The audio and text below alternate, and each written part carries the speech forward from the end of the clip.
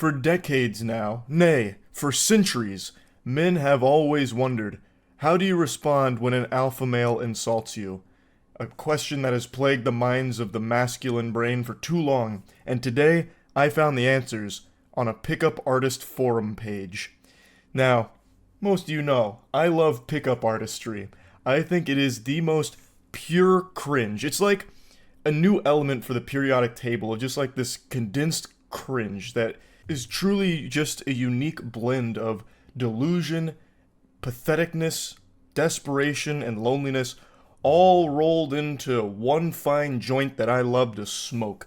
So if you don't know what pickup artists are, it's men that read these guides, buy these courses on how to pick up women in the field. So in real life, how to approach women with pickup lines and get laid. And it has pretty much a 0% success rate for the majority of pickup artists, which makes it so fun. And it's, of course, extremely creepy, but it's hard not to laugh at it. Now, what we're going to be talking about today is a post that I was made aware of from 2010 on a big pickup artist forums site. And it's all about how to respond when an alpha male insults you. This is vintage cringe. List down insults you have heard and we'll find cool answers to them so you're prepared when alpha males try to make fun of you. Like this. Insult. Why do you smell funny? Answer. It's called soap. Don't think you've ever smelt it before. And then in parentheses, this is your indicator. You don't want to say this out loud. This is just notes for you. Make a big smile and tongue mouth. I don't know what that tongue mouth means. Do you stick your tongue in his mouth so you just fucking French kiss him? Why do you smell funny? It's called soap. And you just get in there. I don't know what tongue mouth means. Maybe that's early mewing. This may have been mewing before it was cool. I'm not sure. But yeah, basically you say it's called soap and then you hit him with none of these and then like that, I guess. Now, I'm not exactly an alpha male, but I imagine that you'd probably get your ass beat if you did that, because it'd be creepy. It'd probably be ruled self-defense because you came at him with that, psychopath energy with that response. Now, it's written like a fourth grader came up with this. Why do you smell funny? What kind of adult would ever say that to somebody? To be honest, they'd probably just say, you stink or you smell like shit. Not, why do you smell funny? But you want to know what's wild is I know it's not a child that wrote this because all of these pickup artists back in their heyday were early to mid 20s, sometimes early 30s. So this is a grown adult that came up with this. Dude's just stewing in his swamp ass in his room, coming up with these imaginary scenarios with insults and then theory crafting the optimal response to it. And he comes up with this zinger. It's called soap. God, that's lame. He was probably one of the lead writers on the new Saints Row game. That's that quality of writing. Continuing forward, insult. Wow, what an ugly t-shirt. Answer. Yeah, that can be fixed, but your face can't. Bang, bang. And then everyone that's in the vicinity just starts clapping, going, ooh. A male tries to make fun of you by saying something like, oh, you're so cool, or you look like insert funny man, creature, whatever. Good answers could be, I wish I could get even half as funny as you one day, and then ignore him. Or, aw, look at him trying to be funny. And now he takes his bow saying, bring him on, welcoming the rest of the pickup artist community to contribute some of their own insults and answers. These are pretty powerful, so I hope you've got your pen and paper out to be taking notes on these in case you ever need to unleash them. I don't know where these insults are coming from. These aren't insults I think anyone has said for the last 50 years to another human being. What kind of alpha male is going to say, wow, what an ugly t-shirt? I can't picture Chad Fuckhammer out of the blue walking down the street, seeing a pickup artist and being like, wow, what an ugly t-shirt. No, who does that? Where? In what fantasy? I just really don't think this is happening. There's not this secret war between the alpha chads and the pickup artists. But even in this fantasy land, the pickup artists are making themselves the losers there too. with the chads saying your shirt's ugly, or you look like weird creature, or whatever. It is actually sad, and I've said this before. Pickup artistry used to be a huge movement. Luckily, it's died out very much over the last few years, but back in the 2010s, so many young men bought into it, bought courses and all kinds of guides and shit. It was like the early looks maxing, but for getting laid through the worst advice and the creepiest lines you could ever possibly imagine.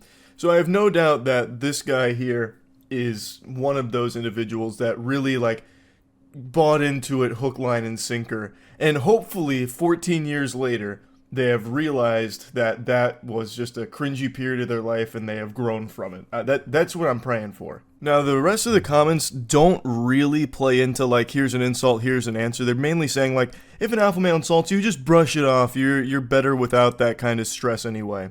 But there are a couple that do give you some kind of insult and comeback, like this post. I agree with the others. You shouldn't feel the need to rage/give a comeback. Answer to the others, not him. If you have to, I would playfully correct the "you're fat" response. Again, what I'm reading here feels like it's out of like an old cartoon or something with like a cartoonishly douchey bully that just all the time is shoving the main character into the locker saying your shirt's ugly, fatso, or whatever. Get out of the hallway, stupid face. So that's the kind of energy here. I don't think any of this is happening to any of the posters. Hopefully not. I hope they're not getting bullied like this, and that's what's like the catalyst to these posts. But anyway, insult, you're fat, or whatever. Comeback, playfully, haha, well, you're ugly. I can lose weight. Small pause where you look serious, then break into a playful smile and loosen up. It's like stage directions in theater class. Maybe they're all like classically trained thespians, perhaps. I'm not really sure, but this is so interesting. Like, imagine you're trying to like recall these steps if someone says you're fat and you're like, you're ugly, I can lose weight. Oh, I forgot the small pause. Okay, then break out into a small, playful smile, loosen up. No, just kidding, dude. You're great. Pat on the shoulder to lower his social value, then turn to the group like nothing happened. How does patting someone on the shoulder lower their social value? Do you have the cheese touch? You just reach over, pat him on the shoulder, and he's like, no! My social value, no! Like, starts melting. I don't get what this means. Like, this whole scenario is very peculiar. So it's in a group setting, and someone in the group just points to you and says, you're fat? Who would do that? The group must hate that person. They must not be like a friend to the group. I couldn't really understand what this one meant, but I really like the way that it's worded. So it's quoting some other post in here.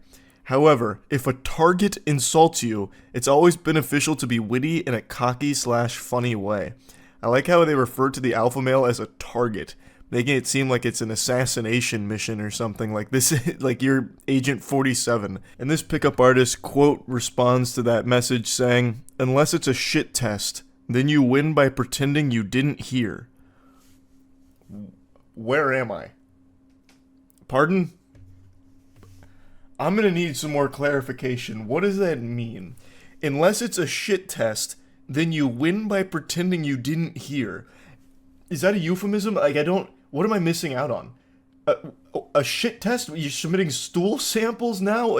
Or maybe, like, unless you're in a public restroom and you're shitting, and then the only way you win is by pretending you don't hear the person shitting. What does it mean? Am I overthinking it? I don't understand. I sat here racking my brain for at least 10 minutes trying to figure out what the fuck that could possibly mean, and I've got nothing. So putting this entire riddle together, however, if a target insults you, it's always beneficial to be witty in a cocky/funny way. Unless it's a shit test, then you win by pretending you didn't hear.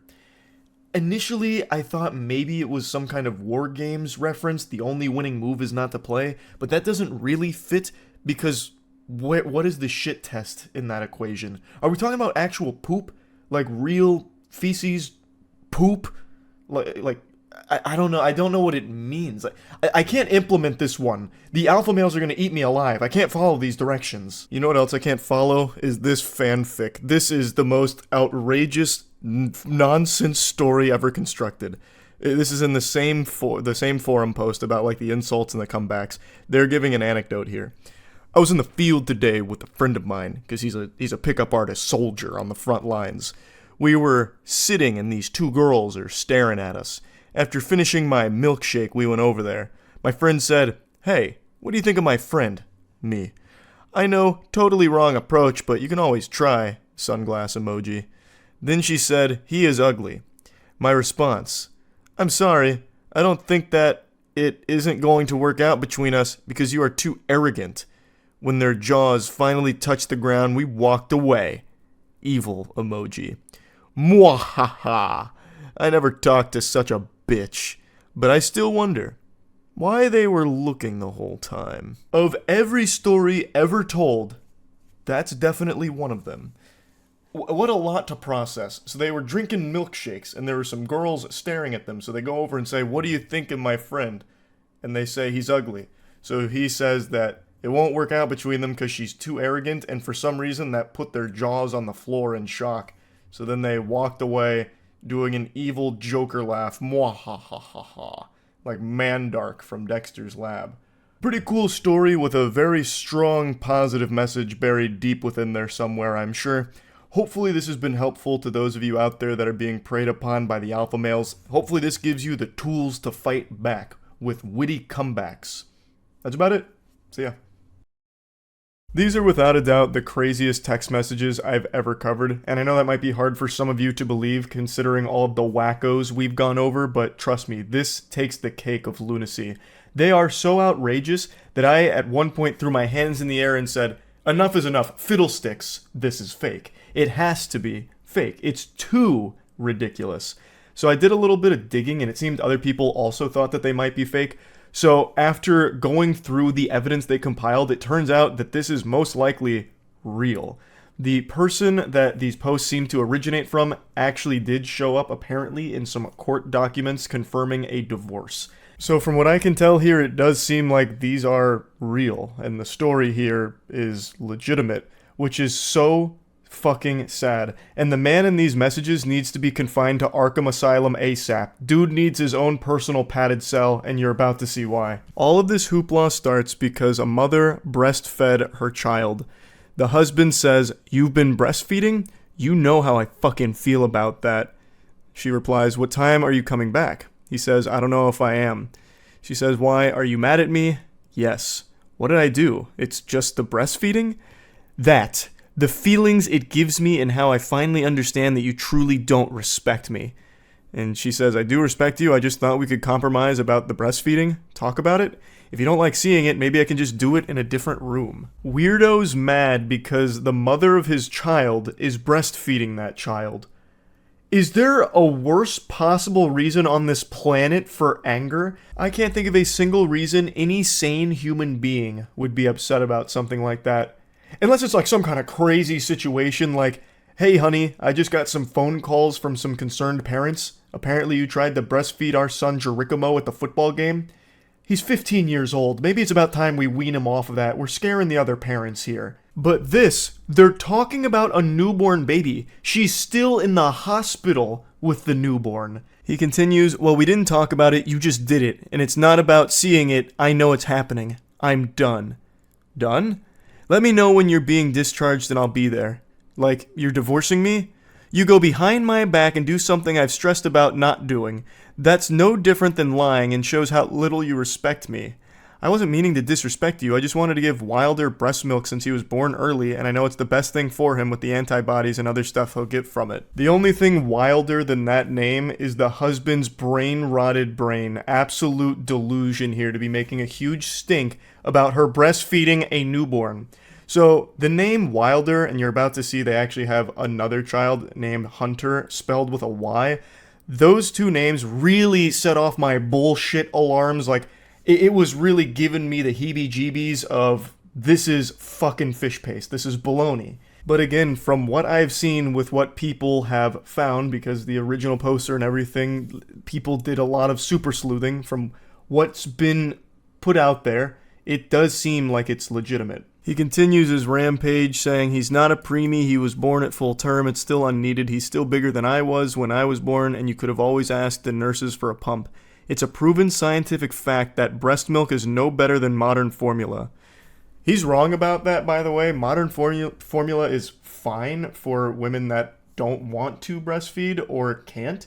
I decided to fact check that claim, do a little research on it. Turns out it's not a scientific fact. You know what is a scientific fact, though? That this man is clinically insane. So keep in mind, I am not a breast milk scientist. I'm not a connoisseur of boob juice. I'm not the lactation lord. But from the bits and pieces I read about breast milk versus formula, it seems that breast milk is still the most recommended way of getting nutrients to your baby, if possible. She says, I know, but the benefits of the breast milk still outweigh the formula. Latching helps drop the milk better than the pumps. He says, yeah, the benefits to where I'll never be able to look at you the same way again. She's confused, as everyone listening and reading this is right now, scratching their head, wondering what the fuck is wrong with this weirdo. She says, what do you mean? You think I'm a bad mom for breastfeeding?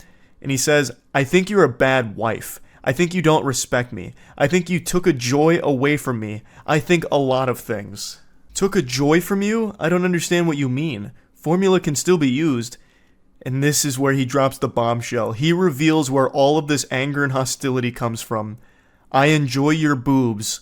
Now they've been in another man's mouth.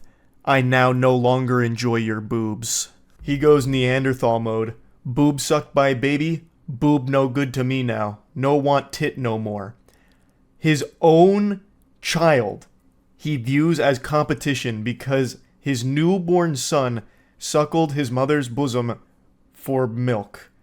The most natural thing throughout human history. And somehow this psychopath thinks that his newborn has now tainted his wife's boobs and he can no longer enjoy them, saying that they were in another man's mouth. Wait until he finds out where that baby came from, because that baby came out of his wife's vagina. Well, actually, I guess that's not true. I bet there is a non-zero chance that this unhinged maniac forced his wife to get a C-section, so that way her vagina wasn't ruined by another man. I bet there's actually a really high likelihood that that's exactly what happened. And that's scary. This dude is so fucking red-pilled, he won't even let his own newborn son touch his wife's body. I bet he also wouldn't even let his wife change their son's diapers, because he views them as competition. He'd bust into the room, I know what you did, bitch!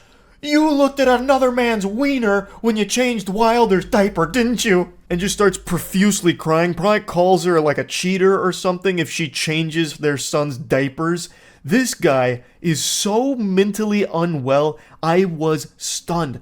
Like I said, I couldn't believe this was real. She tries to talk sensibly to him. Just Wilder's, not another man. Their baby, their actual baby goo goo gaga infant is who we're talking about here, not a man. He views an actual, 2-day-old as a man? What the fuck? But anyway, he says, he's a male, and your son. That makes it incestuous in my eyes. And she says, it's not like that at all. And then he goes, I'm not saying anything I haven't told you before. So this man was probably riddled with red flags for a long time in this relationship, and now he is just breaking.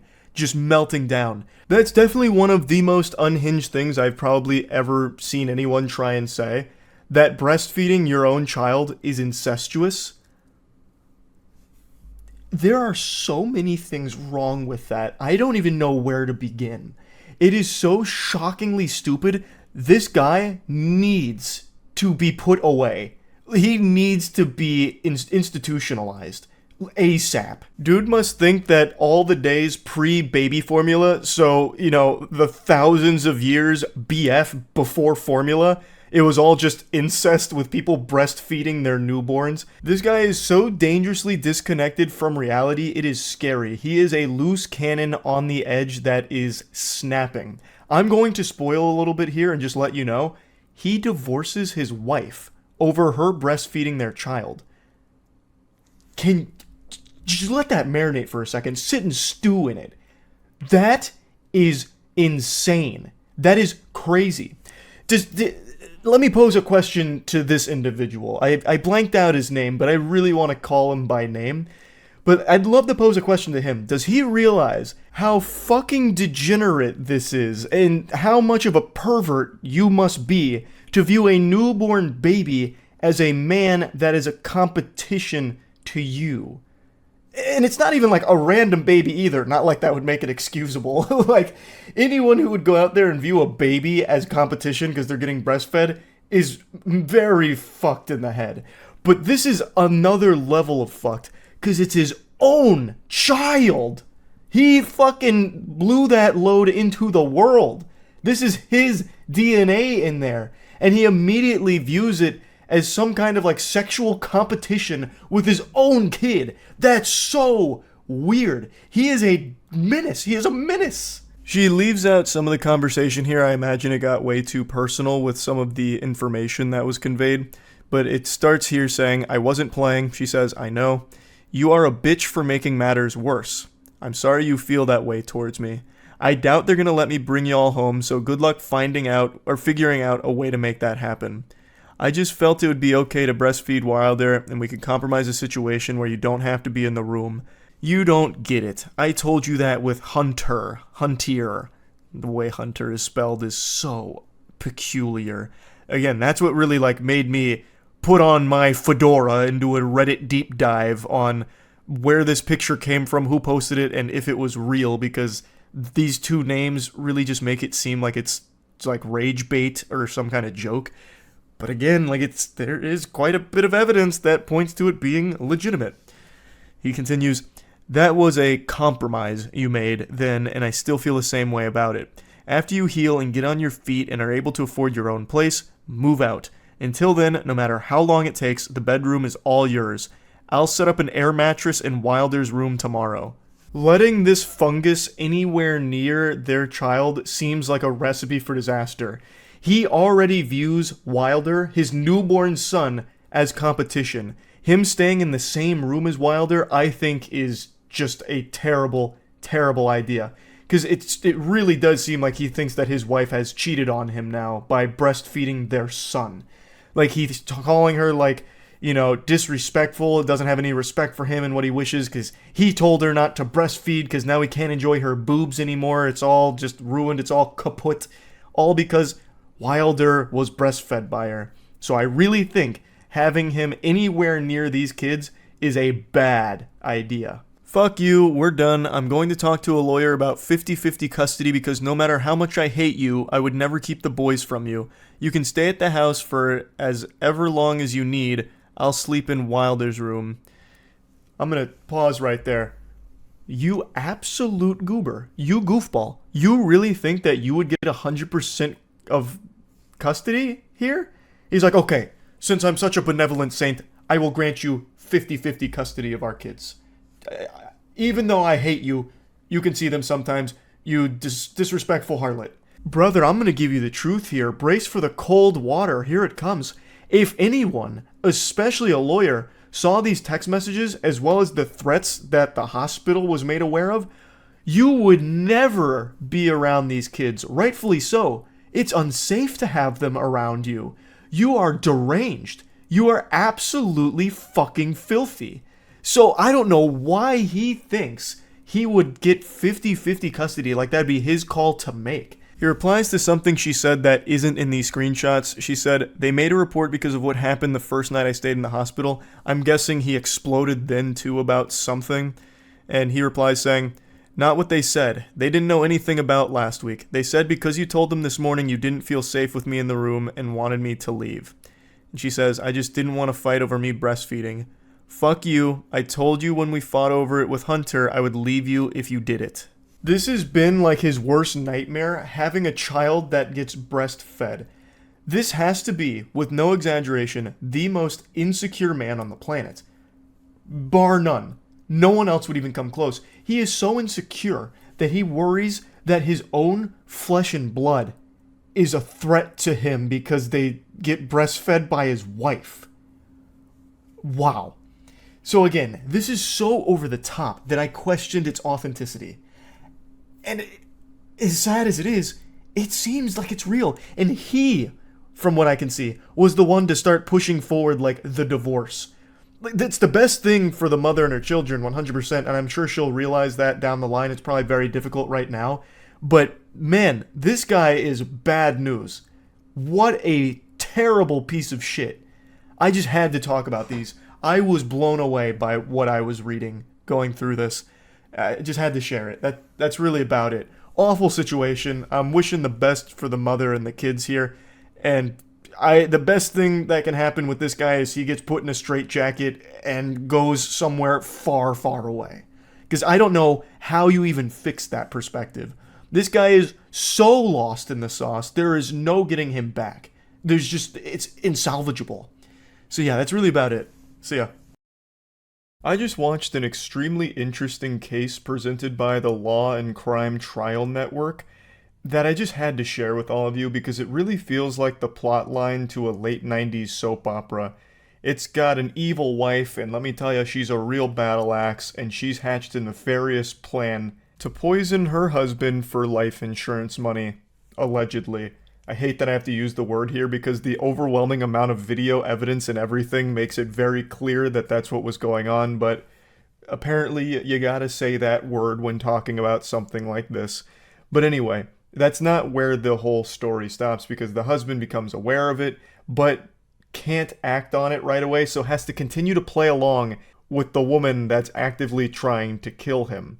And then when he eventually takes it to authorities, they initially don't act on it, so then he has to gather even more evidence. It's just so fucking wild, and I just have to show this to all of you. Because this really does feel almost make-believe. It feels like something Darman would write if instead of making, don't judge a book by its cover videos, he made murder mysteries. A military wife is now charged with attempted first-degree homicide after her husband allegedly caught her on camera pouring bleach into his coffee maker. He says it was all to get life insurance benefits. It really does make me giggle every time allegedly is thrown out in a case like this where you can actually just watch it happen on the fucking Jumbotron. And especially with this one because the husband was super thorough with all of the hidden cameras he set up. So you can get like a 360-degree video of all the poisoning attempts. You got every goddamn cinematic angle imaginable. And yet still allegedly poisoning attempts. Again, I fully understand why they have to keep saying that word here because she hasn't been found guilty in court yet of all of the charges. But I mean, it's pretty clear. The answer to this game of Clue is Feliciano in the kitchen with the bleach and coffee maker. Like, we can tell. The man, quote, suspected someone was tampering with his coffee, and in May 2023, while still in Germany, he set up a camera in his house.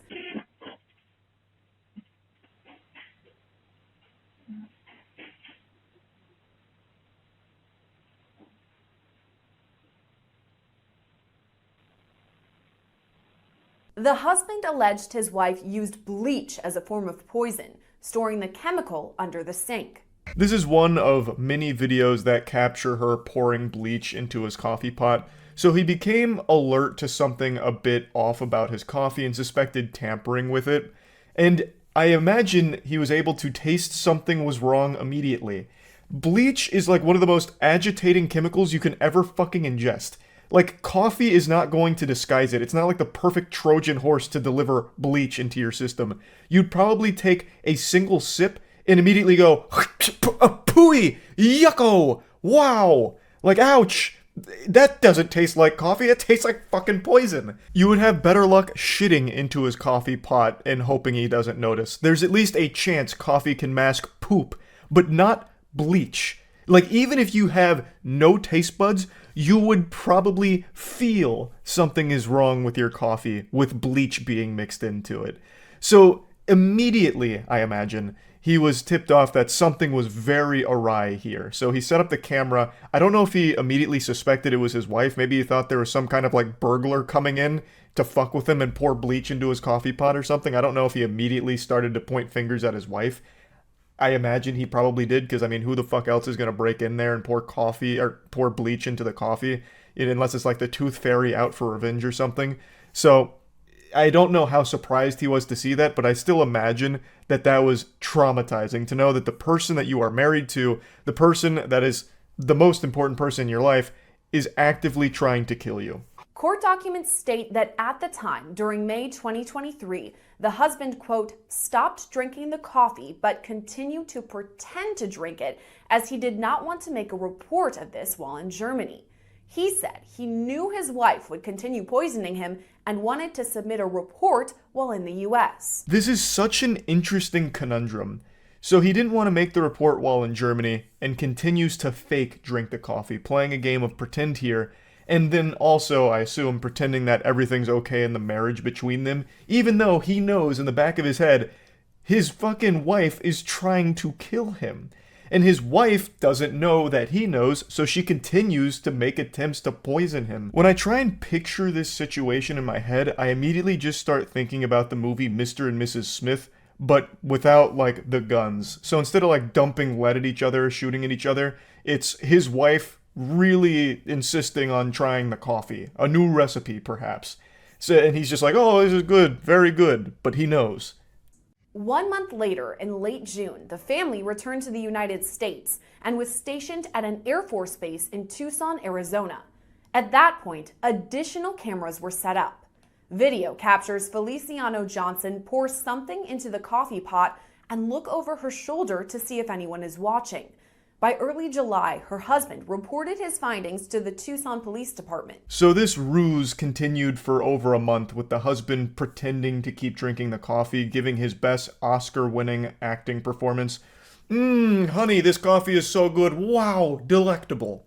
Rubbing his tummy, all of that. I also can't help but wonder if he tried to, like, mess with her a little bit. Not trying to poison her, obviously, but, like, make her believe that the poison was working. Like, did he start faking a sickness or something? Did he start, making it seem as though he was falling ill in order to see how she'd respond? Like, he just, puts a thermometer in his mouth and he's, like, looking real pale and he's like, oh, babe, I don't know what's going on. I'm not feeling too good.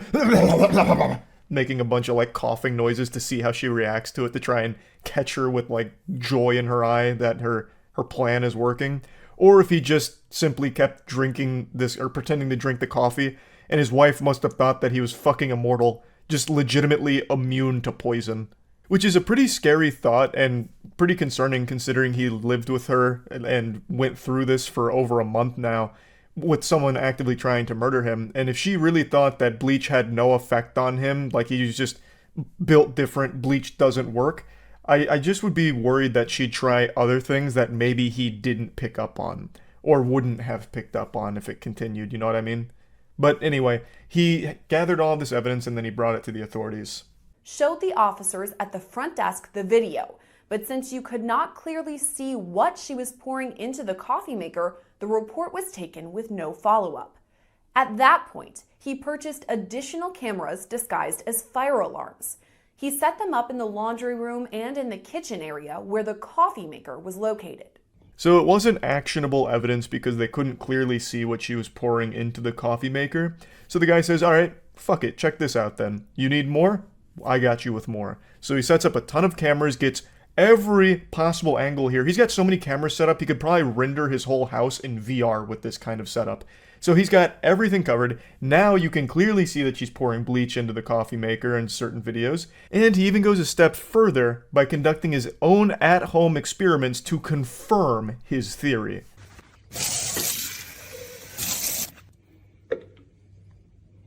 Normal.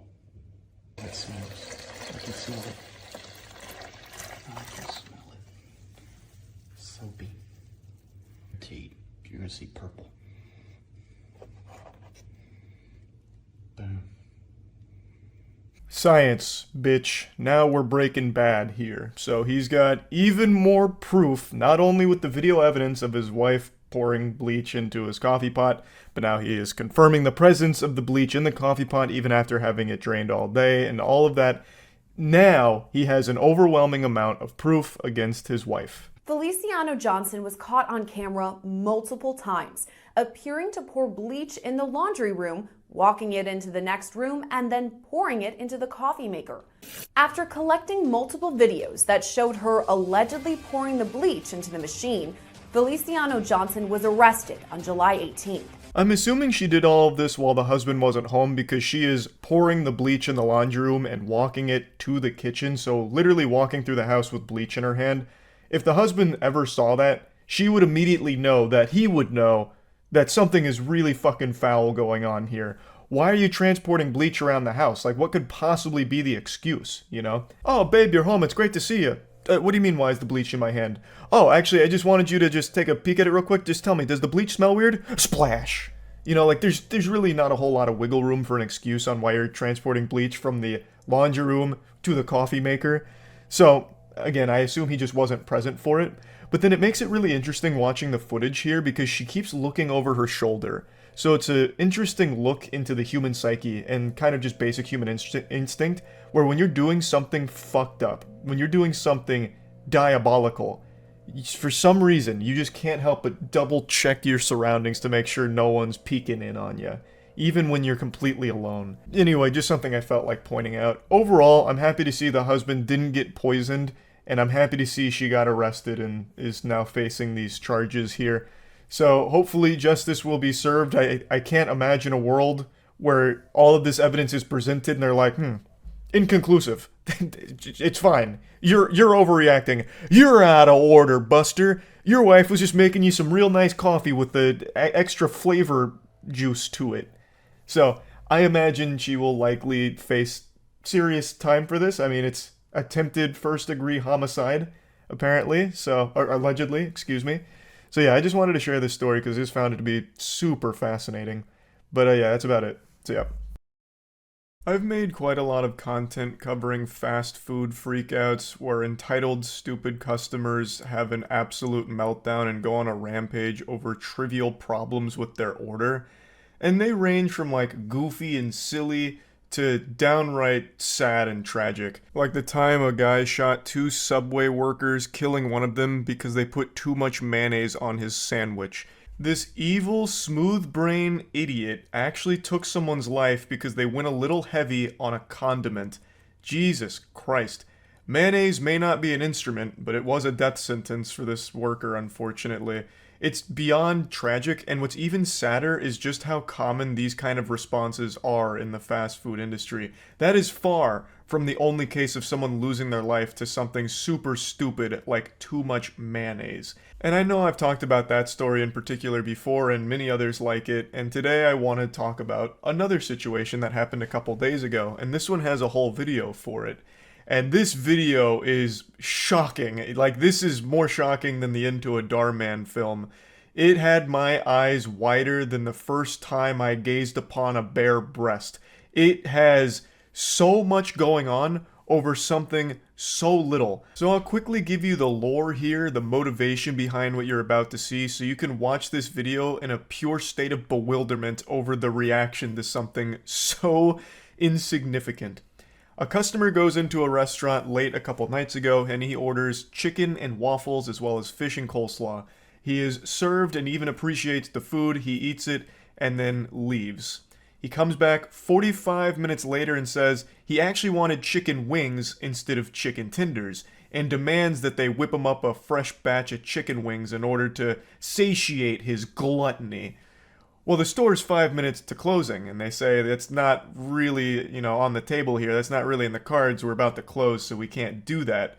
The person in charge of the restaurant even offers a refund, which is beyond generous. This guy's a fucking saint. To even be offering a refund, even though he ate what he ordered and then came back to make a big hullabaloo over nothing. So he offers the refund, and then just asks for the card that was used to pay for it, so that way he could, give the money back. However, he noticed that there was a bag with chicken wings in it, but it was another customer's order whom was going to be served those chicken wings. And this fucking sets him off and leads to everything you're about to see in this video. I know the story I just told you is riveting. It's like a fucking Dr. Seuss book. And it actually happened. That is the motivation from everything I've read on the story behind this huge blow up here.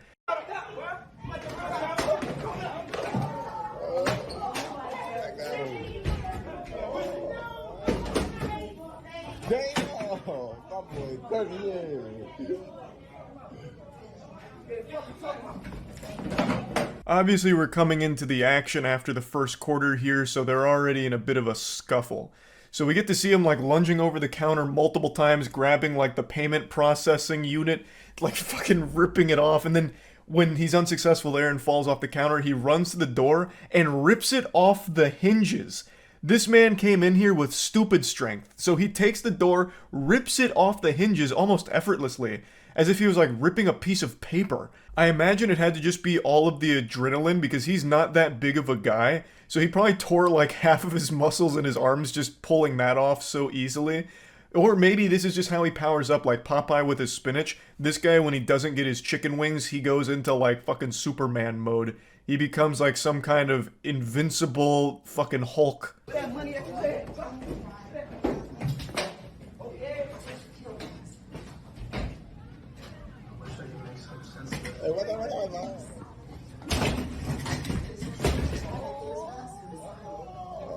Shit got real. Now the restaurant worker is fighting back. He brings out like some kind of police baton, almost. I don't exactly know what it is, but he's got the stick out now, and he's ready to get a little crazy with it. So he chases him out there and starts like whacking him with it like he's swatting a fly. The goofball customer also tries to use that door he ripped off as some kind of weapon, so he tries to like almost swing it like a baseball bat there for a second before realizing it was way too heavy for that, and also the guy hits him with the stick. And then they go to the ground, so we get into the ground and pound phase of the boss fight.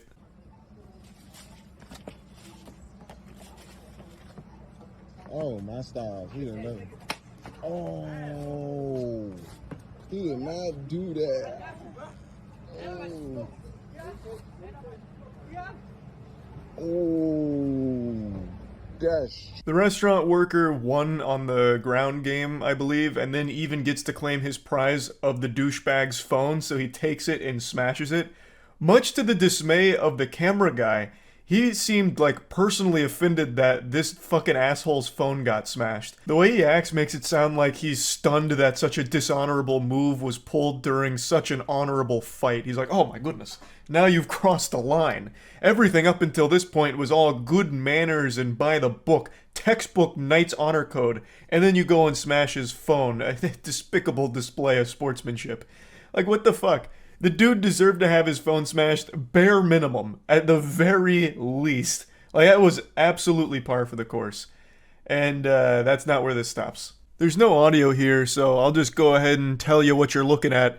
It is the fucking guy crashing his company tow truck into the building and then scooting away. So he zooms on out of there, peels out. Now, of course, I'm no expert here, but using the company car to commit a crime is probably a pretty fucking dumb idea.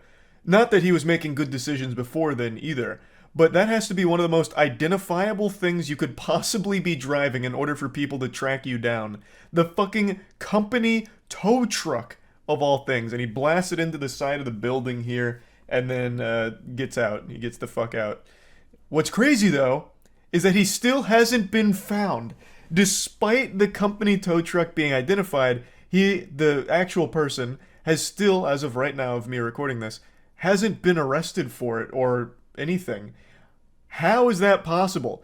There's a lot of damage to the tow truck itself, and I don't think he owns the business, because if he did, I doubt he'd be using his fucking tow truck as a goddamn missile. Like, whoever owns that business should have probably noticed by now that, wow, this tow truck's pretty fucked up. Well, what happened to it? And then, dots start getting connected, like, holy shit, my employee is that absolute menace that was just on the news for crashing a tow truck into the side of a restaurant. Well, not even the side, into the front door of a restaurant. Like, I don't know how we're at this stage where this guy is still getting away with it 2 days later. The customer ripped the door off its hinges. Grabbing the door, trying to come inside the store with the door. They tussled outside the restaurant before the angry customer ran, but it wasn't over yet. He jumped in his tow truck, then he slashed the whole building with his truck. We're living in a day and age where we can get multiple angles of pretty much anything that happens out in the world, so we get a deeper look at what happens outside of the store here, as well as seeing the entire situation with the tow truck going right into the building. We've got, the Instagram angle from just boots on the ground guy who's there in person filming it on his phone, and then we have the security camera footage in order to give us the other side here, so we can catch every little detail, which is fantastic, very cinematic. And I think the coverage here is very important because it does point out exactly what I just said about the company tow truck, but it sheds more light on exactly how he's evading authorities right now, and it's very surprising. It appears there was a passenger in the truck at the time, and despite the heavy damage to the front end, the angry customer drove away. Now, the truck had a logo on it, a solid lead, right? The towing truck companies, sometimes they lend their trucks to each other. So he says police told him that doesn't identify the driver. I mean, yeah, it doesn't have the driver's name on the side of the truck or anything. It's not like he had a flag that he was flying that said, "Here's who I am," or anything. But if you do a little, like, investigating, I feel like it should be easy, right? There'd be a paper trail of lending a fucking tow truck to another tow truck company or another person, right? There would absolutely be some kind of documentation on where this tow truck went if it was lent out. At least I would assume. Again, I'm not a fucking expert, but I can't imagine it's that difficult. That is one of the most fucking identifiable things he could have been driving. Like, it really can't be that hard to figure out where this tow truck came from, who lent it, and who did it get lent to. It should be a pretty easy trail to follow, I would guess. But maybe not. Maybe I'm thinking about it too naively. That's very possible as well. But this is just such a fucking wild situation all over chicken wings. Well, and it's not like he didn't get served food either. Like, it's not even that he's hangry, right? It's not even like it's not you when you're hungry type situation. The dude ate a full meal, chicken tenders, waffles, fish, and coleslaw, but then wanted wings instead. So he already had a full tummy, his belly was stuffed, but he just wanted some more, and they were like, "Hey man, it's about to close, how about no?" And that's what set all this shit off. Fucking wildness. And what's even wilder is not too long ago we had another situation where a woman crashed her car into a Popeyes because they were missing the biscuits from her order. So she threw her life away over some missing biscuits. There's no video footage of this one that exists. However, in my head, I picture it like Gears of War 3 when Dom crashes his vehicle into like the explosive shit that destroys some of the locusts. Like, she just leans her head back, like as she's about to crash into the restaurant, and she just thinks to herself, "This is worth it. The biscuits are worth it." As it all just fucking explodes in front of her here at the fucking Popeyes where she's crashing her car into because of the biscuits being absent. Point is, fast food work is dangerous. All types of unhinged lunatics enter these establishments and go berserk. And this is just another case of that happening, and this one just happened to have video footage around it, so I wanted to talk about it a bit. That's really about it. I'm wishing the best for the restaurant workers as well as just the entire establishment. Hopefully it can get back to 100% soon, and whoever was responsible for it gets held accountable. That's about it. See ya.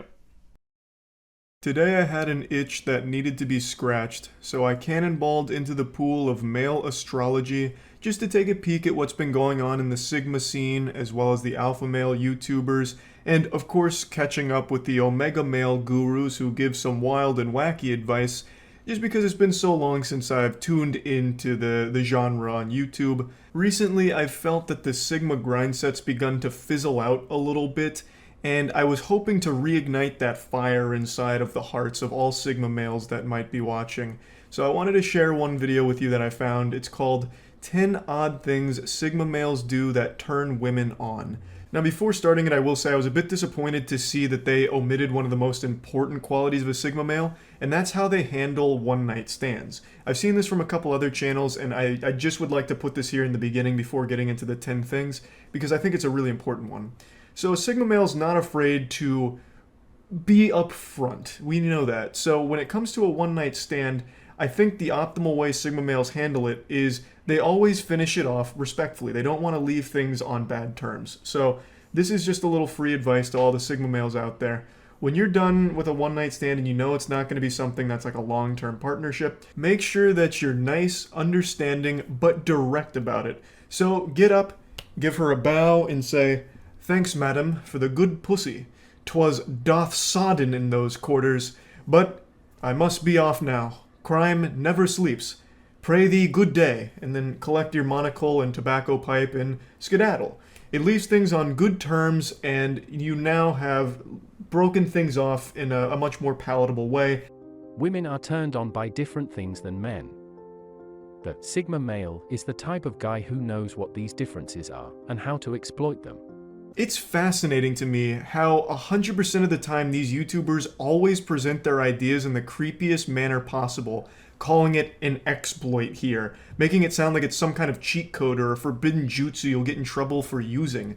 It just comes across really weird, saying things like, the Sigma male knows these differences and knows how to exploit it. It just makes it sound almost criminal. The Sigma male is very familiar with females and the law. So you want to get laid without going to prison for sexual assault? Well, there's a fine line between sexual assault and getting laid, and the Sigma male tap dances on it. Find out how in this video.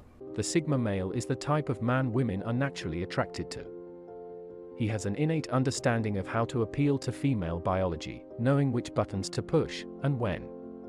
Another thing I always find interesting, and this is across like all alpha male and sigma male YouTubers, is I can never tell if it's text-to-speech voices they use, or if it's actually them narrating, because their cadence is so robotic, and I'm just never positive. Like for this one in particular, I feel like it's text-to-speech, but then there's certain moments where it kind of messes up and bumbles a word around, and then I'm like, no, it's probably a person. 1.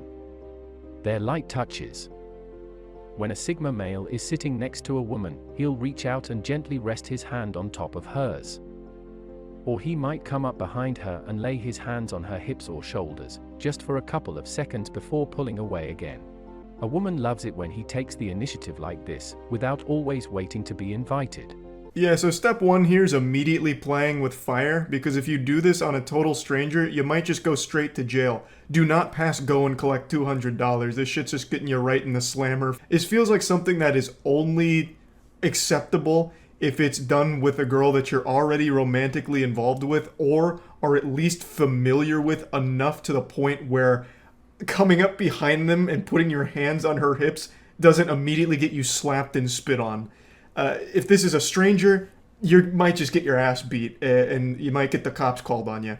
So I'm assuming this advice here, where don't wait to be invited, is when it's like your partner. Like, hey, maybe rest your hand on her hand when you guys are out on a date, as opposed to just like, hey, if you're in class next to a girl, just rest your hand on her hand as a Sigma move. I'll give the benefit of the doubt to the creator here, because they don't actually specify if it's like, this is an icebreaker type thing that you use on women that you're interested in, or something that you do to continue to keep a woman that you're already with interested in you. 2. They know how to command attention. A Sigma man doesn't care if anyone notices him or not, as long as he has the upper hand in any given social situation.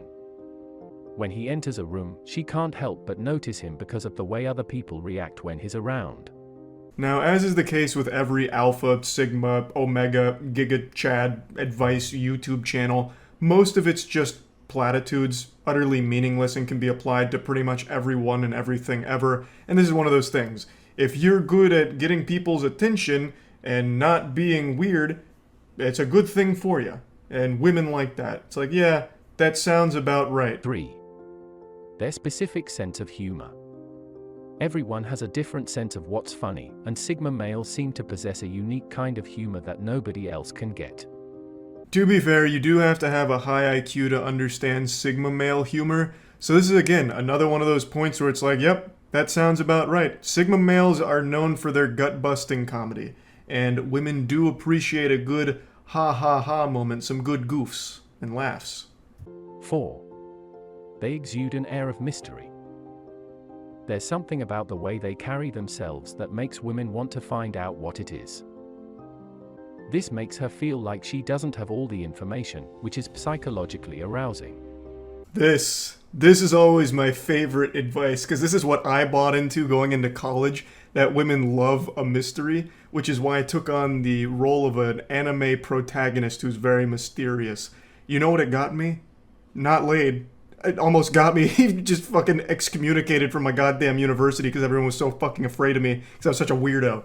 Sure, there's something to be said about someone that's not like overly outgoing with everything that's happened in their life. Yeah, absolutely. Keeping some things to yourself, being a little more reserved is probably pretty helpful. But the way that they set it up here, where it's like a mystery, is great. It's psychologically arousing to not have all the information.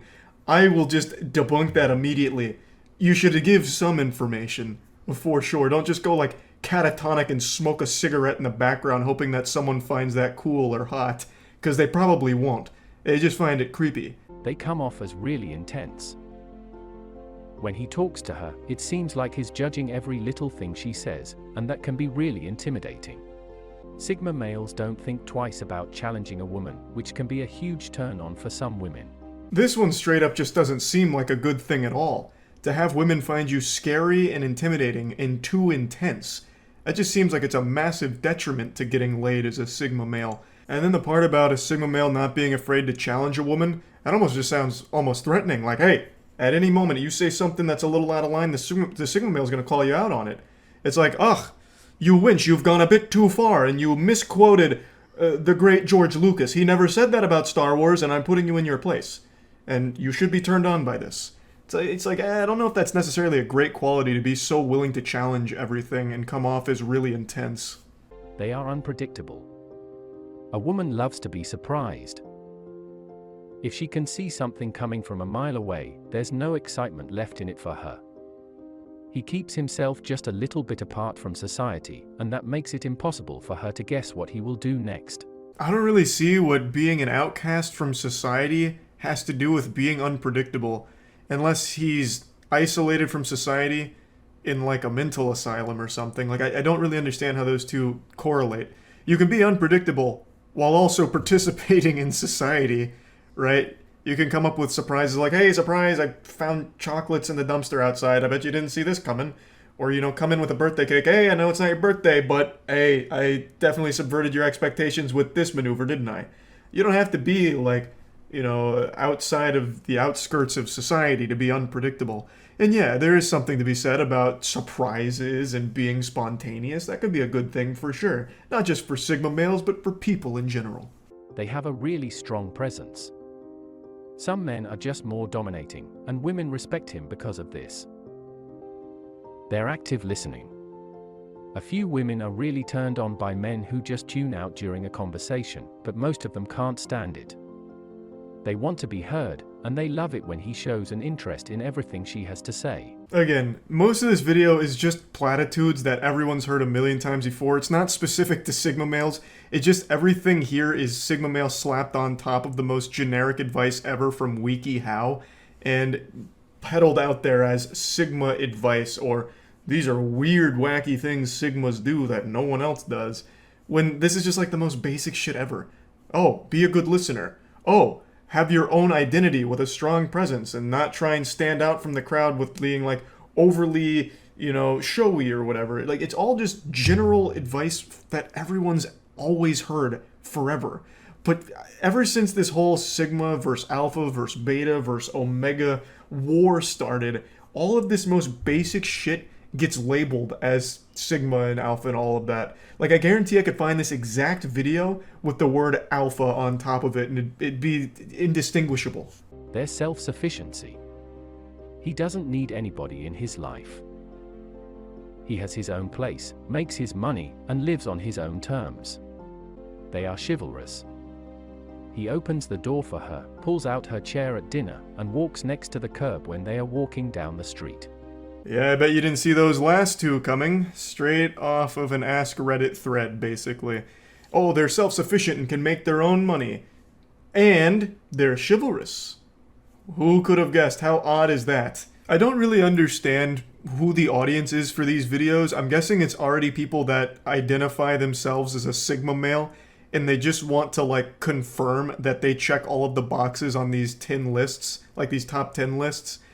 Because I can't imagine anything else. Like, even just scrolling into the comments or reading the discussions on Twitter, it's always people like, yeah, I am a Sigma male and all of this is accurate, but unfortunately women in today's society just don't appreciate a 6-digit IQ like mine. So unfortunately Sigmas like me aren't getting as much pussy as Alphas, though we should be, and we have every right to because we're significantly better than them.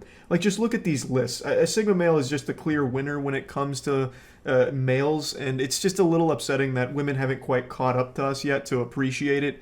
It just makes no sense to me, because all of these lists and all of these things from these Sigma male YouTubers and shit are just platitudes, meaningless cliches.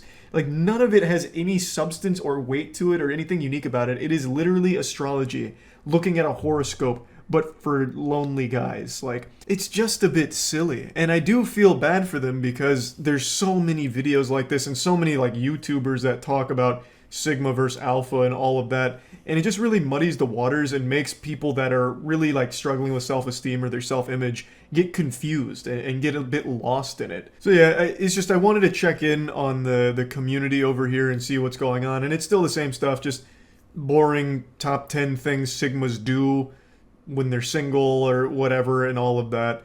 And some really bad advice from other channels that isn't like entertainingly bad advice, it's just sad advice. And they're selling courses to people that are already desperate enough to buy them, just exploiting it. So basically it's in the exact same spot that it was 2 years ago when I was actively watching this shit for entertainment. It's just now getting a bit stale and a bit sad. Today just felt like a day I needed to at least check in with it. So yeah, that's about it. See ya. There's 2 questions I get asked more than any others. Why am I short, and why do I live in Tampa? And my answer to both of these questions is the same. Because I like it. I like being short. Feels good. Now, obviously, I'm just kidding. I'm not fooling anyone with that response, but what am I going to do about it? Not exactly something I can change, like a bad hairstyle. It's not like the result of being lazy. It's not like going to the gym more often is somehow going to magically make me taller. This is just the way the Lord 3D printed me. And I'm powerless against it, unless I want to break both of my legs and then take years of physical therapy to learn to walk again and all that, which I'm not going to do, so that's the reason I'm short. Can't help it. But my answer was honest to the second question. I live in Tampa because I like it. I know a lot of people outside of Florida view Florida as like some kind of freak show circus PvP-enabled zone because of all the Florida Man stories, so people look at this place as if it's some different planet with an entirely different species of people that live here. But I was born and raised in this swamp. 29 years down here, I got that Florida Man gene embedded deep in my DNA, and boy howdy I tell ya, I don't see myself moving anywhere outside of Florida. I think even when Florida ends up entirely underwater, it'll be like the new Atlantis. The Florida people will persevere. We'll grow little gills, and we'll have our own new society underwater, and we'll still probably have Publix too. I got a little lost in the sauce here. The whole reason I'm even talking about Tampa to begin with is because of a local news story I read today, coming from my neck of the woods, and it's some pretty deplorable shit here. So I wanted to share this because it made me ashamed of my fellow Tampa enjoyers.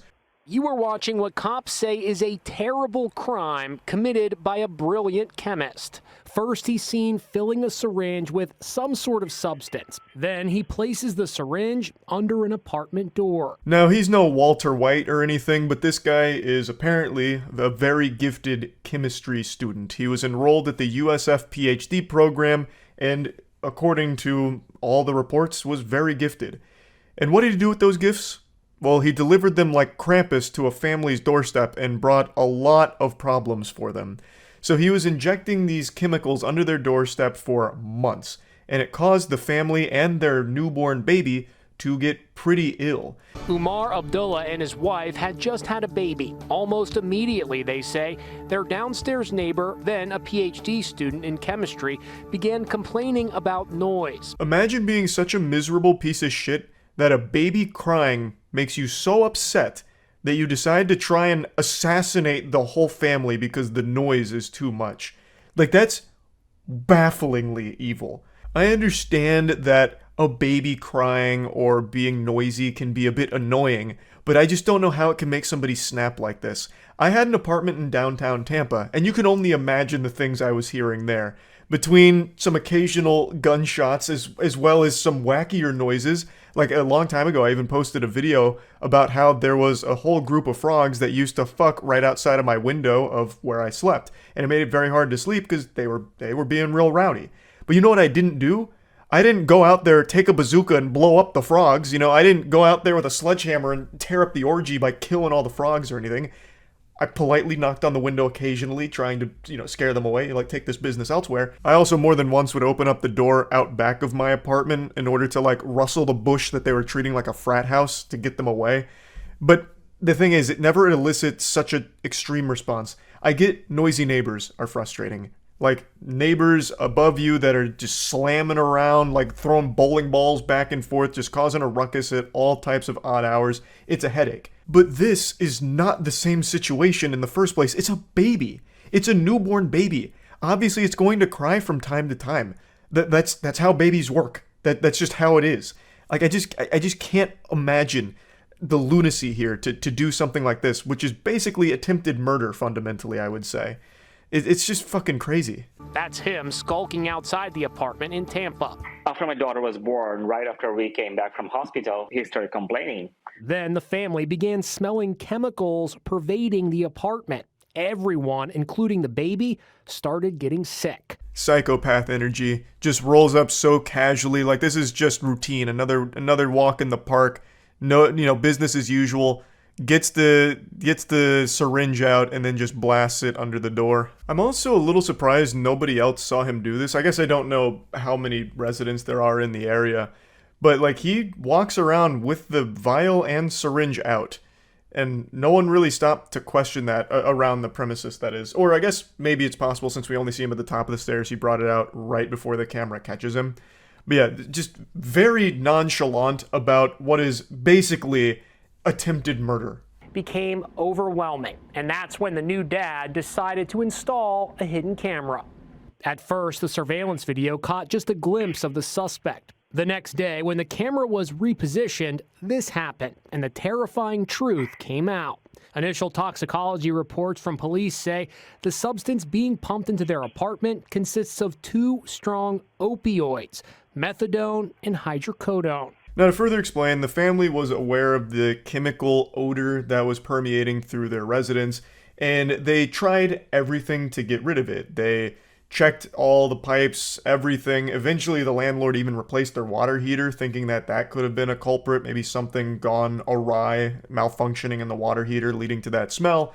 But the smell never went away, and they kept getting sick. The husband noted vomiting. It was just not a good set of circumstances. And that smell that smelled smelly just kept coming back. So eventually, the husband got a hidden camera that he could set up outside in a plant, just in case it could help lead to some kind of clues on where this smell was coming from. And that's when they learned who the villain was behind the smell. It was their neighbor that is still seemingly upset that a baby cries. Nobody tell him that he was also once a cringe baby that was making crying noises too, because he'd lose his goddamn mind on it, I guess. He's still upset about it, so then he turned to biological warfare. The suspect is identified as Shu-Ming Lee, who got his PhD in chemistry at the University of South Florida. Abdullah says he got his family out of the house and then immediately called police. Lee was arrested and charged with multiple counts, including possession of a controlled substance and aggravated stalking. This is a situation that, had this not been ultimately caught, could have resulted in someone dying. It's scary to think that something as simple as your newborn baby crying was almost a death sentence for this family, or their child at the very least, because it's a newborn. It's not exactly the best things to be inhaling, hydrocodone and methadone. Now, I'm not exactly the most familiar with these substances, as shocking as that is to hear, but it certainly sounds pretty dangerous to me. So I'm happy the family got to the bottom of it. Hopefully there's no lasting side effects from this whole ordeal on them. Hopefully everything's just smooth sailing from here. And yeah, this is just upsetting for all of Tampa. This isn't what we're about down here. Tampa is a place known for many great things, like bath salts and good neighbors. And this guy was not a good neighbor. So yeah, I just wanted to go over this a little bit just because I saw it. It's in Tampa. It's super weird. Anytime there's a Tampa-related crime, it feels personal for me as a resident of Tampa. It feels like, how could you? We're better than this, damn it. You're giving Tampa a bad name. Like, I just feel disappointed. Like, just genuinely disappointed. Obvious cheater fakes blindfolded Super Mario 64 speedrun. I love cheating. I love this kind of shit. Let's see. I have not heard of this before. Despite the immense popularity of Super Jesus, Mario what is that? A 64 fucking speedrun, soiled there is a diaper on his comparatively face? Small amount of people running the blindfolded categories, a testament to how difficult Or like a heating pad? really is. I have here a video of one of these runs, and I aim to show some of the clear discrepancies between this run and the genuine blindfolded runs of SM64 that are out there. The best time on a run he has currently submitted is an 1826. Ew. Relatively mid-level time for 16-star. The first Pathetic. thing that actually put me off when I was watching this, or punching. I honestly thought this Mario guy was the blindfolded- cheater because this thing looks so over the top. Straight up just looked like, it looks like Among Us. Like, this shit is crazy. I thought that this was some kind of elaborate scam, but I'm guessing this is a legitimate runner. What is he wearing? Can someone, like, it's not a blindfold. This is like a whole goddamn, like, face sauna thing. Some, like, actual Daft Punk shit. It's a towel? How's that a towel? It's like karate safety gear that SpongeBob wore. Hats off to him, though. Like, this, it looks fucking crazy. Like, this is hardcore. Looking at a legitimate example by Bubsia, you can see that a consistent setup with clear intention is being used in order to get onto the Chain Chomp's pole. Note the use of a notched angle. Turns out and fixed everyone's camera in order cheating. to guarantee They're all a just direct trying path to the pole from pretend the the corner of best they gate. can. Comparatively, this runner seemed to have absolutely no normalized setup whatsoever. He takes what looks like either an intentional death or a legitimate mistake, and then tries again a second time. This time around, he seems to be using an almost completely different, yet still unnormalized setup to get onto the pole. With how much focus and skill are required to complete a blindfolded run, it's an anomaly that this runner with barely any practice is so casually able to do a strat that no other blindfolded runner has attempted. Well, he's And just yet the with god absolutely gamer. no normalized strats, he seems to do everything with some relative ease. In the next star, he goes for the traditional cannonless He's setup some that you would random normally guy. see in most sighted runs. Once again, looking at a blindfolded version of this strat, there is a clear intention with every input using normalized movements and guaranteed setups.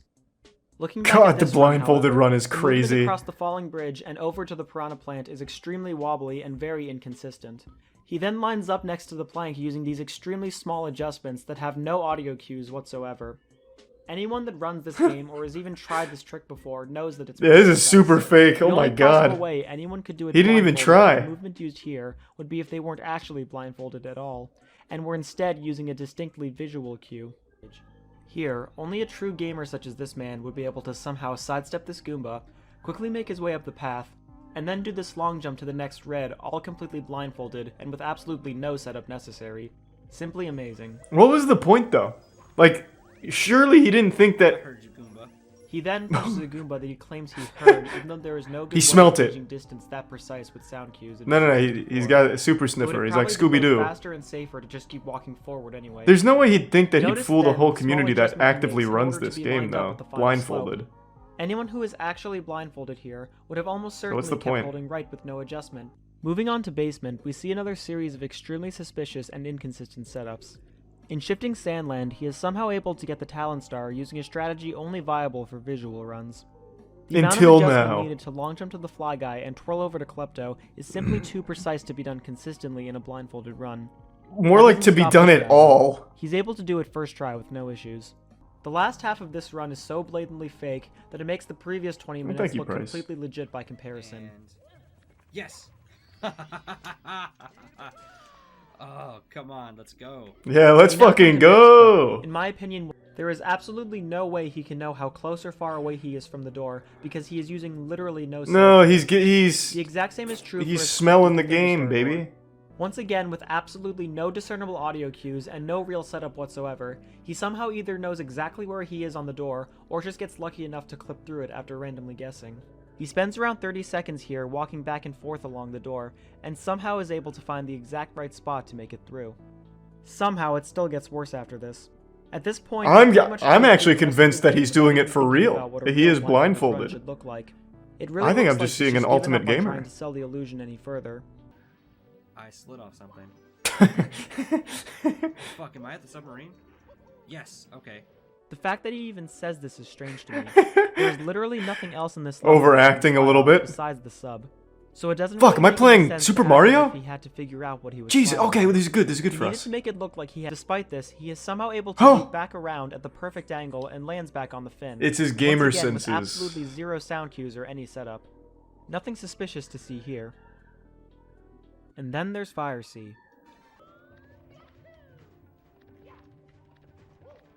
Well, this has always just been an easy level, though. I could do this blindfold, and I haven't played this game in 8 Right. years now. So after some It's more easy. fake strats and Fire Sea, That's some pussy one shit. fake Bowser throw setup, he then commits what is possibly the most obvious and completely shameless move in the entire run. I don't know how he tops some of the other shit, to be honest.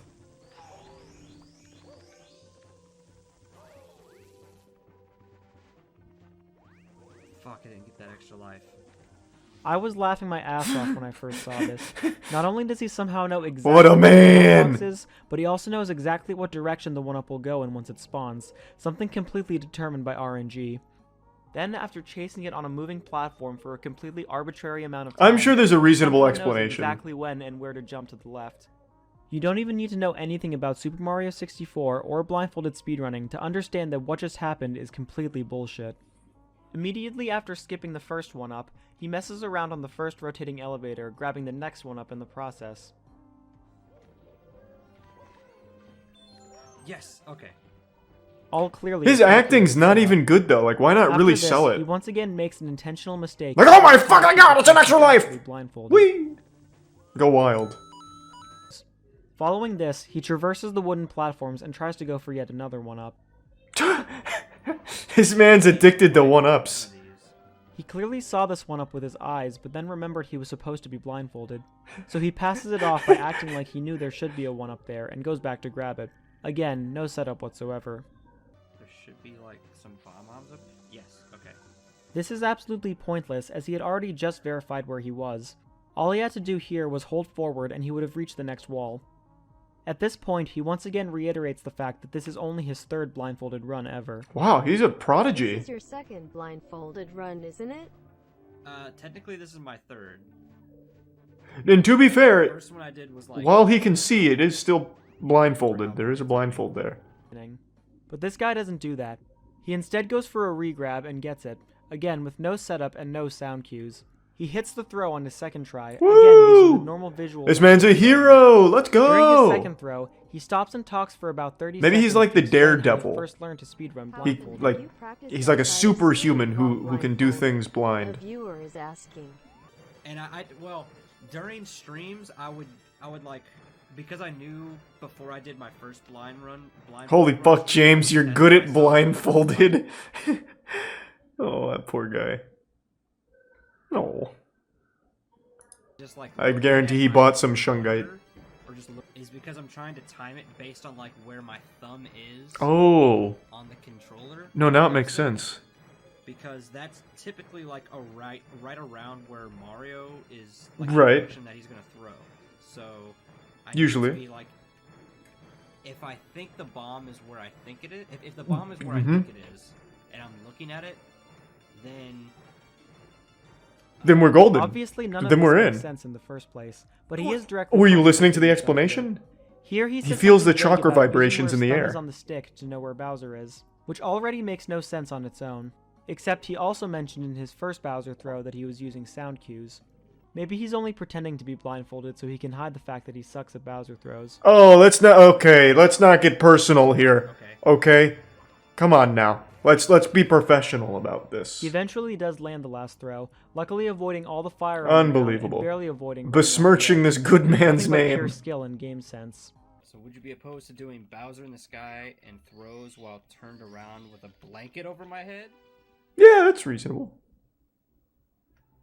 Say yes. $50 if I do it turned around with a blanket over my head? I'll give you 500. Start a bidding war. Don't cry. Say yes.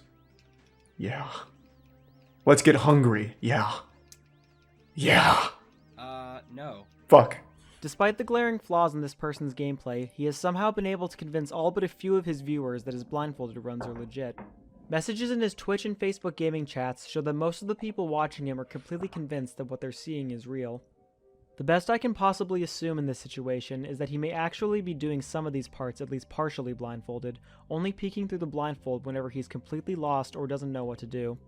It's either that or the blindfold is just completely see-through, and his only goal during the run is to make it look like he can't actually see. I think that's exactly what it is. I almost thought this run was a joke, but it's... So, before we get to the conclusion and his apology, I am going to speculate he can see the whole time and just does his best to act like it's blindfolded, but he doesn't know like how to ride that line.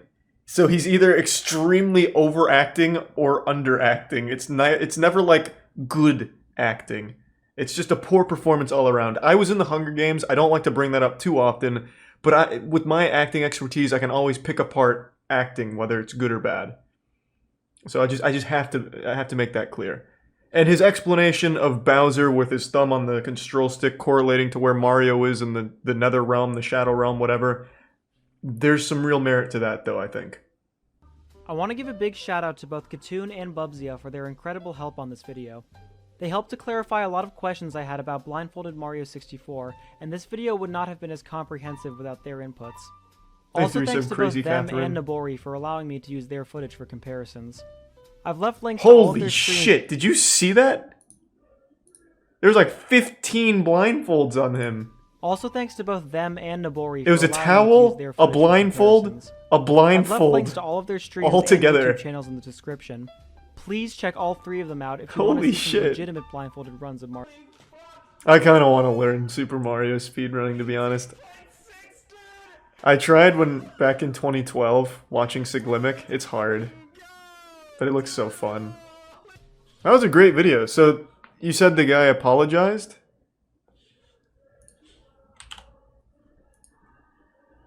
Okay, so I'm guessing it's this one.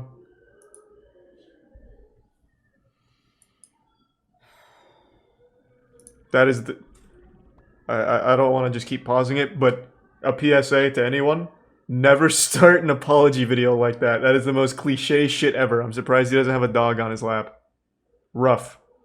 The sigh. If he follows it up by saying, I didn't want to have to make this video, I'm going to lose my fucking mind. Now, what you may not know is that that speedrun was purposely fake. Oh, fuck yeah. Let's go. At all similar to other blindfolded speedruns. I've watched blindfolded speedruns, and they're very impressive. They're very impressive. They are. They are very impressive. And I never once wanted to take away anything from those individuals that do those runs. I have the utmost respect for them. Those runs are very impressive. At this point, I've never, You should double down and be like, those runs fucking suck compared to mine. I myself am a speedrunner, but I have no legitimate interest in going that route with my speed runs. I know the video paints me in a very specific light, and I'm not a bad person. I'm not like a mean-spirited person. It didn't make any of those claims. Spiteful. I don't do things maliciously. What? It's not who I am. This was just good fun. This was just jokes. I had fun. My downfall. I did enjoy it. And others have understood where I'm coming from, and while some of them might say, "Ah, man, you know, that's still rough," but that he doesn't even cry. But again, why are you gonna make an apology video and not cry? Like I didn't. All right. I think what he should have done, like if I was his PR manager, I think he should have come into this apology really combative. He should have come in here and be like, anyone who thinks I cheated, I challenge you to fucking wrestle me in the Thunderdome. I've rented out the local octagon, and if you think I cheated, you can come fucking fight me. Like, he should have just come in here really aggressive and just denied the fuck out of it. Today we're talking about a serious topic that I'm shocked hasn't become a bigger story. Right now the only YouTuber that's covered it is Some Ordinary Gamers, Mudahar.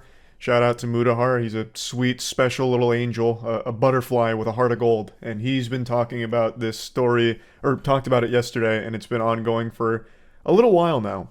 It involves a beloved YouTuber that I was personally a fan of, even made a video on him a long time ago, and a YouTuber that I'm sure many of you have probably heard of before. Feature Man. His channel used to have nearly 450,000 subscribers, but he's been losing a good handful of them now due to the story that's come out. And he's also deleted a ton of his videos. He's purged his whole channel, burnt down his own Library of Alexandria here, so a lot of his biggest content no longer exists, but you probably remember him from going viral a few times for How to Eat a Watermelon, for example, where he kind of became this wacky watermelon old guy. He really broke the magician's code with that video. He opened everyone's third eye to the truth, the optimal way of attacking a watermelon and consuming it.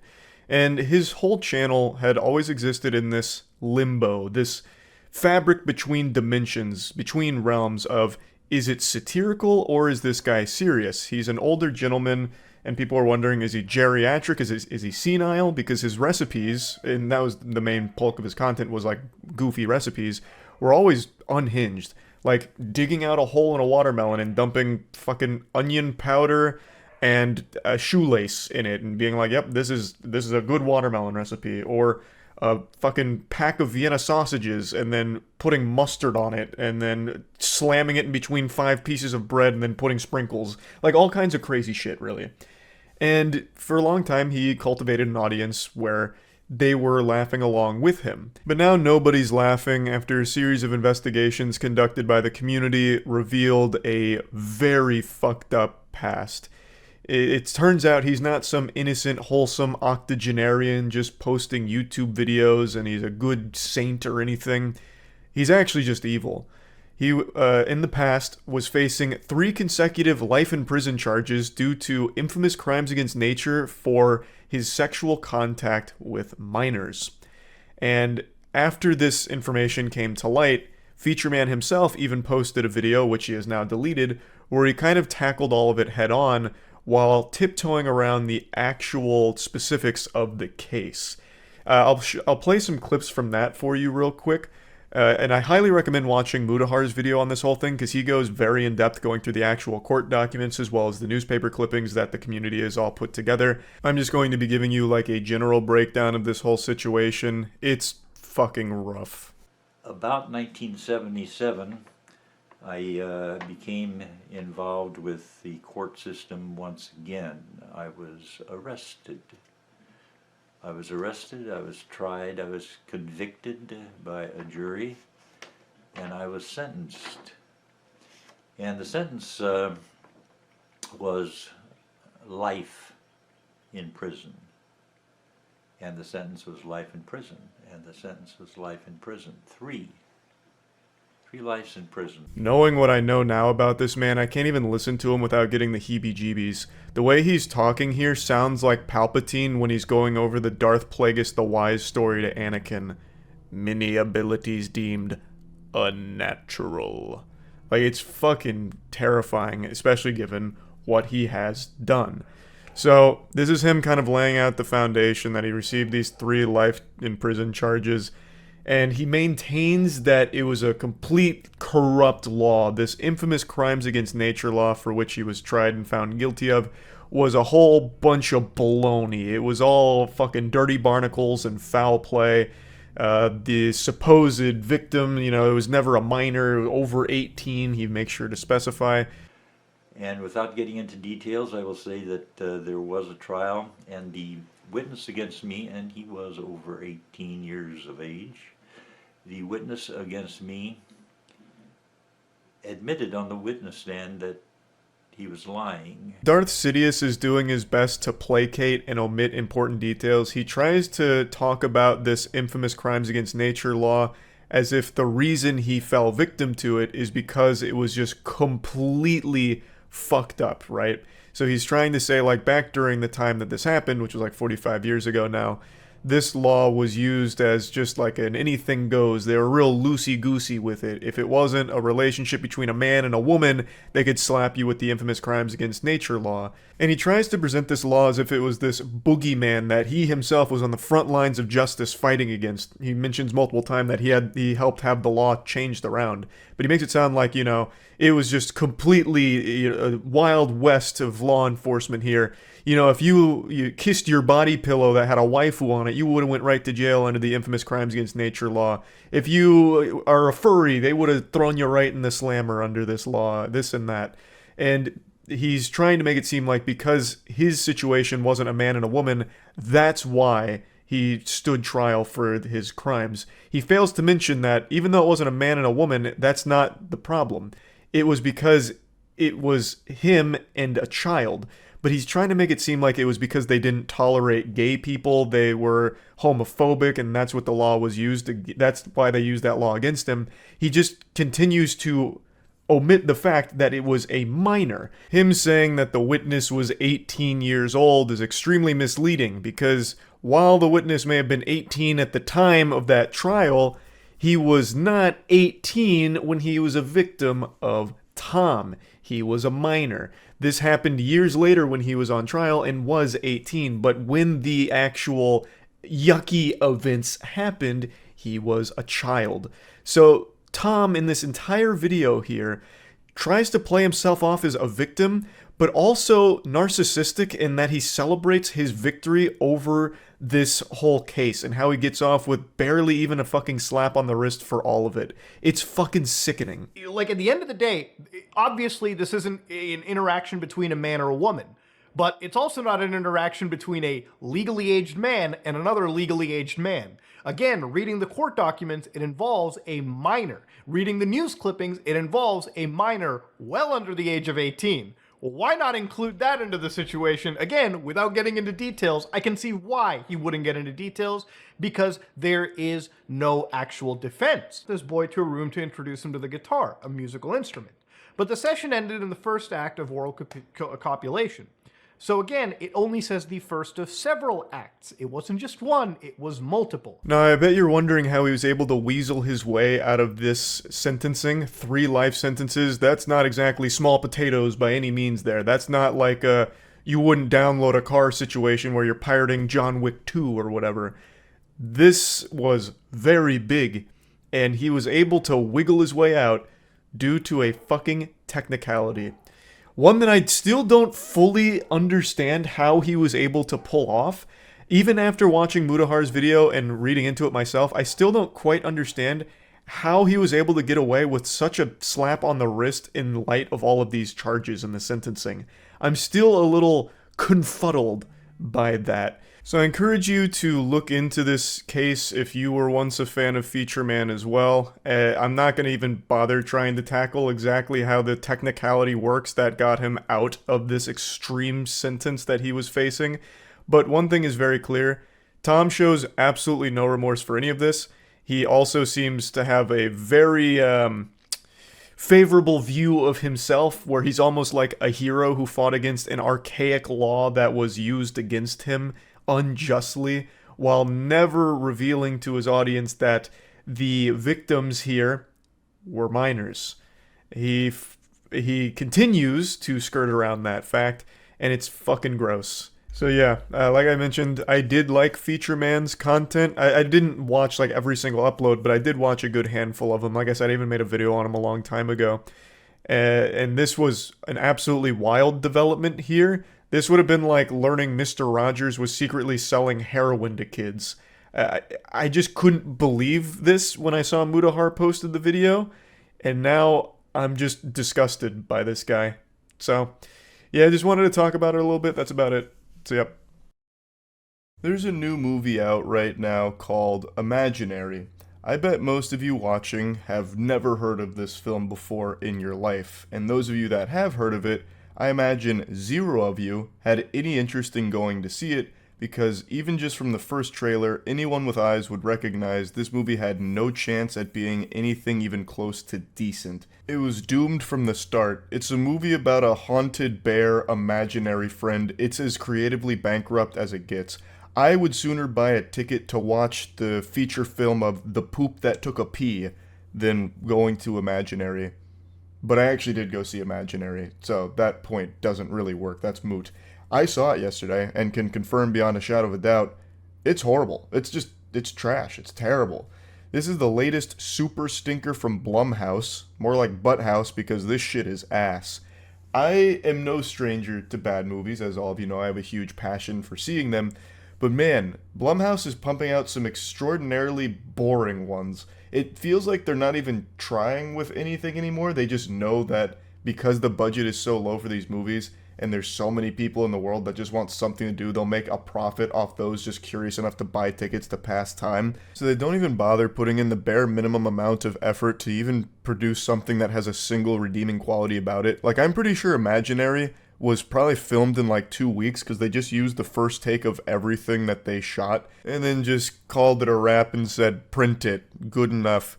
So I saw it yesterday with Aaron. Aaron and I have been seeing pretty much every bad movie of the last year or so together, and this is definitely a bad movie that we experienced, and I kind of want to just dissect it here. not for any reason other than I saw it, so I kind of just want to debrief about it. I know none of you are interested in seeing it, but I don't care. I'm going to peel your eyes open and make you understand why this movie Turbo sucks. The best compliment I can give Imaginary is it's better than Night Swim, which is a very low bar to pass, but it is better than Night Swim. That's the Blumhouse movie from January, which is all about a haunted pool. Big congrats to Imaginary for being able to beat that. What an achievement. The accomplishment cannot be understated. It's better than Night Swim. Put it on the back of the DVD box. Before getting super deep on Imaginary, I want to go ahead and thank World of Warships for sponsoring this video. Big thanks to World of Warships for sponsoring this video. I've been working with the World of Warships team for quite some time to design some custom in-game content, so I'm a commander in the game now. I go by Chuck Blast on the seas out there, and I'm an absolute menace. The name of our ship is the Blastmaster. We sail under Chuck's flag, so I help design the assets, the camo, just kind of top to bottom. It looks like me, it sounds like me, because I do the voice acting for it. Dead on target. I'm, for all intents and purposes, engaged in war out there, and it's extremely fun. Just as a reminder, sales to purchase my custom character, my commander, Chuck Blast, which has my voiceover, as well as the custom skin and flag, ends on March 24th.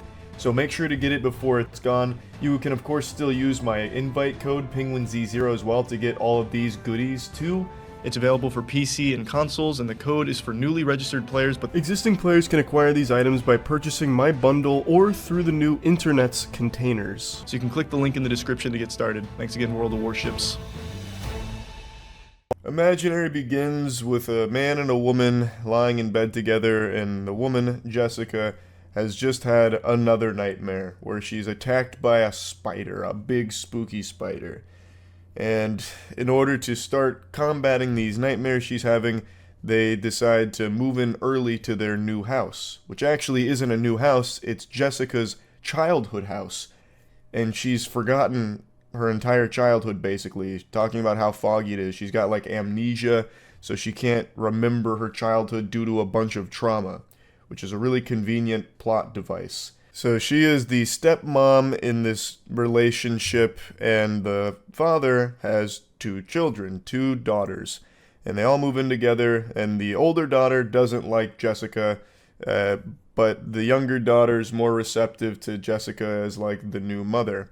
And the dynamic there isn't really explored at all past the older sibling just going, "You're not our real mom. We were happier without you. We want our real mom back." And their real mom shows up in this movie for like 2 minutes for a jump scare. So the previous wife had some kind of mental illness that was never really explained or explored, but for one scene, the mom was having a tea party with the daughter late at night and then jumped at Jessica and fell over and then got taken away via ambulance. That was the like original mom's role in this film. That's it, and she's never seen again. This movie actually has a habit of doing that, where they just introduce these characters just for them to never be seen again for just a completely inexplicable reason. So like the father here, he barely has a role to play in this movie. So they move into this house, and within like 2 days, the dad's like, "All right, time to pack up. I gotta go on tour." So I shit you not, he puts on a fedora, packs his suitcase, and he's like, "All right, are you sure you guys are going to be okay, Jessica?" And she's like, "Yeah, absolutely. Go on your tour. I know the Blood Farts are really killing it this year on the Billboard Top 100. Go play your hit song, fucking Drops of Jupiter. Yeah, get out there." So he's like, "All right, well, I'm going on my tour." And he is never seen or even mentioned again. He tips his fedora and then just falls into the back rooms, and we just have to accept that he's just gone. We lost him. And he will never be seen again. They don't even mention him ever again, actually. Which is, I mean, whatever, I guess. So then it's just Jessica and the two girls, and they're trying to get along. Jessica's making her best efforts to be like this superstar mother, and the youngest daughter has found a bear in the house named Chauncey. And she's talking to the bear. It's her new imaginary friend, and at first Jessica's really supportive of it, but then things start getting really sinister when Chauncey starts wanting to play a game with her where she's like hurting herself. She's about to like slam her hand on a nail, and Jessica has to stop her from it, and that's when she realizes that this imaginary friend is not good for her because it's making her do dangerous things.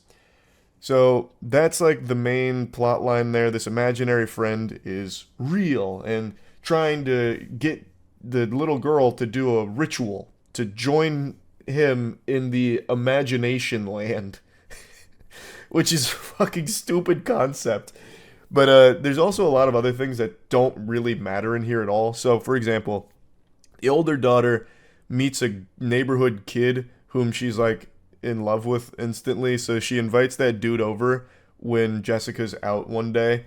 And the dude comes over and immediately makes enemies with the younger daughter. He's like, "You're a psycho." And then that was the end of that. And then for some reason, he's like, "So do you want to do these drugs with me?" So he pulls out a bag of pills, and then he has one on his tongue. He's like, just to show he's doing pills. And he was talking about how, like, last time he did these, his left eye could see 12 seconds in the future. And the older daughter's like, "Nah, I don't really want to do those pills. I thought we were just going to, like, watch this movie and hang out." And he's like, "Fuck, this is so lame. Let's get some alcohol." So he breaks into, like, the dad's stash of booze and immediately breaks it, goes upstairs. And this is supposed to showcase the very first time horror in this movie. To this point, they hadn't had any elements of horror outside of that nightmare she had, which was super lame, where she gets attacked by a spider. I'm going to go ahead and mention the monster design in this movie is terrible. Aaron said it best, where he said the monster creature design in this film is just marginally better than Winnie the Pooh Blood and Honey, but it's a close match. It's like they went to Party City and they took costumes off the rack and then just threw some mud on it and then added some really, really quick Adobe After Effects VFX to it and called it a day. It looks awful. It looks like Mummy 2, The Rock, Scorpion King levels of bad when it comes to how these creatures look. Ugh. I'll get to it more towards the end of the plot synopsis that I'm going down here. But anyway, so the dude's like, "All right, I got these pills. I'm going to go upstairs now since I broke the booze to clean it up." And he's taking a piss, and then all of a sudden, the bear's there. And he's like, "Ooh, spooky." So he pees everywhere, and he's like, "Oh man, I'm just tripping because I'm doing pills." And then all of a sudden, the bear's back again. And this is like that scene in the trailer where the ring's going and it's like playing the sound effects and the bear's getting closer and then it stops and then the like fucking first jump scare of the movie happens where the bear pops out to scare him and he goes, "Whoa!" And then he falls over and runs away. That's that whole scene, and that dude doesn't have any role to play in this film at all. It's not like he died there or anything. All it was here for was to deliver a cheap jump scare and nothing else. So like Jessica comes home shortly after, and she's very disappointed in the older daughter for bringing this boy over. And then the boy's mother comes over and is like, "I'm so sorry, my son did this." And then Jessica's like, "Yeah, and he also brought these drugs." And then the mom goes, "These aren't drugs, this is my allergy medication." Which is, I mean, okay, I guess. So the dude was tripping off Allegra, I suppose, Claritin, I guess. It's so stupid, and it has no role to play in the film, but it's here for some reason. And then you never see that guy again. He's never even referenced again. So now Jessica and the two daughters are once again just home alone. The imaginary friend situation is getting worse. She calls a therapist over to try and, you know, do something about Chauncey, the imaginary friend. The therapist is kind of odd, where the therapist is trying to get her to explore, you know, her feelings with Chauncey, which leads to a fight between the daughter and Chauncey. And then the therapist is like, "Has your daughter taken up ventriloquism?" Jessica's like, "Fucking obviously not. My 6-year-old daughter hasn't been studying ventriloquism. Why are you asking?" And then the therapist goes, "Well, because, you know, it was weird." Because what happened during the therapy session is Chauncey was speaking in the voice of the daughter, and eventually the daughter turns around while panicked and crying, and the therapist noticed her mouth wasn't moving, but words were still coming out, so she's like, "Oh, it must be ventriloquism." And then eventually the therapist is like, "Well, I've noticed some in previous cases when an imaginary friend gets hostile and evil, you know, a kid disappears. So good luck." And then she leaves. She plays a video of like some other kid talking about her or his imaginary friend who made him chop off his thumb, and then like the kid went missing right after. So after playing that video, the therapist is like, "All right, so I'm out ski. Also, don't forget to pay my bill." And she just leaves, never to be seen again. But this whole sequence was extremely important to the film because it delivers the big twist. So that bear that the daughter found and has been carrying around the entire movie, talking to with her imaginary friend, turns out wasn't real. It was all in Jessica's mind. No one else was seeing the bear. The therapist recorded the session and proved that that bear was never actually there. It was nothing. It was an imaginary friend. But Jessica's been seeing it this whole time because it turns out that bear was Jessica's original imaginary friend when she lived in this house. So only she is capable of seeing that bear. It actually wouldn't be the worst twist in the world if it wasn't in such a bad movie.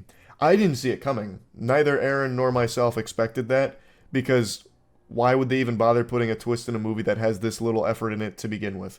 But, like, admittedly, it's not the worst idea creatively to have that be like a grand reveal, like, oh, that was never real. Like, it could work, but it doesn't here, because no one cares. By this point in the film, you're already so mentally checked out, probably snoozing, that it's just, it falls flat. It really does. But, man, my voice is cracking even going over this movie.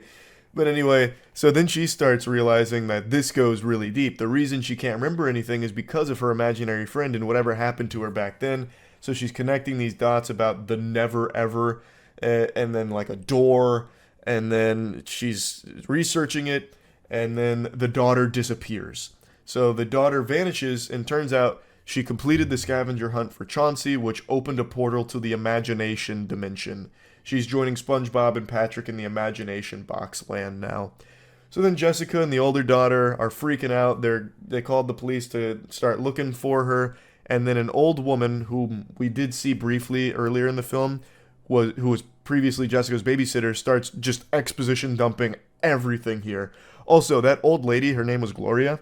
She was seen earlier in the film, but kind of just as like this standoffish asshole. So, like, Gloria's talking to Jessica about being her babysitter, and then the little girl comes over, and then the old lady immediately gets combative with the little girl, where she's like, you know, you shouldn't really interrupt us. We're in the middle of a conversation. And then the little girl's like, oh, okay, maybe Chauncey should eat you. And then Gloria actually laughs and goes, haha, oh, children and their imagination, it's so cool, until they get violent.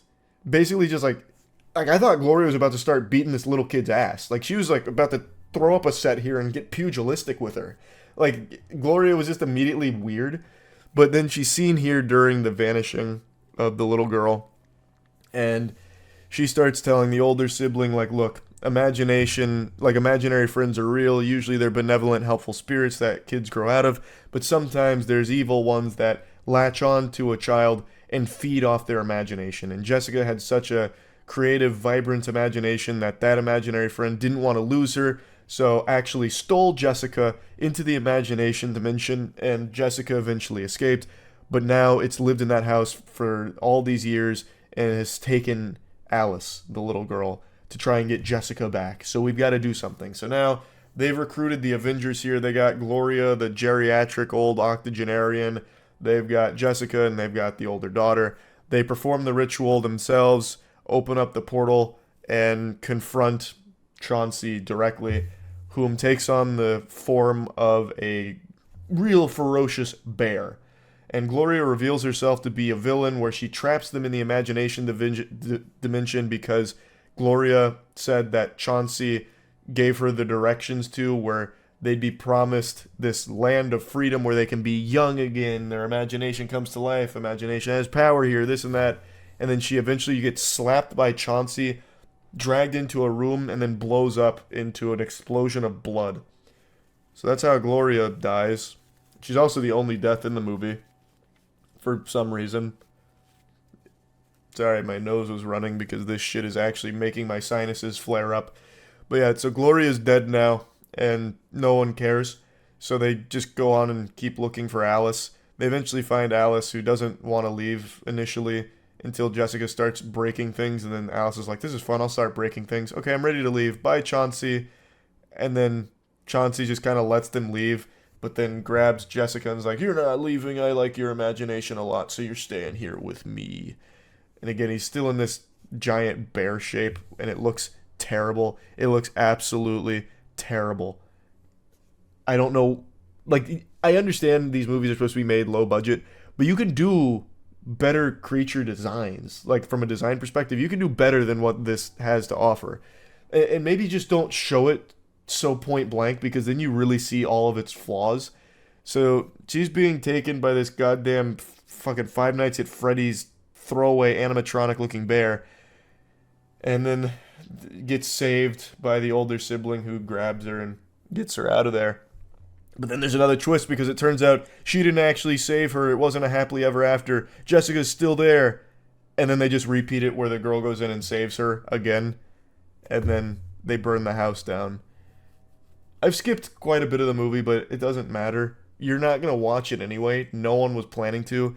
But I already went there and saw it, so I just got to fucking talk about it because it's so stupid. It's so dumb. It's just, it's a movie that's made for the sake of just putting a movie out there to try and get some money in return, because it's so cheap, you will make a profit off it. Like, it's a smart business strategy, and I've always said that about Blumhouse. It's a really smart business strategy. And there's probably like some kind of tax write-off element for it too, I imagine. So, like, these movies, like Imaginary, they fucking suck. Like, this one was at points fun bad, I will say. There were definitely fun bad moments of it, but it still wasn't worth seeing in any capacity. But, oh well. Yep, so that's Imaginary in a nutshell. There's nothing good about it. Like, I guess there's a couple of decent ideas, and by a couple I mean one, where like the twist is the bear was never really there. And then, like, I guess the fake out ending, which was totally meaningless and didn't really do anything, I guess that was a creative idea too. But they also only let that twist sit for like 2 seconds, where they get her out and then it's immediately a happily ever after, and she's like, no, I'm still here. And then they immediately get her out, and then it's the real happily ever after.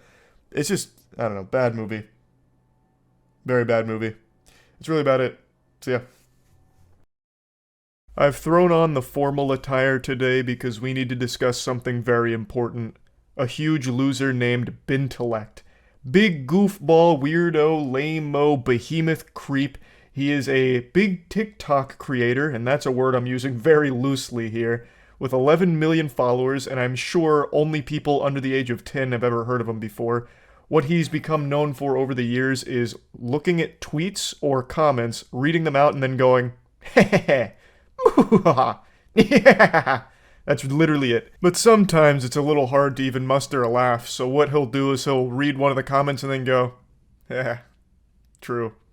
And then that's the whole TikTok. But I'm not here just to give him a little wet willy and laugh at him for all of his cringe. I am here to talk about something far more degenerate. But before doing that, I'd like to give a quick honorable mention to something else this piss stain of a person is notorious for doing. Threatening legal action against people that make fun of him. I've seen a couple videos on Bintellect now, after I've been informed of the situation, so I did a little digging. Apparently, when people make fun of him, he gets super offended and will either try and copyright strike, take down the video, copyright claim it to make money from it, or even go as far as to just threaten to sue the person that made fun of him. You disgusting goblin, you make me sick. You're a mean one, Mr. Grinch. Now, while I do think a legal battle with Benjamin over me making fun of him would be hilarious, I still just don't really feel like showing you any of his clips because it's just going to rot your brain and it's yucky. It's just trash. So, no reason for that. Let's get into what I want to discuss, the new information that came out about this weirdo. So, Bintellect recently made a podcast, I suppose, and he invited someone on named Jordan Max, and then things got really odd. He got super hostile, and she ended up posting about it, which led to this dam breaking, and we were flooded with cringe about Bintellect's behavior over the years with women. So this horny little goblin asks her before going on the podcast, do you want to make a video for OnlyFans? To which she says, when? He says, today. And then she's saying, no, you need to be tested within the last 14 days and have an OnlyFans creator account. But then he says, I mean a video for your page. Oh, what a benevolent saint. He was actually just thinking about her the whole time. He thought this would be a good opportunity for her to make some OnlyFans content with the great Big Bintellect. So she says, doing what? And he goes, I don't know what performs best on your page. I can literally see him doing this. Well, I mean, I don't know what we do. I mean, what do you do on OnlyFans? Maybe we could do that? So it's become pretty clear that Bintellect uses this podcast as a way of just fucking. It seems to me like the whole podcast existence is only here as a way of trying to get Bintellect laid. So he tries to leverage his big follower count to then invite on OnlyFans models and then ask if he can make content with them. It's pretty pathetic stuff, but we're only just beginning. He continues by saying, I was just thinking you're helping me with doing a video for my YouTube, so maybe I could help you with your OnlyFans. And she replies, I'm good, thanks. So then he goes, no worries. And then, hey, I'm gonna do the pickle video with someone else, thanks though. To which she asks, why? So the pickle video he's referring to is the podcast was going to be a pickle tier list mukbang or something like that, a pickle mukbang. And it was her idea, it was Jordan's idea, and he's now kicking her out because she declined to do an OnlyFans video with him. So his answer to why was, to be honest, I thought it would just be fun to film and see where things go, but I got it. So he gets real sad and pitiful, like, no, I get it. I just thought it'd be fun, but clearly it won't be fun. I'm gonna do it with someone else then, how about that? So he goes real Neanderthal mode here. My wiener no get wet, we no eat pickle together on podcast. Goodbye. How dare you not do OnlyFans video with Bintellect? So then he says he's doing it with someone else. So Jordan, of course, gets really weirded out by this exchange. She posts it on Twitter. And then Bintellect himself, the man, the myth, the legend, reaches out in DMs to threaten to sue her if she doesn't take down the post. She even did a video proving that the DM is real from the real Bintellect account, just to 100% silence any possible doubt. Also, her response to it is great. She said, I will just be waiting to hear from your lawyers then, which is hardcore. Obviously, Ben's not going to sue her. I don't think he's ever actually gone through with a lawsuit. He uses it to try and bully people to do what he wants. To do what he wants them to do, rather. So, I don't think any lawsuit was ever coming. This was just a last-ditch Hail Mary from a desperate, lonely guy to try and get rid of the evidence of him being a creep. So, that was the whole interaction between Bintellect and Jordan, but after this tweet started popping off, well, the series of tweets started popping off, she then started getting DMs with more screenshots and more evidence of Bintellect doing this to tons of different women. This comes from someone else who had a very similar experience to Jordan. So Ben opens with, do you work tomorrow? They say, crazy busy day, but I don't work. And then Ben goes, let's make some content tomorrow. Not like that, but just film a podcast. So he immediately alludes to like, oh, not OnlyFans type content. I'm talking about just a wholesome podcast, you know, one the whole family can enjoy. Doesn't get an immediate response, so he goes, what do you think?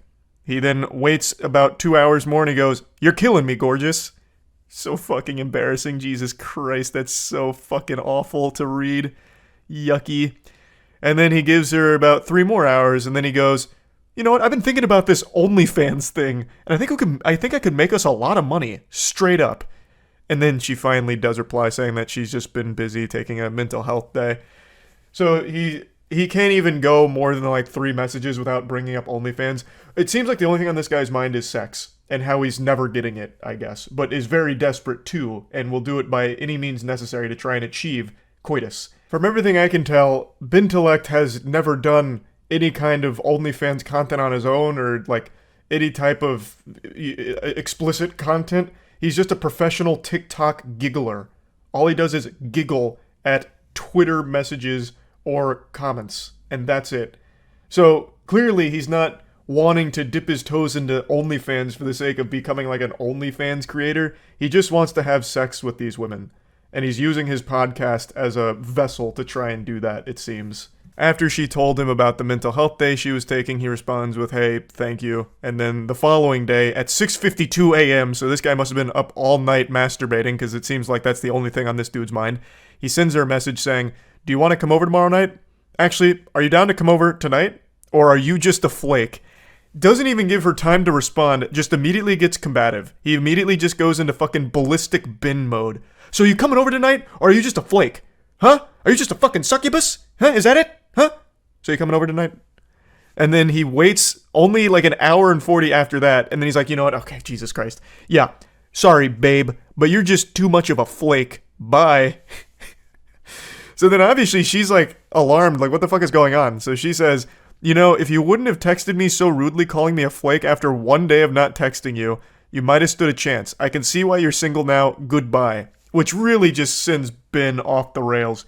Yeah, whatever, go fuck yourself. Says the girl who's trying to make an OnlyFans. Good luck.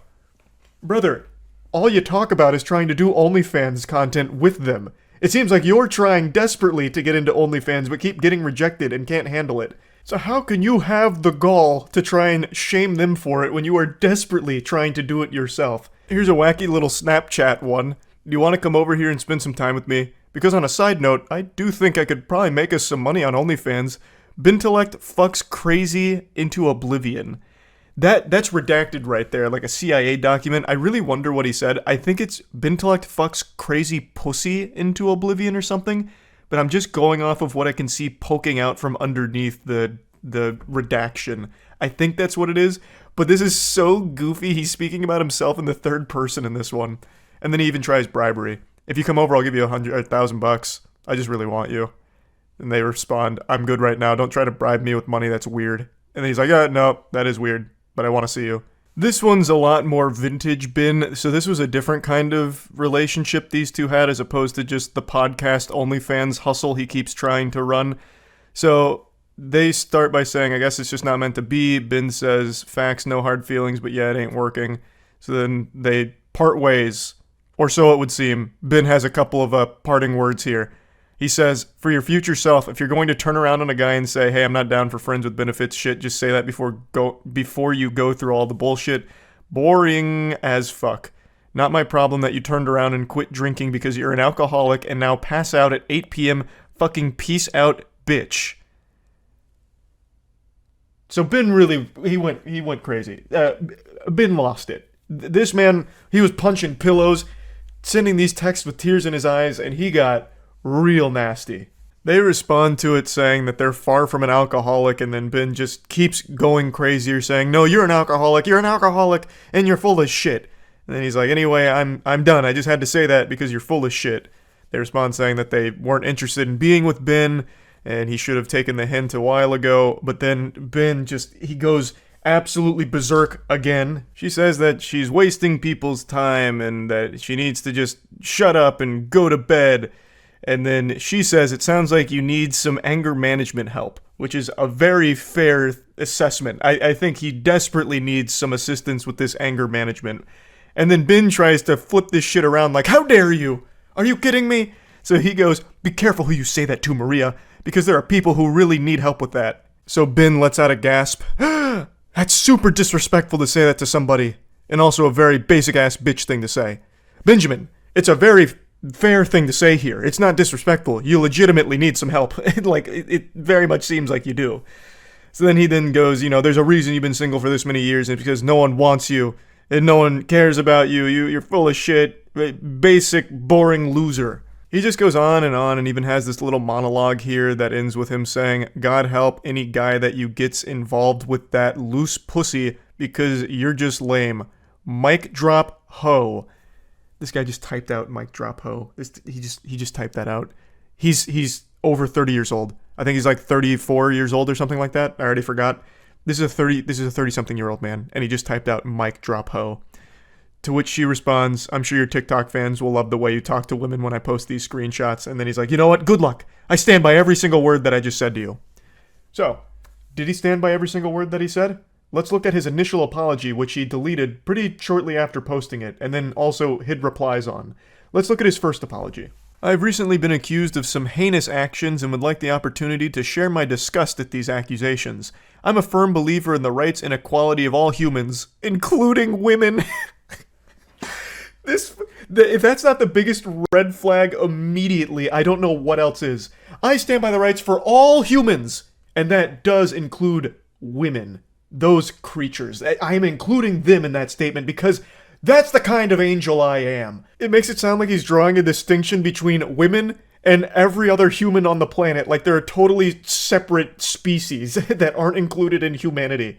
What an absolute incomprehensible weirdo. I grew up in a home with 3 sisters and no brothers, so I learned very early on the importance, power, love, and abilities women have. They deserve to be cherished and uplifted and treated with respect, and that's how I live my life. I do not condone the statements or accusations that have suddenly been hoisted upon me, and I hope to speak to anyone who feels they have been wronged. He's actually going with the, I have sisters. I can't hate women. I have sisters. No. I have 3 sisters. You guys don't understand. I could never do this to women. Like, you're misunderstanding. These are all baseless accusations. I have 3 sisters. I legitimately cannot be mean to women. And not only do I have 3 sisters, but my mother is also a woman. So you should see how ridiculous these claims are now, knowing this context with my 3 sisters and mother. So that should hopefully clear up all of the air here with these accusations. Like I mentioned, he did delete this apology post, but today he did release a new apology on TikTok. He released an apology video, so let's take a peek at that. Also, Ben, I know you're still watching. You probably plan on suing me if I show your apology video because you've employed this tactic before against other YouTubers. If they've shown clips of your content to make fun of you, you allege that it's stealing your work and you have a legal ground to take it down and come after them. You don't. That's not how that works. Me showing this is not any kind of violation in any way, shape, or form. So if you do try and sue me or copyright claim this video, copyright strike the video, anything like that, I will 100% respond with every single option at my disposal in order to follow this legal case through to its fullest conclusion. So let's check out your apology, brother. Hey guys, there's a lot being said about me on the internet right now, and I just wanted to clear the air. The first thing I want to say is I'm sorry to anyone that I've made feel uncomfortable. I love how nonchalant he is about this whole thing, just trying to downplay the situation. Like, if I made any of you feel a bit icky, a little uncomfy, I'm super sorry. That wasn't my intention. You must have misunderstood. It's not what I'm about. When in reality, he would snap, get aggressive, hostile, combative anytime he was denied sex. I want to say to any girl who I've been rude to, whether through text or in person, that I'm sorry. I understand that me being sorry does not excuse that kind of behavior. I will continue to work on myself and do better. Thanks, guys. Behold, the first AI ChatGPT written apology. This just ticked every basic box. There's really nothing of value here at all. Just like the quickest, weakest apology, and he's just gonna go forward doing his little, look at this tweet. Like nothing ever happened. So, that's kind of where everything's at. Dog shit apology, dog shit situation. This guy is a big old loser. So, let's use this as a learning opportunity for anyone watching. Don't be like Bintellect. That's really about it. See ya. How far would you go for some updoots on the internet? How badly do you want to suckle from that juicy teat of internet clout? I've actually started quite a few videos with that exact same question. It seems that today the most important thing to people is the numbers on the screen. Bigger number, better person. Everyone's so desperate to squeeze as much milk as possible from those beautiful honkers of internet points. And no price is too high. We've seen some wacky, goofy shit recently for those internet points. You remember those dudes that went to jail for 3 years on TikTok because they were filming a stop the train prank where they just sit on the train tracks and hope the train stops in time before they get brutally fucking blasted by it? And then it actually did stop and they went to jail. We also recently saw that kid play the fake robbery prank on some strangers and he got shot and died for it. His last words were quite literally, "Just a prank, bro." At least according to a few sources, that was an extremely sad one. So we've seen some crazy shit. People really will do anything for some internet fame. And today I want to talk about a pretty special case. It's someone that I'm sure you've heard of. I've talked about him before. A lot of people have. He's been a big name on YouTube for a while. His name's Nikocado Avocado. If you're on Twitter, you've probably seen his asshole floating around pretty often. For some reason, it was a big trend in meme to just post Nikocado Avocado's OnlyFans content all over Twitter. So I've seen his butthole more times than I've seen him doing his mukbangs. For those that don't know, Nikocado Avocado is a mukbang YouTuber. It's primarily what he does. Mukbangs are when you just eat on camera, and that's about it. I'm not really here to get into the lore of Nikocado Avocado. There's a ton of videos that do dive into it. I want to talk about what's going on recently with him. In fact, I'm just going to go ahead and take my swampy ass out of here for a second and let Nikocado Avocado kind of take it away. This is from his most recent video. This is kind of what his content has become.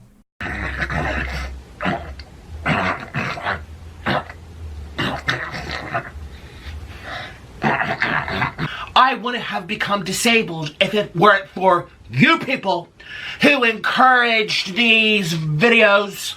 This is the $6, this is the $10. Ouch! My ribs!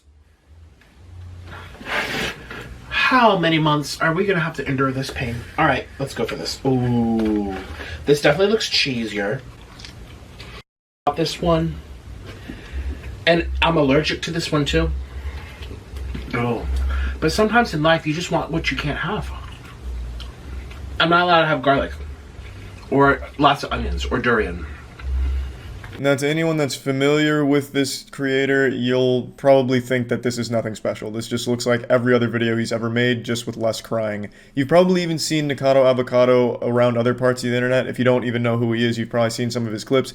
He usually will eat something and then just start breaking down into tears and crying about something. He's notorious for constantly crying. So then why did I decide this video and these clips to show you? Well, as you can tell from the title of that video, he now claims to be a disabled person, which I'll get into in a minute, but I want to focus on what he said at the beginning, outside of making some of the most revolting noises I've heard in quite some time while undergoing some kind of exorcism. He said, "It's your fault for encouraging these videos." Now, he says shit like this pretty often, and it shows me that there's still some self-awareness deep within him somewhere, locked deep away. But that rational side of him he keeps buried, locked in a cage, and still does this content, even knowing better, even knowing that it's a complete detriment to his overall health and well-being. He continues to do it while still having that small glimmer of self-awareness. He says it's your fault for encouraging it, and he's absolutely right. Nikocado Avocado didn't start as this kind of channel.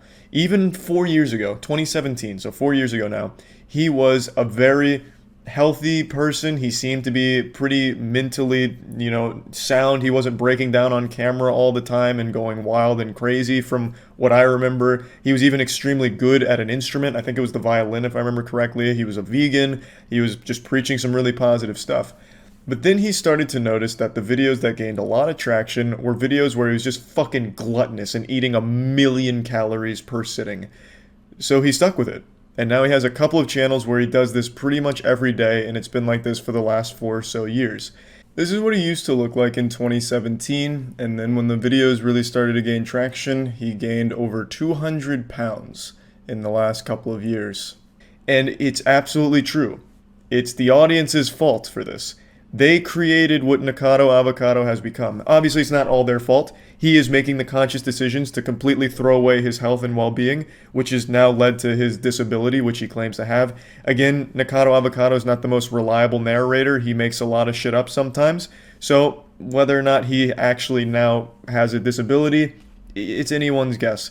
He claims to have 3 broken ribs, which is attributed to his incredible weight gain. Incredible being the wrong word, really just astonishingly upsetting weight gain that he's been putting on recently. He claims that the weight of his body has now broken a few of his ribs, which now has him bedridden. I think he also claimed to now have to have a full-time nurse in order for him to just engage in day-to-day activities. And he also has been diagnosed with sleep apnea, I believe, which is why you'll see on his most recent thumbnails, he has like that machine hooked up to his nose that makes him look like some kind of like cyborg from the future or something. It seems to really be going downhill quickly for him. People have been saying for the last couple years that Nikocado Avocado is literally killing himself for YouTube views, and it's absolutely true. He is slowly killing himself and documenting the journey the entire time while having an understanding of exactly what he's doing. He's well aware that he is throwing away his health, his well-being, his happiness, for the sake of some YouTube views because his audience continues to eat it up, much like he eats up 1,000,000 fucking cheeseburgers every couple of days. For almost the last 4 years, almost every day, he has done mukbangs like this, where he's eating 6 pizzas, 8 pizzas. He'll get like fucking McDonald's and he'll order everything off the menu and then ask if they can just tilt the grill over to get a little extra grease in a cup for him to drink on camera. It has been an extremely sad thing to see. He's also been saying for a little while now that he's going to be losing some weight. His weight loss journey has begun, but what ends up happening is for every pound he loses, he gains 10 more. I didn't play much of the video here, but he even mentioned that. He even goes on to say after the "your fault" speech that he started his weight loss and he lost a pound but then gained 3 more because he wanted to please his audience with more videos or something like that. So it's just truly a pretty awful thing to see. As you probably noticed from the screenshot, the last 6 days he's posted a video each day talking about his disability and his new diet with it, and each one he has tons and tons of food from different places, and it's not clickbait. He really eats all of that food. Very rarely does he not finish his plate. He usually finishes it or gets very close to it. Almost nothing goes to waste. It goes right into Nikocado Avocado's guts. And one thing you may have also noticed from that screenshot is his views are high, which is exactly why he does it. Yeah, most of them have more dislikes than likes, but even on the one I showed you, that's still like 4,000 likes, so there are 4,000 people dropping a fat like, leaving an encouraging comment, and he's usually peddling some merch, so the shirts you see him wear, he immediately pins in a comment for you to buy them, and I imagine he sells quite a few shirts. Even the people that get in there just to dislike or just tune in to watch the train wreck, that's more views for him, that's more engagement, that helps him, and that keeps him on this wagon, keeps him going. So overall, it's just a really shitty cycle. And I tune in occasionally just to see if Nikocado Avocado is making any strides in helping himself, because it seems like he really wants to sometimes, and then he goes right back into going to Chick-fil-A to literally eat fucking food off the floor like David Hasselhoff. Like, it's just really sad. Obviously, I'm exaggerating. He doesn't usually visit the restaurants. He just orders it and then eats it from either his bed or his own like table that he sets up for it. When he is out in public, though, he's usually on one of the mobility scooters, and he gets a little crazy out there, because a lot of what his content has become is him making really gross noises and shaking his head around while trying his best to like shake his whole body around to really let you know that he's gained a lot of weight, which, I don't know, man. The whole thing is just weird and just sad. And that's all I wanted to talk about. This is just another one of those things where it's like, man, the links people go to for some internet fame, like, it's just upsetting to see. So, I mean, yeah, that's really about it. So, yeah. A new documentary just dropped on Vince McMahon. It's called Mr. McMahon. And even before it came out, like a day before it came out, Vince posted a statement on Twitter addressing it. His statement basically says he doesn't have any regrets, which is what everyone with regrets says. You stinkify your ass and then pretend it doesn't bother you and it was actually just part of your master plan. He goes on to say that he thought he was going to be participating in an objective story about his life, but it turns out it was all a misrepresentation, misleading, using editing tricks and out-of-context footage, smoke and mirrors to distort viewer perception. It's all a bunch of hooey. They trapped you in a genjutsu to make you not like Vince McMahon. When I heard he made this statement, immediately trying to, like, cushion the blow of how bad this documentary must make him look, I went into this expecting a very scathing deep dive into a lot of the deplorable shit Vince McMahon is guilty of doing. There's a lot of allegation, there's a lot of accusations around Vince McMahon, but there's a lot of factual, irrefutable proof behind some terrible, horrible shit he is guilty of. And I thought this documentary was going to be getting into the weeds of all of it. Especially because not only did Vince McMahon put out that statement, he apparently even tried to purchase the documentary so it would never see the light of day. So he was like actively trying to bury it, according to some sources. So I was like, holy shit, this must blow the lid wide open here. I really thought this documentary was gonna fucking stone cold stunner Vince and finally show to the whole world just what a massive piece of shit he is. He has done so much illegal, deplorable, unforgivable trash throughout his career that it is shocking he is not behind bars. And I thought this documentary was going to aim to tell that side of Vince McMahon, to highlight all of those things. Go over the rape allegations, go over all of the sexual harassment, the sexual abuse, all kinds of horrible things Vince McMahon has been accused of over the years. I thought this was the documentary that was going to be dropping bombs and going really in depth on all of it with new information. But it doesn't. It's not that kind of documentary. It mentions them, it talks about them briefly and lets Vince have his statement on his perspective with all the lawsuits that he's been engaged with over the decades. I really thought this documentary was focusing on that element. Like, that's the impression that I got from all of it.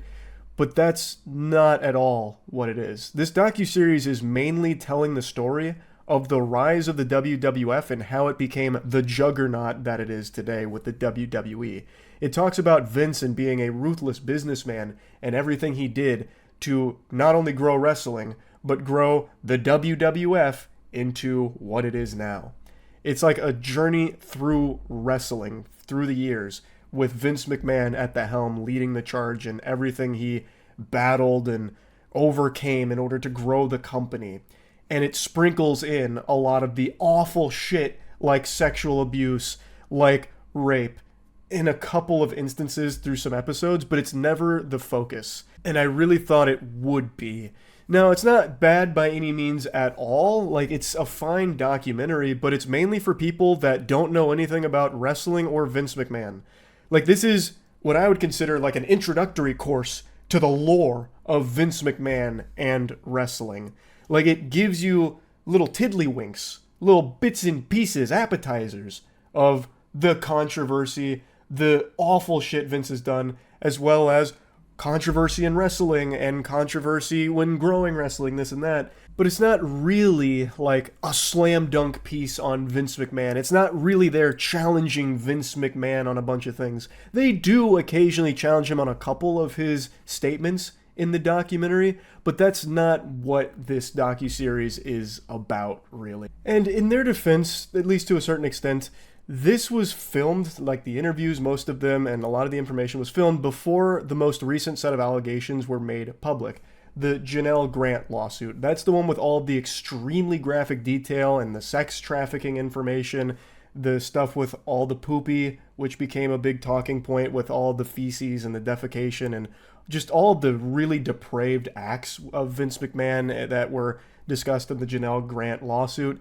This took place before that. It is mentioned in the documentary at the beginning, as well as hinted at a little bit towards the end, and then the final episode has a little bit more on it, but it never really like fully dives into it or talks about it at length in the documentary. But it does just give you like the basis of it, as opposed to giving you a deep dive on it.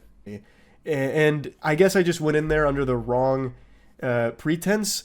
Like, I do think people that know nothing about it will walk away like, damn, this guy really is a villain. And man, the story of wrestling is crazy.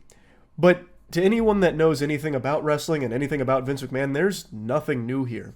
Except for the interviews. The interviews were pretty insightful. They don't offer new information, but hearing from someone like Vince McMahon directly is fascinating because it's like hearing from somebody that was born without feeling. Like, this is a guy with no remorse and no ability, I believe, to even feel an emotion other than ambition and greed. Like, that is everything, every fiber in his fucking DNA and nothing else. No love, no sympathy. He is like the devil. One of the best examples of this is when the documentary brings up the alleged rape of Rita Chatterton. Rita Chatterton was a female referee in the WWF that accused Vince McMahon of raping her, and it led to a lawsuit. And the interviewer during the documentary brings this up to Vince McMahon to get his perspective. He claims it was consensual. And then I wrote this next part down verbatim, because this shit was stunning. Like, this shit, a lightning bolt could have hit me and it wouldn't have been as shocking as what Vince McMahon said next. After claiming it was consensual, he said, "Had it been rape, the statute of limitations had worn off." I'll read that one more time for a little double take, a replay on the Jumbotron. Had it been rape, the statute of limitations had worn off. Yeah, that sounds like something an innocent man would say. Yeah, certainly a not guilty person would say something like that, right? When I tell you I was so surprised I almost squeaked out a fart from my butt cheeks, I'm not lying. I couldn't believe I just heard him say that. Oh, no, it was consensual. Had it been rape, the statute of limitations had worn off anyway. Oh, yeah, shit out of luck, pal. Yeah, sorry about that. No, rape's bad, though. It wasn't that. But, I mean, if it was, not much you could do about it. I went back and rewatched it just to make sure that I got the verbiage correct. It turns out I was a little off. What he said was, it was consensual, and actually, had it been rape, the statute of limitations had ran out. It's all kinds of crap like that people are digging up to try and have on you. Or what was it? To try and find something on you, I think is what it was. like that's the whole statement. That's the context. It's not like it's an out of context statement. And what preceded it was he was talking about how like he's been accused of so many things like rape that, you know, he doesn't even like really pay it much of a mind anymore. So he just talks about this so nonchalantly. So even though the information there isn't new, that allegation of Vince McMahon raping Rita has been around for a long time. It is a new lens on it because now Vince weighs in, and wow, he expertly weighs in on it. Man, what a guy. But yeah, overall, there's no new info per se in it, but it is definitely interesting to hear the interviews and perspectives of, you know, some of the best wrestlers of all time and Vince McMahon himself directly talking about some of this shit. There's also a lot of like moments in the documentary where Vince McMahon says something and then the documentary will show you the exact opposite to highlight how Vince McMahon just can't stop fucking lying most of the time. Like, you can't trust anything that comes out of his mouth, like, at all. So Vince McMahon will blatantly lie about something, and the documentary then played, like, a clip that immediately contradicts what he said. Which I appreciate, and that does, like, critique him and criticize him, challenge him to a certain extent. I just thought that was going to be most of the content of the documentary, and it's not. That's just a component of it. The bulk of the documentary is, again, on the rise of the WWF and the ascension into this multi-billion-dollar company and all the controversies that led to it and all the business decisions that led to it and all the people involved, not just Vince. So I do want to reiterate that it's not a bad documentary, but it's one I went into with the wrong perception of what I was going to be watching. Anyway, though, just kind of wanted to talk about that. Vince McMahon is a huge piece of shit. I do recommend at least watching this to get the basics on some of the horrible shit, not even the full story on all of his crimes and awful, horrible, unforgivable shit that he's done over the years, but it's at least a good Cliff Notes version of it. So yeah, that's really about it. See ya. Yesterday there was a war fought on American soil that I'm sure many of you have seen by now. A one-man army barged into a local smoothie place, assaulted the young workers, got racist, got arrested, and subsequently fired from his very well-paying job. He was one of the top 25 highest-grossing wealth advisors in Connecticut, and he threw all of it away over what was ultimately his fault when it came to a smoothie dispute. This battle was up there with the Battle of Troy, but instead of being fought over a woman, it was fought over a smoothie. To briefly break down the situation before sharing the video, or at least some of the video, I can't share all of it because he gets racist and I'm not going to show that.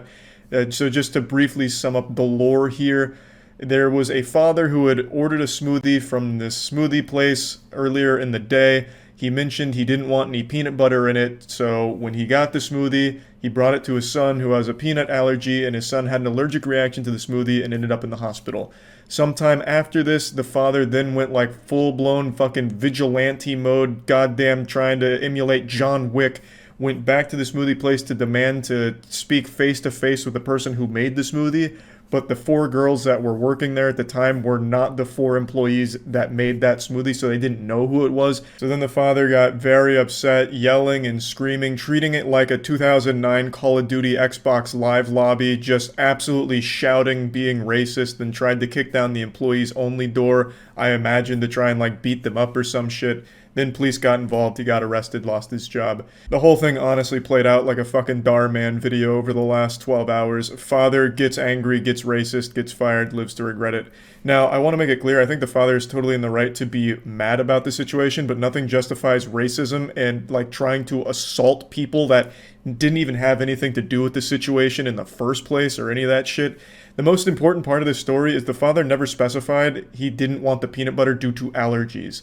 He never specified that it was due to, allergies to peanuts that he wanted the peanut butter excluded. So the workers may have made a mistake of blending it in a blender that had already had a peanut butter smoothie in it at some point. But nothing excuses how the father handled the situation at all. It's terrible what happened to his son, and what the father should have done is handle this legally, professionally. The dude's a fucking wealth advisor, at a very reputable place. He shouldn't be some kind of troglodyte homunculus who thinks the only solution here is to goofily march into the smoothie place, fee-fi-fo-fumming, ready to fight some high school girls. You know, like, it's absolutely outrageous the way he handled it, and there's no excuse for it. Now, from what I understand, most restaurants do have a policy when someone asks for anything regarding nuts, like leave off, you know, the peanut butter or whatever, the assumption is supposed to be made that it is due to allergies, which is why they have like a special blender at smoothie places from what I was reading. So yes, the smoothie place is at fault, which is why the father should have handled this legally, not as some kind of, you know, agent of chaos or whatever. Let me go ahead and show you the video now. Please don't yell at us. Yeah. Don't videotape me. You have no room to yell at us. I want to speak to the fucking person who made this drink. Is that you? No, well, it wasn't we don't know me. who made it, so. You don't know who made it? There's 4 of us here, so we obviously don't know. Fucking stupid, fucking ignorant high school kids. Okay, bye. I want to speak to the fucking Bye. manager. Okay, you can call corporate whenever you want. Goodbye. Gianna, stop. You're on camera. You're on camera. You're on camera. No, I don't care. Give it to me right now. What? I'm calling the police. I'm calling the police. Fuck you. I want the fucking telephone number right now. Gianna, I want the telephone number. Shut the fuck You up. shut up. Get out. You can call corporate whenever you want. Bye. You're a fucking idiot. Okay, good for you. Fuck out. You're going to jail. You're going to jail, you racist piece of shit. I want the fucking telephone. Bro, call the police now. Like I said, I'm not going to keep any of the racist shit he said in here because obviously I don't want to keep that in here. So this is the worst way of handling any situation ever. I talked about it on stream last night, so I'll play some of those clips. But there's nothing that excuses this behavior. I've seen quite a few people almost defend him, saying like how emotional he must have been with his son. And yeah, that's a horrible thing that happened to his kid off of a mistake from the facility here. But this is not the way you go about it. And nothing justifies racism and like attacking people, especially people that had nothing to do with what happened in the first place. And if he was really that emotional about his son, why wasn't he with his son at the hospital at this point? I'm assuming when this was happening, his son was still at the hospital. This probably wasn't like 18 hours later, or, you know, the next day or anything. So he sent his son to the hospital and then immediately came over here like it was some kind of revenge movie or something. It's disgusting. I don't think they like maliciously put peanut butter in his smoothie after he asked not to. It was probably just using a cross-contaminated blender that had peanut butter in it. Just sue. Exactly. He could have handled this legally or anything other than whatever the fuck he thought he was doing here, like Liam Neeson. Fair, but if I was a dad, I'd get just as angry, just without the racism. He absolutely had a right to be angry. I don't think anyone disputes that. But he doesn't have a right to be racist, or go to the place and threaten high school girls. And throw a smoothie at them, call them all kinds of horrible names, and then try and literally break down the door to, I assume, beat them up. Most places, when they hear no peanuts / nuts of any kind, they're supposed to assume allergies due to how common it is. That would make sense. He was the wealth management advisor, and managing director for Merrill Lynch. Yeah, that's what it was. He only worked with clients with $1 million or more. I remember that. I guess you can't control emotions when your son is in the hospital. What? What? I mean, no matter how mad you get, there's never an excuse for racism. Like, what do you mean? It's not like, my son, time to go be racist. Dude looks way older than 48. He doesn't look that much older than 48. Like, it's not like a good 48 he's rocking, but it's also not, like, terrible. You clearly haven't met a 48-year-old in Florida. Yeah, so as I mentioned, this father only worked with clients who had $1 million or more worth of, like, assets in their account or some shit like that. So this guy was big money. He wasn't making peanuts. This guy was making, like, fucking fat, big old stacks. And he lost that job, like, hours after this video surfaced. Overall, this whole situation was awful. Feel really bad for the kid. Both parties were at fault, but the father was significantly more in the wrong for how he handled this. There is just no excuse for this behavior whatsoever. So, yeah, that's about it. So, yeah. For a long time, I've mentioned that parents of famous children, whether it be child actors or TikTok stars, YouTubers, whatever, are usually just some of the worst parents on the planet. Just straight up awful. You just hear time and time again about how these parents lead their kids down destructive paths in order to capitalize on their fame.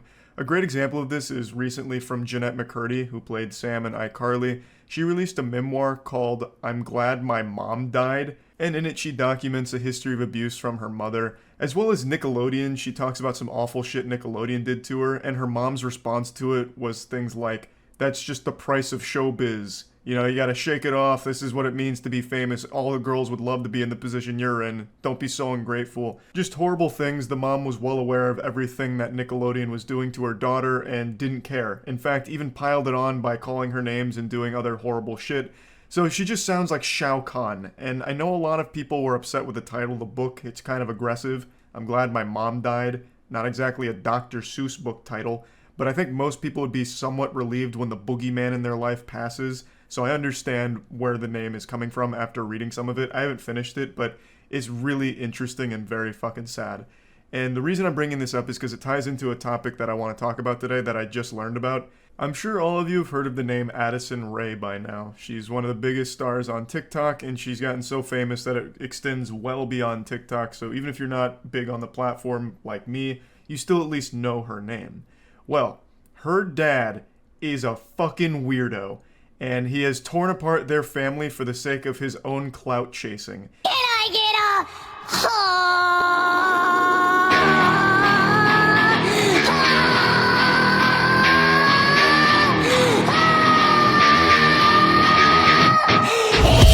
That's someone's father. That's a 46-year-old man posting some fine, distilled, twice folded over, double caked up cringe on Maine. This is Addison Rae's dad. And he, of course, did what every other TikTok parent does. He made his own account. He has like 5.4 million followers. And he threw away his entire family in order to try and make money off of his daughter's name and become famous himself. But not only that, he used his pseudo-celebrity status of being the parent of a famous person to allegedly flirt with 19 and 20-year-olds. He even was having a 5-month affair here with a girl that's less than half his age. He allegedly cheated on his wife multiple times, and they eventually got a divorce. He also has 2 other sons, which I can't imagine how awful this situation must be for the whole family, but them in particular, since they're still super young and obviously in tune with social media, they're seeing all of the unhinged, wild shit their father's doing, and it has to be soul-crushing. I feel so terrible for the entire family, and it's gotten so bad they've sounded the DEFCON alert system. Almost every TikTok influencer in the space has told at least one story about Monty Lopez being creepy to them. They need like a restraining order or something where Monty Lopez can't be within 5 miles of a TikTok influencer because he sniffs this shit out like a goddamn animal. He's got like a spidey sense for it. He just gets this tingle and shows up to every TikTok party imaginable by himself. He doesn't go with Addison Rae or anything. He goes solo, which already is a giant red flag. There's nothing wrong with TikTok stars' parents being involved in their life or even in their videos. Like, Addison Rae made a ton of videos with her mom and dad and brothers, and that's totally fine, wholesome, whatever. But it gets to a point where it's uncomfortable when the dad is just going to all these parties by himself without the actual star of the family there, because now he's got it in his disillusioned, brainwashed mind that he's the star. So he goes there and allegedly hits on the 19 and 20-year-old influencers there, and everyone's uncomfortable. There's a ton of videos of him at these parties, like one where he's handing out roses to some of the girls there. There's a lot of footage that makes it just seem like Bigfoot sightings. They'll like circle in a red circle, like Monty Lopez in the background, like being weird with a TikToker. It's so weird. It's like found footage, you know, but it's not blurry. It's fucking caught in 4K being creepy. He also starts beef with these young women. Like, he started shitting on Tana Mongeau. I'm not going to bring up any of these clips because the clips themselves aren't very entertaining or interesting. It's the story itself that's interesting and sad. So he posted a TikTok saying, "Do you think Tana Mongeau's fucked more than 300 dudes or less than 300 dudes?" To which Tana responds by showing a ton of receipts about him trying to, like, hook up with her or, like, trying to connect with her, as well as telling stories about how unbelievably weird he is to all the other TikTok stars. There's also a video of him FaceTiming a 19-year-old like really late at night in the car. It's just very yucky stuff. And this is just another perfect example of how awful a lot of parents are for child stars. Because I think a lot of them, like Monty Lopez, treat their children as props for their own success. So Addison Rae gets super famous. Monty Lopez weasels his way into some of the videos, makes his own social media accounts, which get popular because he's the dad of one of the biggest stars on the platform. And now it's gone to his head. He wiped his ass with his whole family, divorced his wife, and now just tries to fuck young women and try and become a wealthy TikTok star himself. Just another tragic story of a child star whose dad is absolute vile filth. There's nothing that Addison Rae's mother's done that I've found that's distasteful or bad or anything like that. I want to make it clear. It's not her whole family, it's just her dad. But the topic itself that I'm focusing on is just how awful a lot of these parents can be. In this case, the parent is Monty. From everything I've seen, Addison Rae's mom hasn't done anything wrong or anything. She seems very wholesome. And in fact, the reason why Monty Lopez wants to fight Young Gravy is because Young Gravy has been very public about wanting to be with Addison Rae's mom, Sherry. And Sherry's even teased back about them going on like dates and shit. So Young Gravy might fuck Addison Rae's mom, and it makes Monty Lopez uncomfortable. I don't know the whole lore behind all that, but Monty Lopez sucks. Just another sad case of a shitty parent using their kids to further their own agenda no matter what the cost. Also, big shout out to Monty. I'd like to add one more thing to this. This fucking parasite claims videos that show clips of him embarrassing himself. His whole TikTok page is just his worst moments as a human being displayed. This guy has no self-awareness. Every single video he posts on there is a video that any sane person would want deleted and scrubbed from the internet forever. Yet he proudly posts. And I can't show any of them because he claims the videos where people are insulting him for it.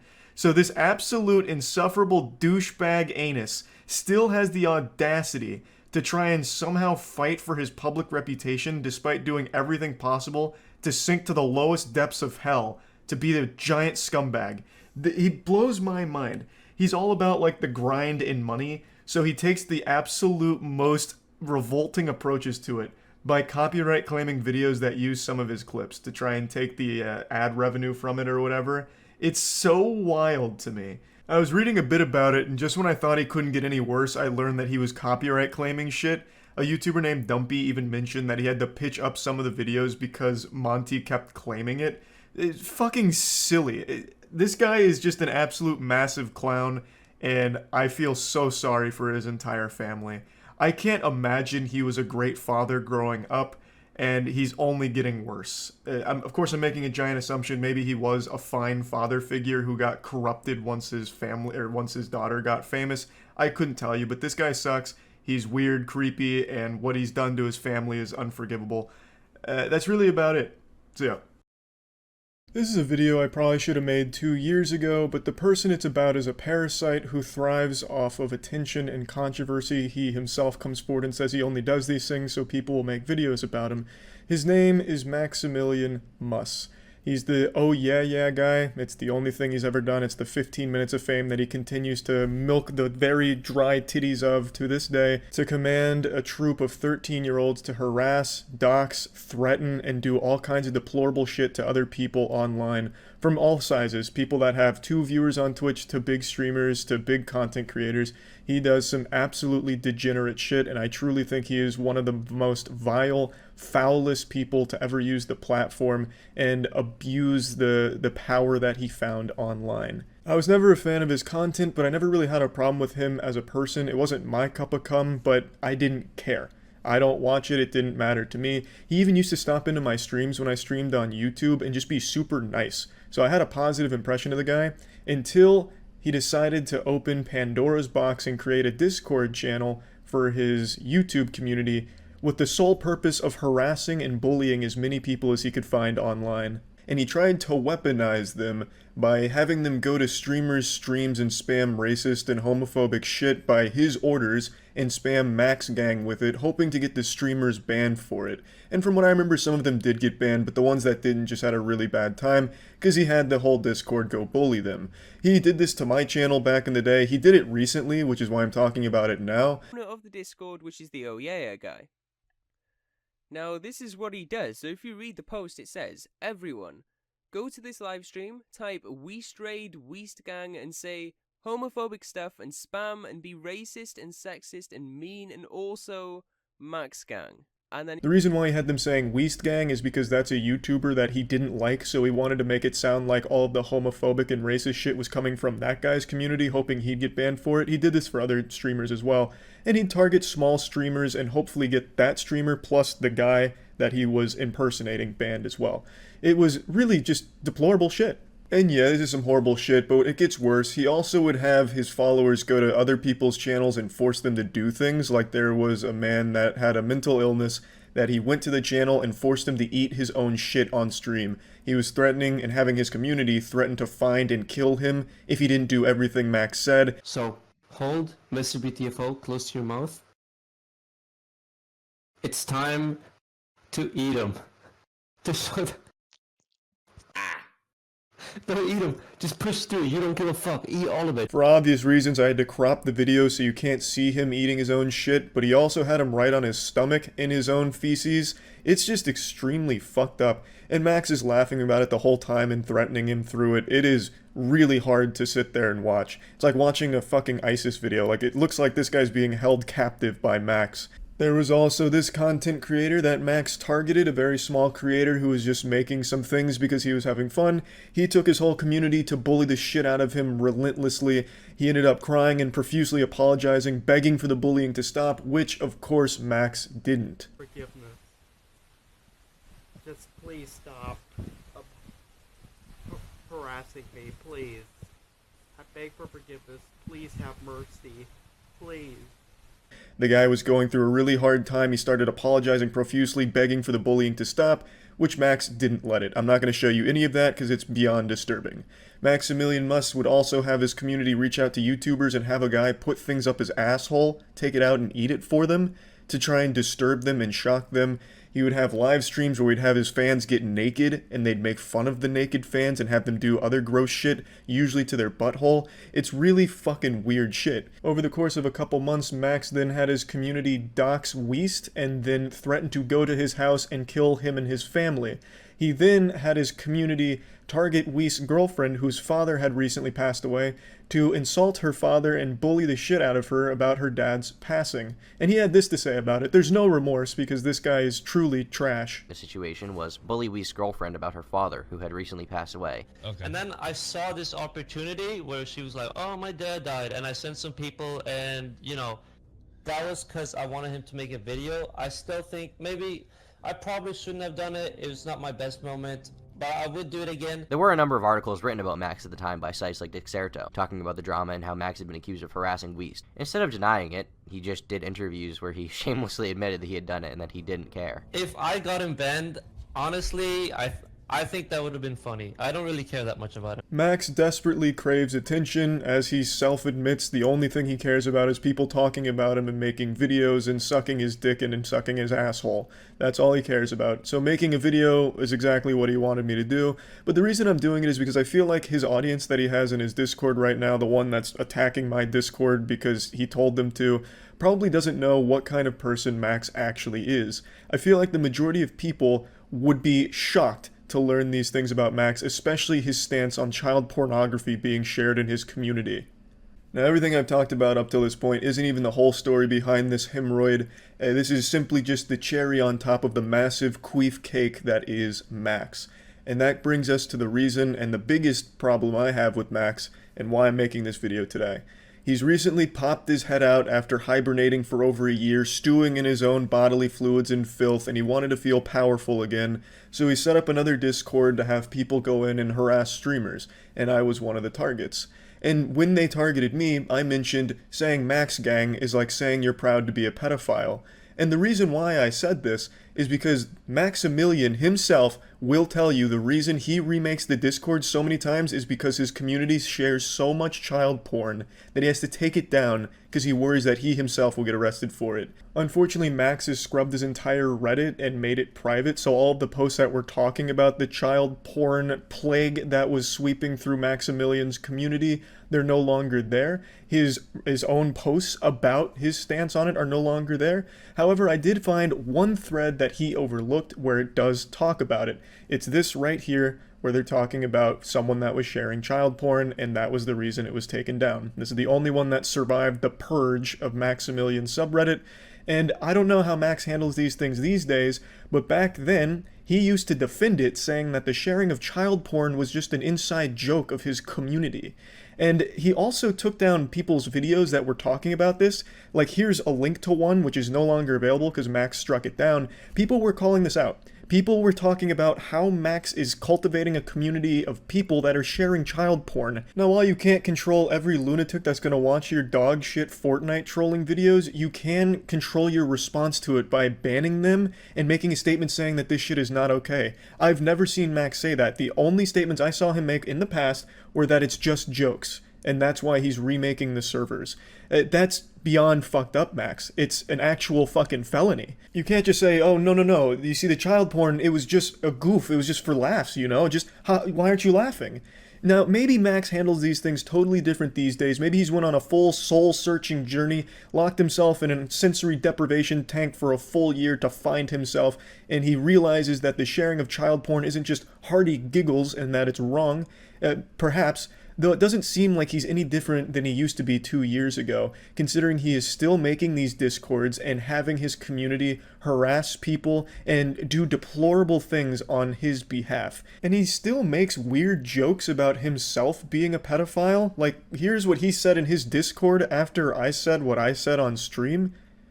Like, what the fuck is this, Max? Classic side-splitting comedy from Max. Ha ha ha. Yeah, you're a pedophile. Ha ha ha ha. Good one, Max. So yeah, this is the Max that I knew, which is why I said those things about his community. Now, I do want to apologize because I shouldn't have made it a full blanket, because I know for 100% fact there's a lot of people in his Discord and in his community that don't know these things about Max, and I don't think they would feel comfortable supporting someone that thinks child pornography is just a joke in his following. That doesn't strike me as something many people agree with. So I do want to apologize to people that I hurt by saying those things when you probably just didn't know these things about Max to begin with. If you only watch his shitty content, you don't know what he's doing on Discord. And I realize that now, so I do want to apologize for that.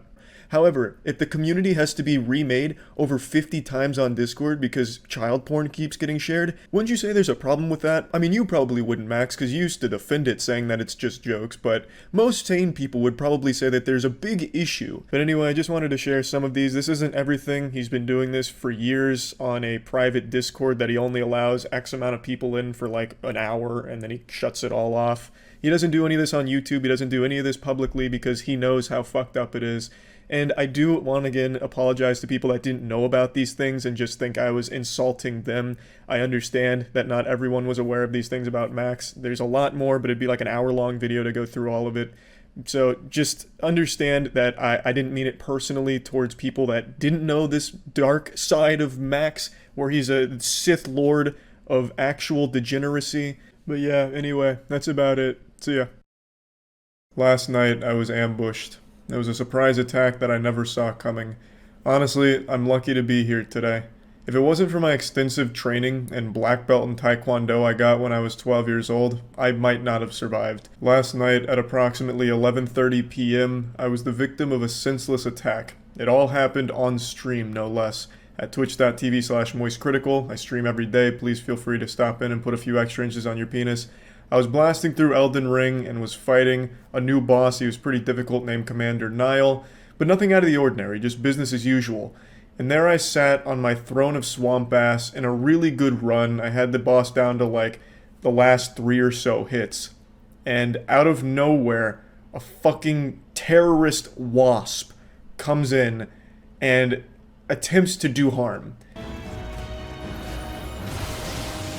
That was very close.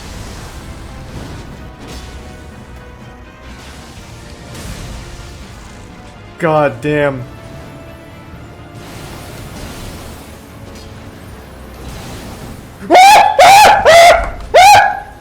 No, not now! No, there's a wasp! Ah, fuck! Not like this! Ah! Ah! Ah, God, please, fuck it! Ah! Ah!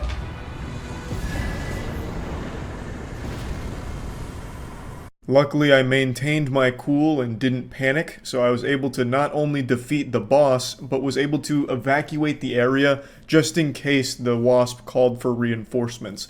I was able to go look for nearby improvised weapons, like a brick, or anything I could get my hands on, really. I tried to find a fly swatter, but that was like trying to find fucking Excalibur. I couldn't find it, so I was looking for pretty much anything I could find in order to combat this adversary. And I actually think this event speaks volumes to the difficulty of Elden Ring. Not only will it challenge you in-game, but it will challenge you in real life when it presents real-world bosses for you to fight. So not only do you have to adapt to the game, you as a human being have to adapt to your surroundings. I have no doubt Elden Ring summoned this wasp, and I was up for the challenge. Now, for those that don't know about Elden Ring or Souls in general, Souls games in general, it's not like I could pause the game. I had to continue playing while being attacked.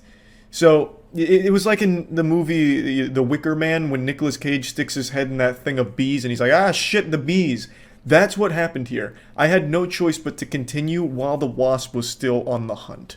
So there was no pause feature. I had to push through, and god damn it, I did.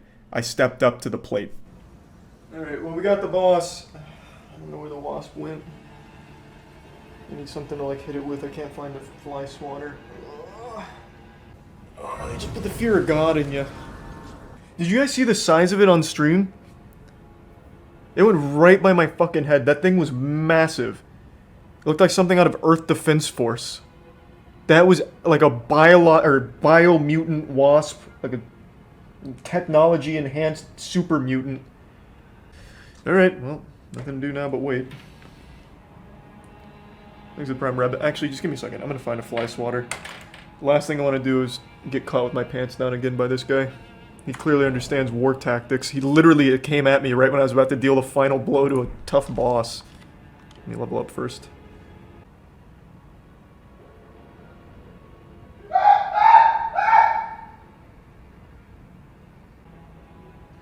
Hey, I got some good news. The Fearless Warrior got it. It wasn't as big as I initially thought, but we fucking got him, baby. You see it? We fucking took him down. That'll teach you. Tell your friends. This is not a safe spot. I hit it with this Charizard Jumbo card. That's how I got it out of midair. This is not a safe spot for Wasp, baby. No siree. Not in my dojo. Alright. What an eventful Elden Ring night. I fought 2 bosses just now. One in real life and one in the game. Because it was pretty big. Not as big as I thought initially, but... Oh yeah. Oh yeah. God, look at the size of that fucking thing. Bro, I fucking slayed Mothra. That is an actual kaiju. Jesus Christ, yeah, that was close. Tough battle. I came out on top, though. How many runes was it worth? I think that was a mosquito hawk. What are you, some type of zoologist? No, that was a blood-sucking vampire wasp. Often considered one of the deadliest things in all of America. No doubt. I'll be honest, though, I think you're right. I actually think it was just one of those giant mosquito hawk things. This was a triumphant victory not only for me, but for gamers everywhere. Last night, I showed what we're capable of. You can challenge us, you can push us, and sure, maybe we'll yell and scream, perhaps even shit and poop ourselves, but in the end, the gamer will always come back, stronger than before, and secure the dubski, that fat victory royale, and fell the great enemy. They will funge the non-fungible. God damn it. And that's what I did. So yeah, that's really about it. So yeah. I'm not usually one who believes in the paranormal, unexplained hocus-pocus like ghouls, goblins, gnomes, ghosts, and birds. But with this situation, I am starting to believe there might be something that science can't explain. 3 days ago, I made that video on Kenneth Copeland, the man whom I believe to be a demon in human skin. He's an outrageously wealthy, corrupt preacher who uses faith to fuck the piggy banks of all of his followers to take as much money from them as possible and hoard it all for himself. And on the same day that I posted that video, this peculiar piece of information drops about an unhinged pastor going on a rant defending rapists who assault women for wearing shorts. It's just an interesting coincidence that that all broke on the same day that I was covering Kenneth Copeland. It's like that phenomenon, like in Grand Theft Auto, where you see a car you've never seen before, you steal that car, and then all of a sudden you see it everywhere. It's one of those things where I made that video, and it's not like I go out of my way looking for, like, corrupt preachers or anything like that, but then I saw this happening at the same time. And it's just one of those head-scratching moments like, is this a message from the universe letting me know that it can always be worse? You know, in the words of Qui-Gon Jinn, there's always a bigger fish. This is the kind of preaching we need.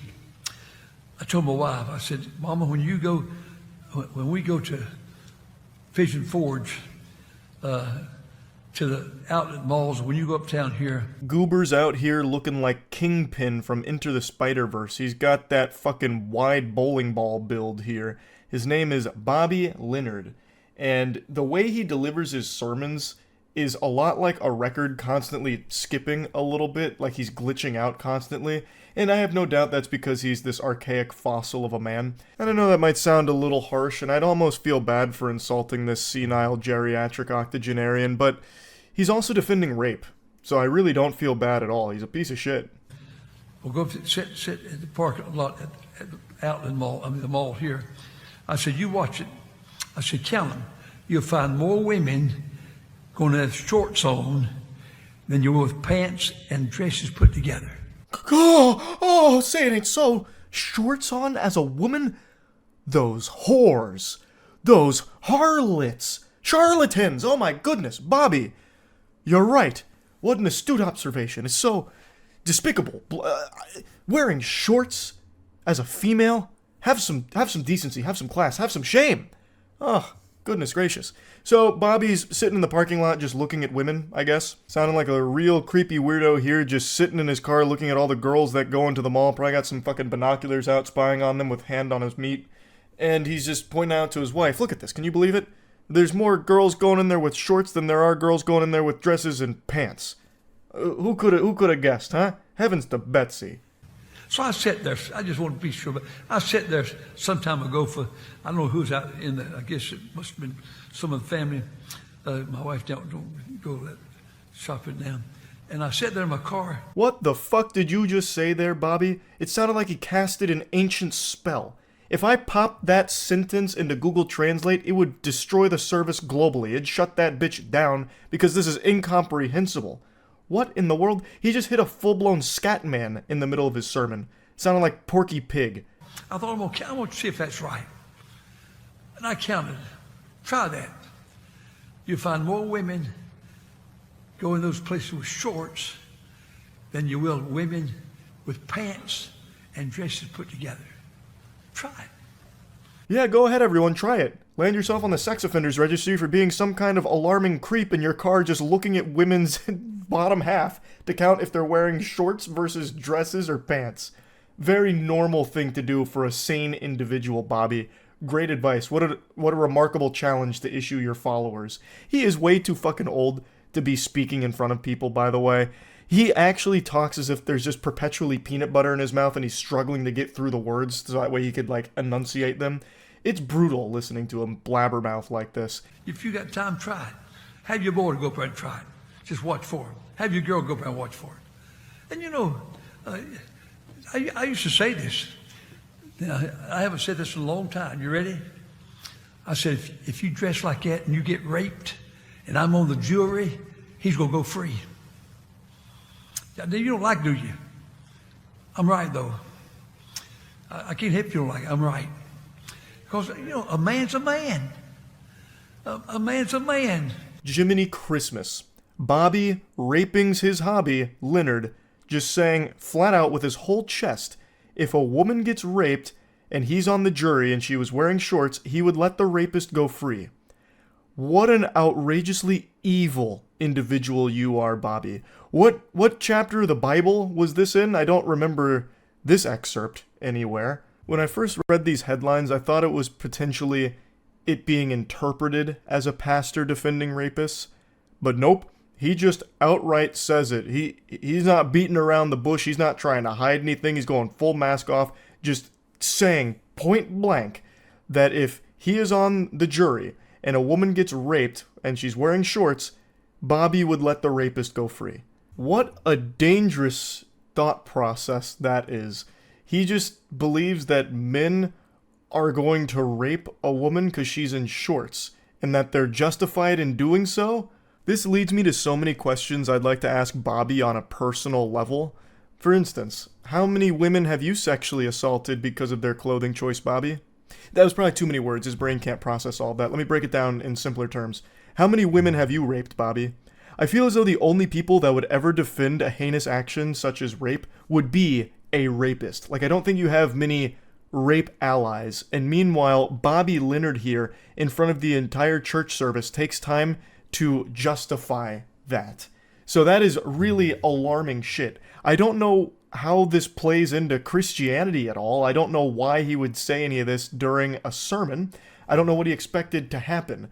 Like, I was with my wife the other day looking at girls going in the mall. They're all wearing shorts and stuff. And you know what? I used to say this. I'm going to say it right now. If a woman's wearing shorts and she gets raped and I'm on the jury, that man's going free. Can I get an amen? Hey, what are all these boos for? When I was a boy, 80 years ago, I was raised in Martinsville, Virginia, partly known Moxfield, North Carolina. Listen, I don't even remember women wearing anything but dresses. So what, you senile worm? It doesn't matter what a woman is wearing, she shouldn't be raped. Rape is bad no matter what. There's no justifying it, you absolute fucking scumbag. Back then, well, anyway, I don't want you to go home depressed tonight. I'd rather go home encouraged, but I want you to go home wanting to serve God. But it seems that we've paid no. It seems like we've paid no attention to God. Oh yeah, this is all about God at the end of the day here. Yeah, I'm sure this whole little tangent you're going on is very biblical. You know, the Lord was famous for justifying rape. You know, in fact, it was the 11th commandment that unfortunately Moses just left at the top of the mountain. Thou shalt not rape unless it is a woman wearing shorts. Am I right, Bobby? Isn't that right? And the Bible says sometime that people think God has delayed his coming. And so as a result of thinking God's delayed his coming, they begin to eat and drink and be drunken. And it seemed like right tonight, if all of our people, everybody comes to our church, thought that Jesus was coming Friday night, Saturday morning, you think they'll all be here? What are you even saying? Are you drunk? Are you overdosing on Xanax? What is going on? There wasn't even a coherent thought in that entire, like, long fucking slurred speech there. That was actually nothing. It was a whole bunch of gobbledygook. There was nothing there. They're just letting anyone be a pastor these days, I guess. It's actually super interesting that the only time he's even lucid, like the only time when he's talking that makes any sense, is when he's saying that if he was on the jury and a woman got raped wearing shorts, the man would go free. That's the only thing he actually said that he didn't stumble his way through the statement of saying a man's a man, a man's a man. So he would let the rapist go free. Maybe it's because that's the only thing he truly believes out of everything he was spouting during the sermon. So that's the only thing he was able to deliver with conviction without just like falling and stumbling his way through his statements. It's horrifying. What a fucking sickening individual. Now, he did respond to the backlash, basically just apologizing. He said, "I am sorry for any hurt. I was wrong." So extremely concise. And I feel as though he's not sorry, He just doesn't like all of the negative attention it's brought to him in the church. Also, apparently the way he apologized was by putting it on their sign out front, so like the fucking billboard. I am sorry for any hurt, I was wrong, Pastor Leonard. Literally has it like a new McDonald's item that they put on those boards out front of McDonald's. That's where he posted his apology for all of it. Again, I don't think he's remorseful even slightly. I think that's what he truly believes. He is a piece of shit. That's really about it. So yeah. Ladies and gentlemen, I know we're amid global panic with the coronavirus still at large, but what if I told you there's a new pandemic sweeping this world, and this one's got a TikTok? I'm talking, of course, about the OK Boomer dancing Bernie girl from Twitter. She's taken over Twitter like Skynet taking over the military in the Terminator franchise, and much like Skynet, she's weaponized it. She has inadvertently turned simps into a weapon. You got men blocking their wives on Twitter so they can simp for her in private. You have brave soldiers fighting for her love on the front lines of every single comment thread ever. It's fucking madness. It's crazy out there. It's true hysteria and quite the phenomenon. She's gone up 120,000 Twitter followers in the last 4 days. You can't log on to Twitter without reading about it or seeing it. It's crazy. Let me go ahead and show you the clip now. Whatever you say, boomer. Okay, boomer. Yeah, boomer. Whatever you say, boomer. Okay, boomer. Yeah, boomer. Whatever you say, boomer. Okay, boomer. I don't know what Kidz Bop album the song is from, but it's quite the jam. Now notice she's wearing a Bernie shirt with a hashtag Bernie thing. I don't like to get political, don't know fuck all about politics, not gonna pretend like I do, but in this case, it wasn't about politics, it's about politics. The Twitter audience only cared about obsessing over the girl, nothing political. I mean, maybe Bernie cared. I mean, maybe Bernie went to her Twitch streams and dropped a fat 50 gift subs. I don't really know there. But on Twitter, they only cared about the girl, not the politics behind it or anything like that. Congratulations to her, though. Her name is Nico. She blew up because of this, so good work for her. I don't know about the song. I mean, the song's kind of fucking weird. It just sounds like Tommy Pickles and the gang getting together to do karaoke. I don't really like the song. But you can't argue with the results. This shit popped off. And like I said, this spawned an actual conflict, a real war that we'll most likely be reading about on Wikipedia in the next 2 or 3 years, where you had the simps that really thought that they could fall in love, that the girl would fall in love with them if they kept trying hard enough to defend her and fight her battles on Twitter, versus the people that didn't like the TikTok dance, people that just don't like TikToks. They went to battle. They fought on multiple Twitter threads across multiple days. It was bloody conflict, ruthless and vicious, until today. I recently got me and my boyfriend shirts, Bernie shirts. Did you catch that? I'll play it again. I recently got me and my boyfriend shirts. Me and my boyfriend, she said. The queen betrayed the simps. Nay, she outright brought them outside and publicly executed them. She announced she had a boyfriend, and this was when the peace treaty was signed, where both sides said, you know what, we don't have a chance. Let's just move the fuck on. So while this may have ended the majority of the weaponized simping, there were still some remnants of soldiers on Twitter that didn't know the war was over. Kind of like the Japanese holdout soldiers, where they still defended islands and shit for like 60 years after World War II was over because they didn't know. That's kind of what exists on Twitter right now.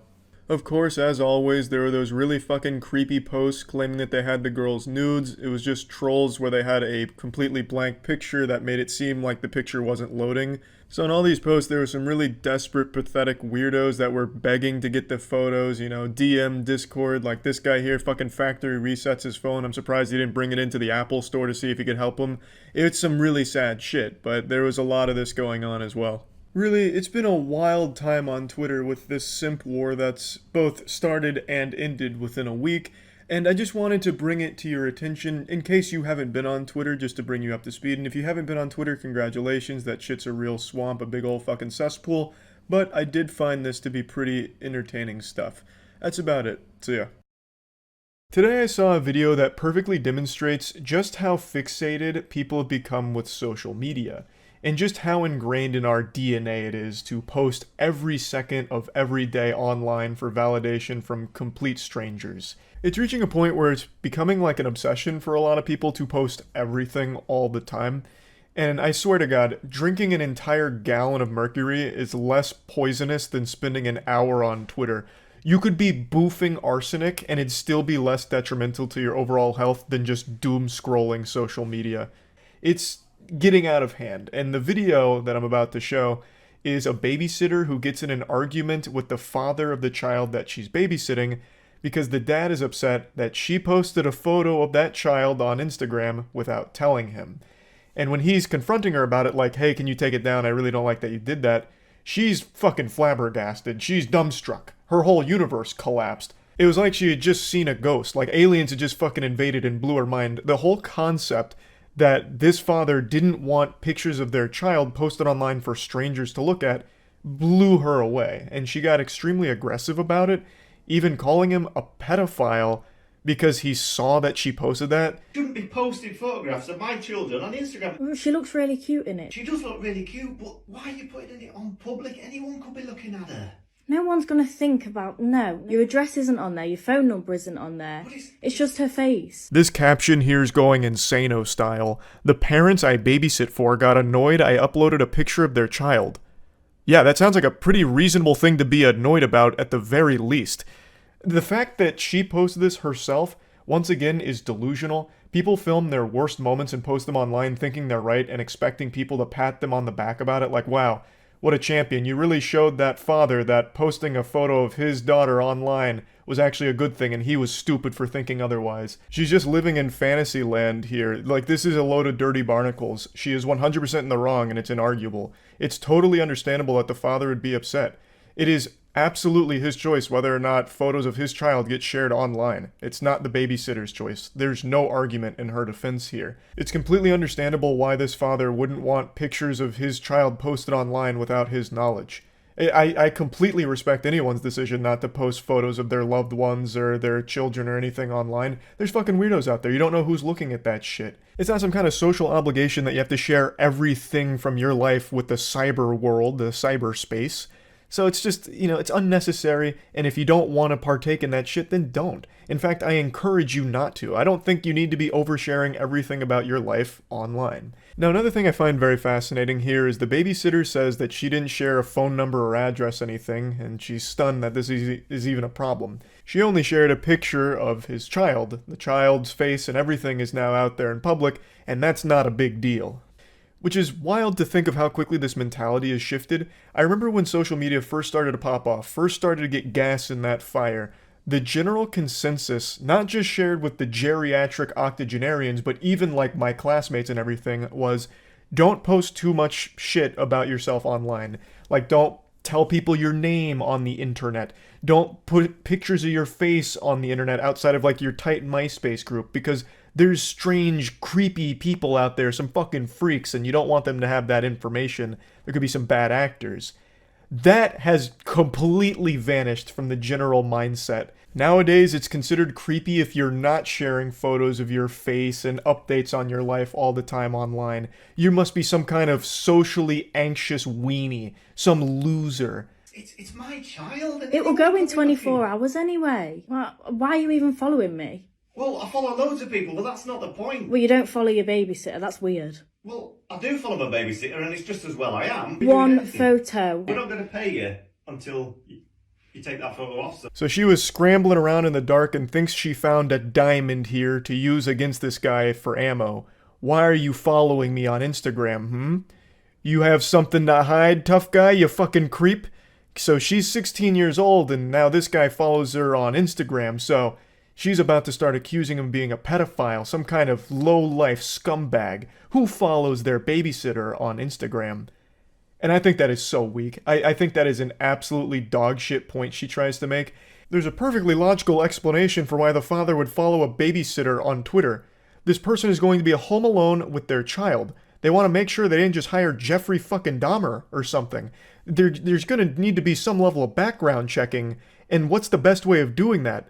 Going to their social media, where they share absolutely everything. It's a good way of gauging if this person is even safe to be around your kid and can be trusted. Now, if this father was commenting on all of her Instagram posts and leaving weird emojis, obviously then we'd have a problem here.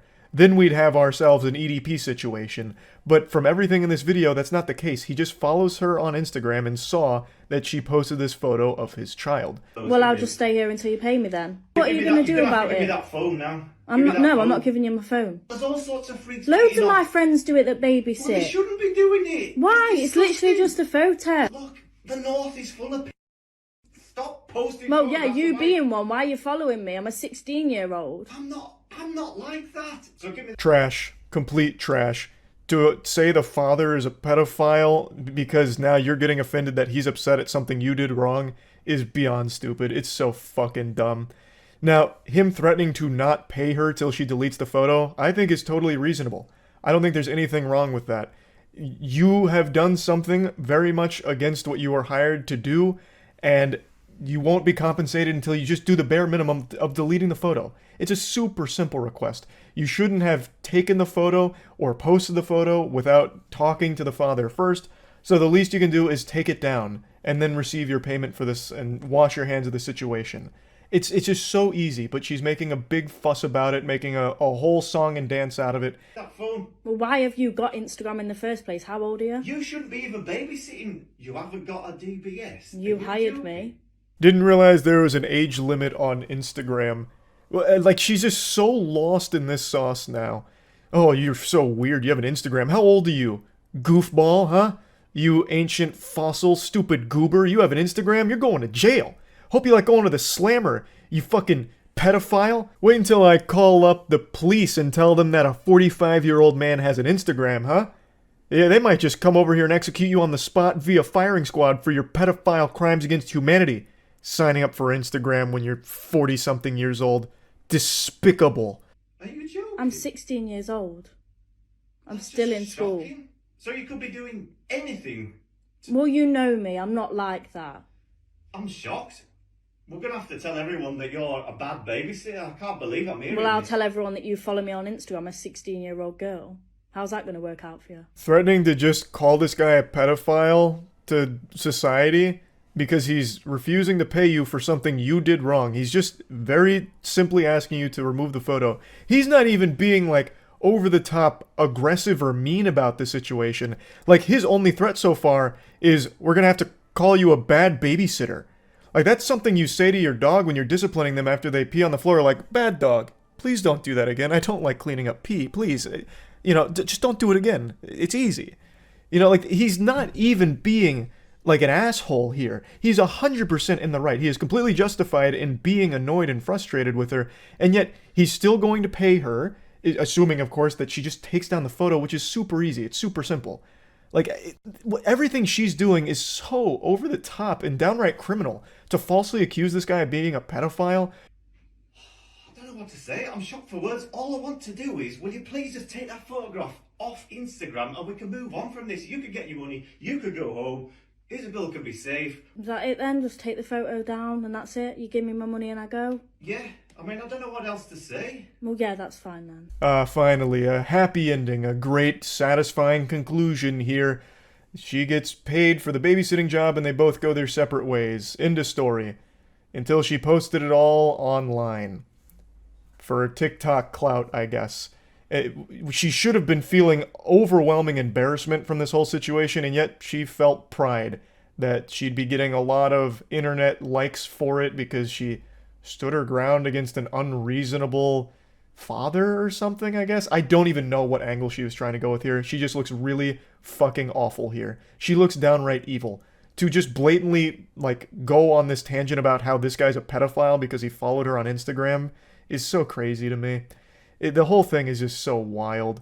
And I'm about to make a really obscure reference that I feel like a lot of people aren't going to pick up on or appreciate, but the father in this video really sounds like the Duck brothers from Courage the Cowardly Dog. They were only in like 1 or 2 episodes, but they're the ones that are like, stop laying eggs, we're Duck brothers. Those guys. He sounds just like them. So I don't know if he's done voice acting in his past, but he is like extremely close to their voices.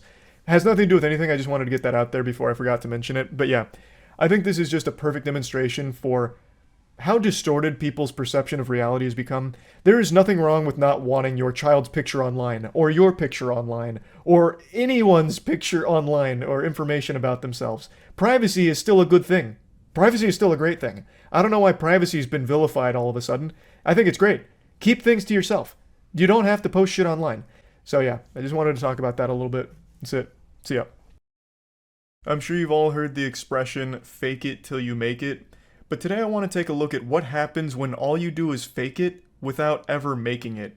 You end up like this loser we're about to take a look at today. A guy who has become a complete parody of self-confidence, but without any level of self-awareness. He portrays himself as an extremely successful, extremely rich guy that would have no problem at all stealing your wife right out from under your nose. It's beautiful stuff that he talks about. Take you, for example, and me, and we both pull up and we go to your girl. Odds are I'm gonna take that bitch. If you compared me to you, you're not gonna win that battle. Bro's out here rocking that man dark body type and acting like he for some reason be able to take your girl just because he rolled up in a rented McLaren. This guy's entire personality is money. He's like a real life Mr. Krabs, but with even skinnier arms.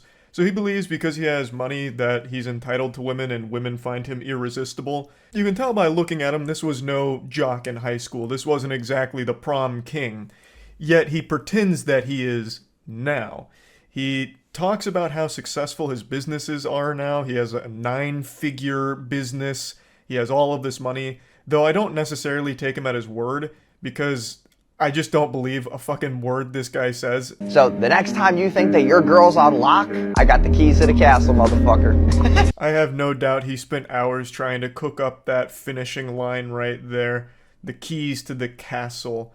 Now, why I don't believe him about the success of his business is because the only thing he shows that's worth money is his car, the McLaren. He's made like 1,000 shorts about how much money he spends filling up a McLaren's tank, or how often he drives his McLaren, and that is the only thing worth a lot of money that he's ever shown, at least that I've seen. So that leads me to believe that it is 100% rented, or he really dumped all of his money into that one vehicle in order to portray himself as a successful businessman. He did a little house tour, and it's very humble living. It's a nice place, but it's not exactly like a super mega mansion you would expect someone with a 9-figure business to own. And he's not wearing a ton of ice or anything like that, and he's clearly a guy who loves to flex because he's always talking about his wealth and his success, yet the only thing you can ever see from that is that McLaren. Now this may be like a tinfoil hat conspiracy, but I truly just think he either rents it for these videos, or even more depressingly, drained all of his finances to make that big purchase with that belief that this car would be enough to convince people that he has a lot of money. Like, he specced all of his points into delusion here and is just letting it rip. Like, this McLaren means I'm successful. I gotta fake it till I make it. This is how I do it. Ah! Here's why the gym does not matter. I'm tired of guys that are like, oh, you know, I'm going to the gym, I'm trying to get fit. I feel like I have a pretty decent tone. Did douchebag Slenderman get you with that jump scare in the beginning? So this is his rant about why going to the gym makes you a fucking idiot. Because he's skinny and insecure. So you going to the gym is offensive to him. It's pretty pathetic. You don't want to go to the gym, that's fine. Buddy's out here built like 2 french fries duct taped to an uncooked spaghetti noodle. And if you're happy with your body there, that's absolutely fine. But why shit on people that are going to the gym? He makes a whole rant about why it's stupid to do it, which is laughable. I don't need to go to the gym, because you pull up to the gym making less than 10K a month, pulling up in your bullshit fucking Corolla, and I pull up in my McLaren. It's not even a contest, dude. No one gives a fuck about your muscles. Most of the guys that go to the gym, I'm sorry to tell you this, but you're fucking stupid. All that pre-workout that you're taking is making you more stupider. So unless you're making over 10K a month, you don't have the right to go to the gym? Like, he's not even making a point. Like, he's not even saying, like, the time you spend in the gym, you could be spent learning how to drop ship things from Alibaba. Like, he's not even, like, trying to make some kind of point. He's just like, you're stupid for going to the gym because you're making less than 10K a month. He actually sounds like he's about to cry. You're stupid with your dumb muscles, dumb muscle man. Like, what in the crazy insecurity are you going through right now to think that this was a good idea? Here's why you gotta break up with your girlfriend if you're not making 6 figures a year. Brutal honest truth is that girls need a man who can protect and provide for them. If you're not making at least 10K a month, how the fuck are you gonna protect and provide for your girl? Man's out here boofing crazy pills. You don't need to be making 10K a month in order to protect your girlfriend. You have absolutely no meat on your bones whatsoever. The only foe you're equipped to handle is if the gingerbread men from Shrek tried to attack your girl, then maybe you could fend them off. But everyone above the age of 18 and weighing more than 100 pounds, it's going to be a tough tussle. And making more than 10K a month doesn't enable you to magically protect her better.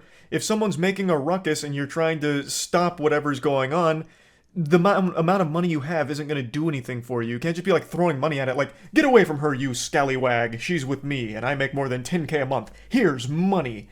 Like throwing it all over the place to get them away. Like, it just doesn't make sense. It's just pure delusion. Now, I guess, like, he's not wrong. If you make more money, you can provide more, I suppose. But what the fuck does that have to do with anything? So if you don't make 100K at least a year, break up with your girl. It's cool that she's sticking with you right now because you're trying to build yourself. But at the same time, if some guy like me comes up and gets in the way, she's going to choose me over you because I can provide more. In this feast or famine world, women will always pick the best case scenario because they don't want to get hurt. And you being broke as fuck definitely hurts. What hurts more than being broke is being broke but pretending you're not, like this guy. It's so... I don't know if he actually believes the shit he's selling or if it's only to try and get people to, like, sign up to courses or anything like that. I'm really not sure if he actually, like, loves the smell of his own farts or if it all is an act. I couldn't tell you. Either way, it's to further the goal of making money off the back of desperate people who see this and think that this guy is actually super successful and is trying to give them the secrets to success. It's all just another guru scam, but... I find him particularly entertaining because he's doing the bare minimum. He didn't even bother to invest in his own body to look the part, so he's not in good shape.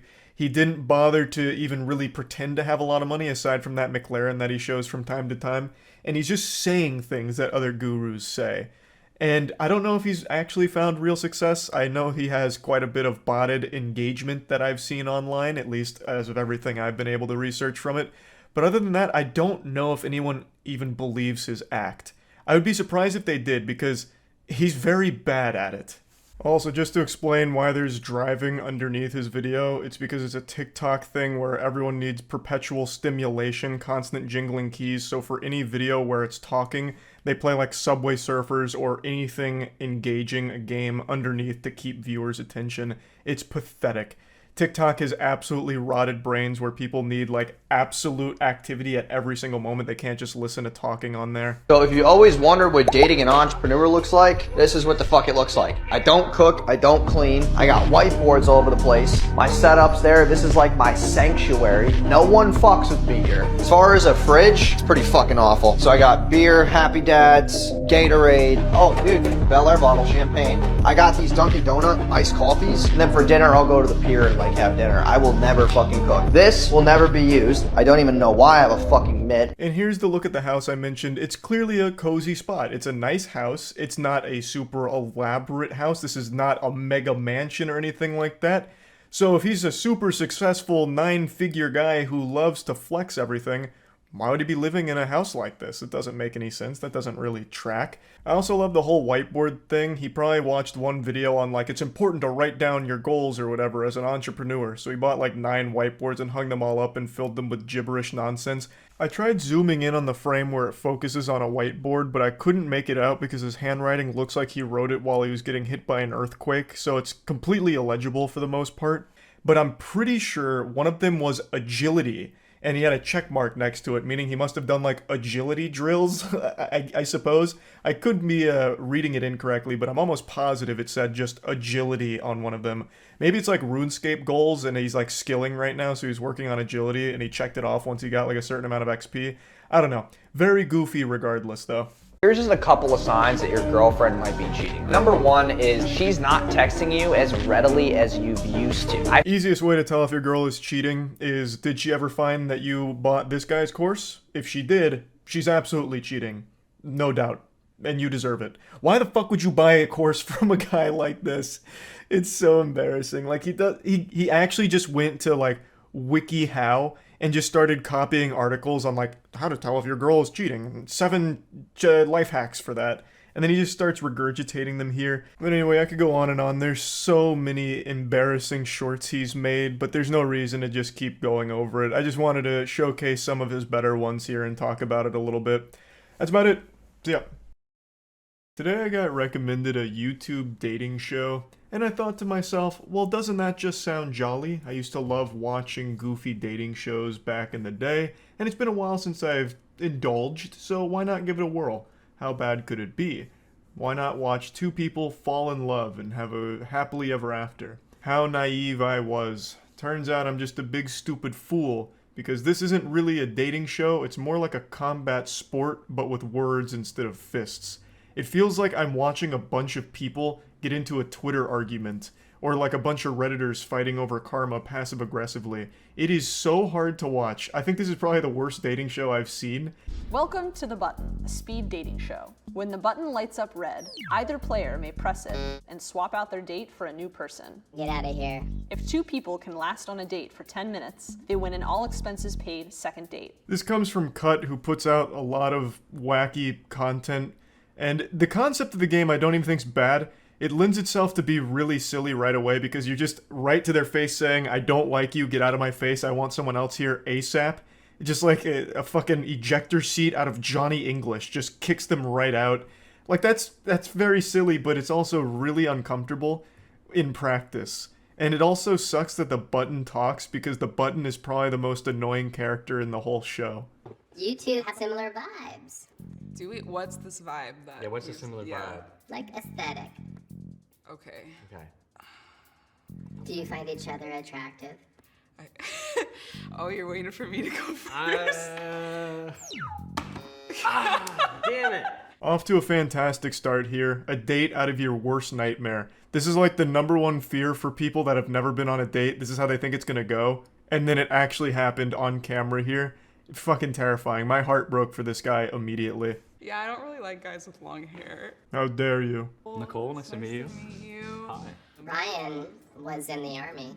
You're in the army? I was in the army, yeah, from 2012 to 2016. Oh, no worries. She's going for the any percent speedrun world record here. Don't exactly know what went wrong here. She just said she doesn't really like people from the army, saying that they're too masculine. Hi, I'm Nicole. Nicole, Omari. Cool. So, what do you do for fun? What do I do for fun? Video games, mostly. Video games? Okay. What kind of video games? The big. So the last one I played. Got me. All right. Why did you reject him? Because there's more to life than video games. We're dealing with the final boss of standards here. What the fuck do you mean there's more to life than video games? This guy didn't come in here wearing like a Super Mario hat and also like assless chaps designed straight out of Xenoblade or anything. The guy just came in here, you asked what his hobbies were, and he said video games mostly. And then you asked him what game he plays, and right before he could even answer, you buzz him out. He didn't even get to finish his fucking sentence. Then you have the audacity to say there's more to life than video games? What the fuck do you mean? He's not saying that video games are the only thing in the world that matter. It's not like he's brought in his waifu body pillow or anything. You asked his hobby, and he told you his hobby, and then you buzzed him for it. It would have been fine if you just said, like, you don't like gamers. Just be like, I buzzed him because gamers are yucky cringe, and then spit on the floor. I'd have more respect for that than saying that there's more to life than video games. Would you have said that for every hobby? If he answered by saying, I like to skateboard while smoking cigarettes and eating pussy, would you have then buzzed him and said there's more to life than being extremely fucking cool? Or was this just a trick question from the start where he's not supposed to have any hobbies at all? Is it your mission to get me out? Is everyone like angry? I don't know about that. I've heard about you though. Jesus. What have they said? Yeah, like I said, this isn't even really dating. It's just straight up war.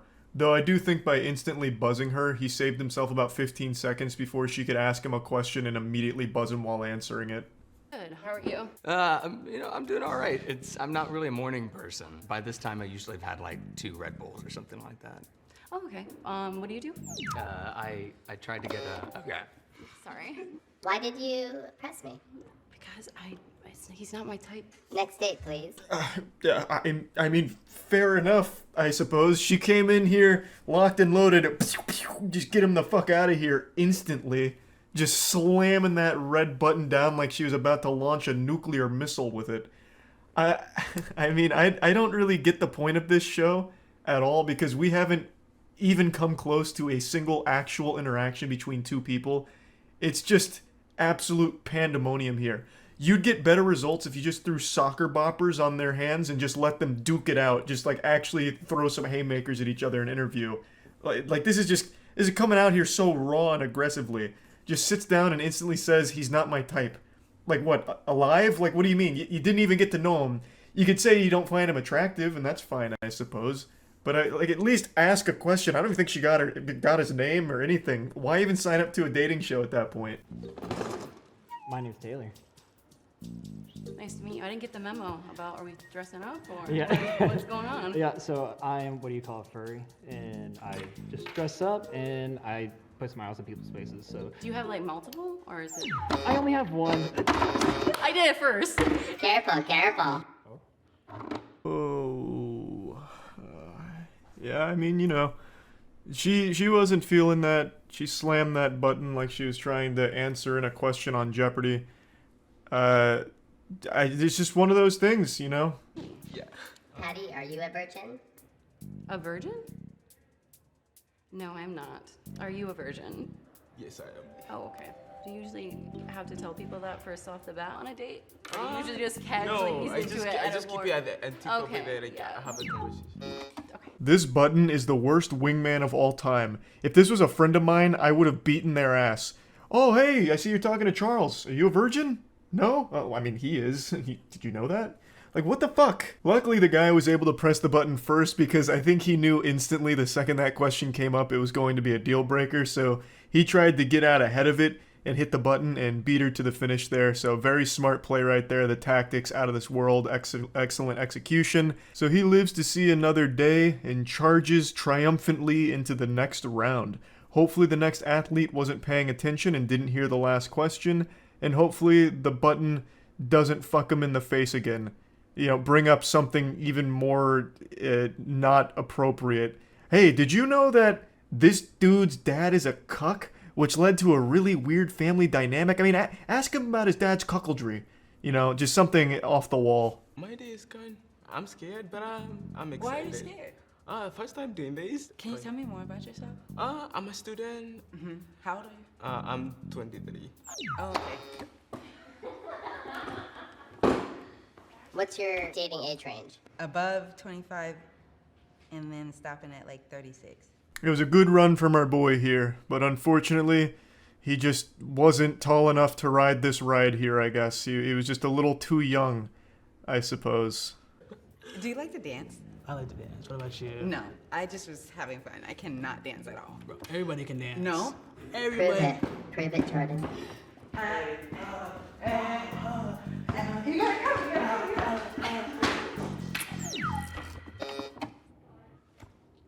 Oh, this is fun. I appreciate you. You were fun though.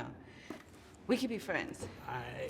Where did it all go wrong? Why has the Lord forsaken us? I thought for sure this one had a chance of lasting longer than 30 seconds. They even stood up and danced together. Fucking throwing their ass in a circle, going crazy, you know, getting wild on the dance floor. And then the second they sit down, she buzzes him. Doesn't even say why, and then just friend zones him. In front of the whole fucking world here. Like, how did this happen? Nice to meet you. You too. I'm sorry. Oh, it didn't turn red yet. No, I'm so sorry. I'm so sorry. Yeah, this is just fucking cruel at this point. This is just mean. This isn't dating. This is just how to make someone feel like shit as quickly as possible on video. Yeah, me Are you too. nervous? Yeah, like my hands were like freezing earlier. Just like, so like ice cold because I was just nervous, but Sorry. Okay. I won't make you suffer through any more of this. It is so awful. At the very end, two people do have like a normal conversation that lasts for longer than like 5 sentences, and they deem them the winners. They might or might not go on another date. Probably not. It's like they just gathered like the most awful AI together and then had them fight each other. Like, you know how when you need to confirm you're not a robot on those websites and you have to verify, like, click all the pictures of a boat? This is that, but in human form. Click all the pictures of an insult and then do it right to their face on video for us. It's so wild to me. Like, none of these conversations even remotely seemed like either party wanted to even try. They just wanted to, like, shit on each other. But yeah, anyway, I had to watch this, so figured, why not you too? And that's about it. See ya. I think influencer is just a disgusting word. I feel like when you hear the word influencer, you should react the same way as when people hear the word moist, just uncomfortable and grossed out.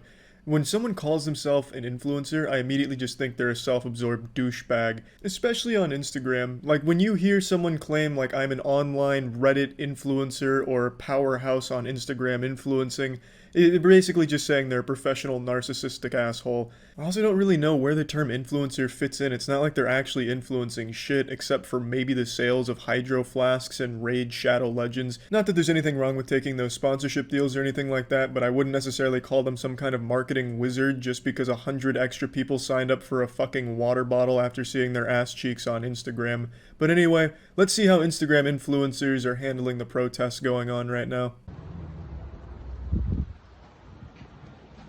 Thank you so much. Thank you so much. I figured we'd start with the most popular one. This one right here, a woman borrows this man's drill to pretend like she's helping, just for a picture that she could post online. There's something about her, she reminds me of like a Borderlands character, an NPC, but without any of the personality. This one's actually kind of a unique case because it turns out this woman actually wears two different capes. She's quite the well-rounded superhero of narcissism. She's a self-proclaimed internet influencer as well as a reporter. Well, more specifically an intern reporter, an apprentice reporter, whatever they're called, a fucking Padawan reporter, I don't know. But she has since been fired because of this video. I've talked about it before, but clout chasing is really a disease. People will go so far to score internet points and attention, so far to stage a fucking, photo opportunity like this, trying to capitalize off of what's going on in the world right now. It's just despicable behavior. It just seems like some of these influencers have this insatiable appetite for internet points and internet attention and trying to make themselves seem like the best person the world has ever seen, like literally God's angel fallen down from heaven to post pictures of their ass on Instagram. So they'll take all of these opportunities and try and make it all about them, which is just gross. And what's even worse about hers in particular is how shitty the picture looks. It doesn't even look convincing like she's doing a good deed and helping. It looks like she's actually just stolen this man's drill and he's surprised about it, and she's doing nothing. It'd be like if I took a picture with my car's hood up and a sledgehammer in my hand giving a thumbs up towards a camera. It doesn't look like I know what the fuck I'm doing, it just looks like a dumb photo. I can only imagine how much further she would have went if this clip didn't go viral, if no one was filming this. I wonder if she would have kept doing these fake good deeds, like in the next photo she posted the day after this one, she has a picture where she's giving a PlayStation 4 to a homeless man while smiling. Her boyfriend take a picture of her in front of a smashed T-Mobile. Oh my god. Barefoot Beth out here taking a very thought-provoking and powerful picture in front of a T-Mobile that had its shit absolutely blasted. It seems these Instagram influencers truly are making a statement and showing they care. I can already imagine the wonderful and moving caption to this photo she posted. 50,000 people used to shop here. Now, here's my ass.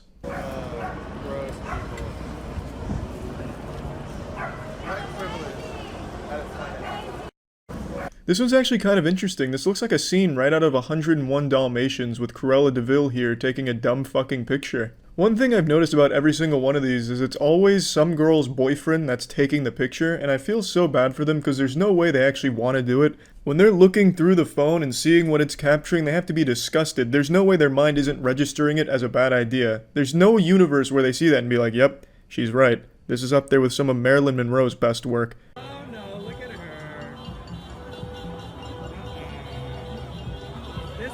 Yeah, I mean, a lot of these influencers really are treating the protests like it's Coachella. They're just there to take photos and leave. Like this girl was just hiding out to the side like she was in the penalty box in hockey and then just hopped in there, got the photo, and got the fuck out. It's pretty sad shit, but unfortunately not surprising just given the nature of influencers. There's like 20 more of these videos that I've seen, but they're all just kind of the same thing. And yeah, that's really all I just wanted to talk about. That's about it. See ya.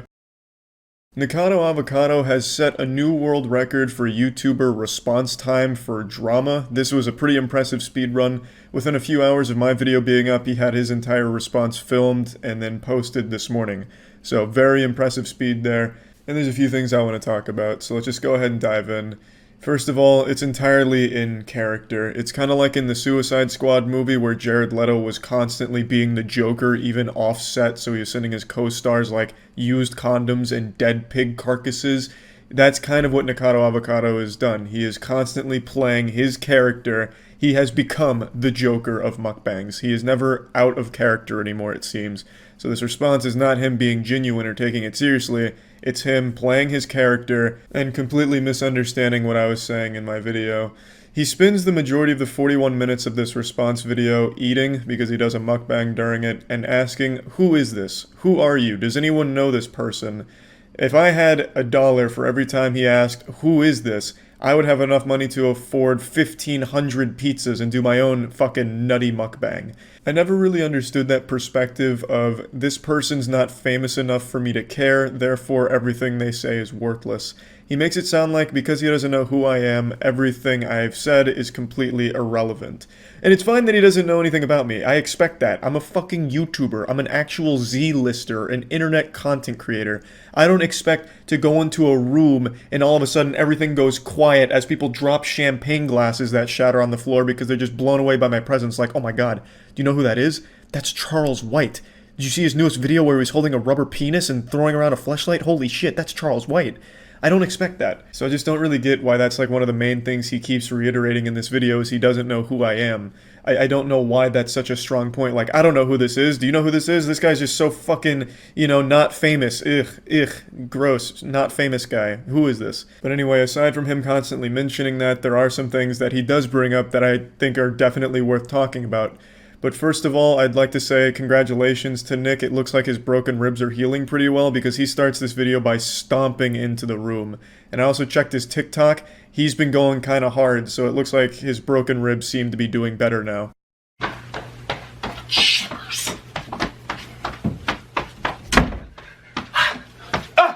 Fiddlesticks! Who is this?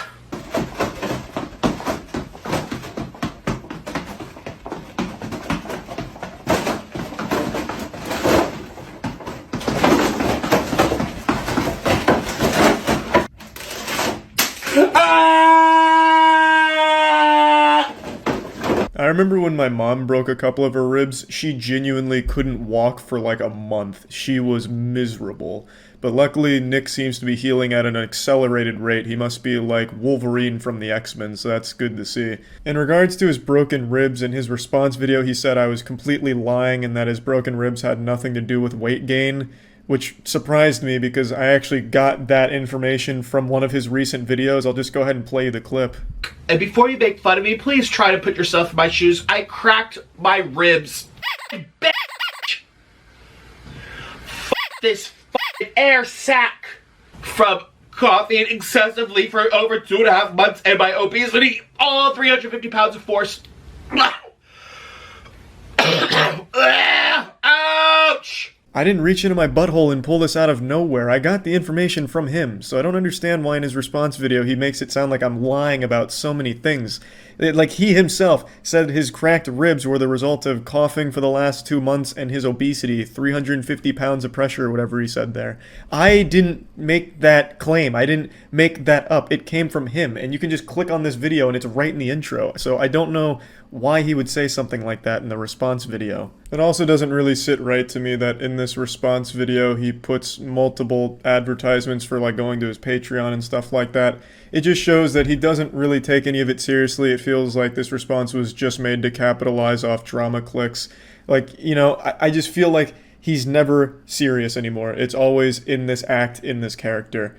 You know, I might as well plug something too, since I'm responding to it. Make sure you check out my second channel, Huge Charles, where I'm posting short content and exclusive shit over there. The link will be in the description below. That's Huge Charles, baby. But anyway, now to actually talk about the things Nick brings up that I think are very important to talk about. First of all, he talks about the people that went from my video to his to just be assholes. I always openly condemn this, and I should have again said don't go harass him, because it looks like people need a constant fucking reminder to not fucking harass people. You're not some kind of internet vigilante fighting for justice. That angry comment you left on Nick's video isn't going to help him. You're just being a fucking douchebag.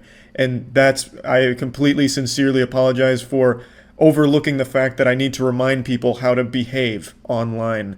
I always hate, absolutely fucking hate. I've made 2 different videos on how much I hate when people go and harass people, but just from like YouTube videos and shit. It sucks. It fucking sucks. 100%. And Nick is absolutely in the right in calling that out. Now, with all of that out of the way, let's actually get into the fucking meat here and talk about some of the things Nick brings up. It's clear immediately that Nick misunderstood what I was saying in my video. I don't know if that's on purpose just for the sake of having like an aggressive response video for YouTube drama, or if he genuinely didn't understand what I was trying to say. But he makes it clear that he didn't get what I was going for right away. I don't have the right to exist because I happen to be a little overweight. I'm being attacked for my weight, for my appearance. Apparently, I'm encouraging people to eat unwell. Excuse me! I don't even understand at all where that last thing came from. I never made any point like that or even hinted at anything like that. I never said like Nikocado Avocado is a role model and he's encouraging people to eat like he does on camera. You know, I never said like, you know, these kids are going to watch Nikocado Avocado and then all of a sudden they're going to be fucking brainwashed by him. They're going to go out there and order 10 large fries and then a gravy to drink out of a toilet bowl. I never said anything like that. I never said that he's setting some kind of example for people to follow. All I was saying is the success he found with mukbangs has reinforced his decision to eat this way. I was also never focusing on his appearance or saying he doesn't have the right to live because he's overweight. I don't know where these are coming from. As far as appearance goes, me showing his 2017 body compared to his most recent one was used to show what the food is doing to him. If he was skinny and eating the way he does on camera, I would have the exact same criticisms. Because even when you're skinny, you can be very unhealthy, which is a point he makes. I wasn't saying skinny is the gold standard. He also brings up some demons from his past that I didn't know about. I didn't get the full extended lore of Nikocado Avocado. I was under the assumption that he was healthier back then because, contrary to what he says in the video, I am very familiar with him. I've watched his content for a while. I've watched the transformation, but apparently I've missed some arcs along the way in his anime. He mentioned back during those days with the photos I showed he had an eating disorder, even mentioned a tooth rotting out, and that he generally didn't feel like he was healthy back then. And I didn't know any of those things. What I saw on camera was him eating healthy food, preaching about healthy food options and lifestyles, as well as fitness and stuff like that. So I was under the impression that he was healthy during those days, but maybe he wasn't. But he's also not healthy now. I'm not Nick's dad. I'm not here to slap the fucking cheeseburgers out of his hand or anything. I showed these photos because it shows a complete transformation from one body type to another, and it shows that there is still an eating disorder present. And I feel like it's reinforced by his audience on YouTube that encourage it, which is something he mentions in his videos from time to time. He says things like, you guys are doing this, and I think he's right. I think seeing those numbers grow and seeing those big numbers has completely reinforced the idea that in order to be successful, he has to keep eating this way, so he feels trapped to do it. That's the point I was making. It is a very unhealthy lifestyle. It doesn't have to do with his weight or his appearance. It has to do with what he's eating on camera and how often he's doing it. Take, for example, Matt Stoney. Matt Stoney will do these incredible food challenges. He'll eat fucking 20,000, 30, 40,000 calorie meals in a single sitting in under an hour for a YouTube video, and they're fucking awesome. That's nuts to butts action. Matt Stoney eating the fuck out of 20 burritos at a time, double fisting 1,000 tacos per hand. It's incredible stuff. And it's so much food and so many calories, but Matt Stoney does that once every few weeks, once a month maybe. Nikocado Avocado is doing something comparable almost every single day.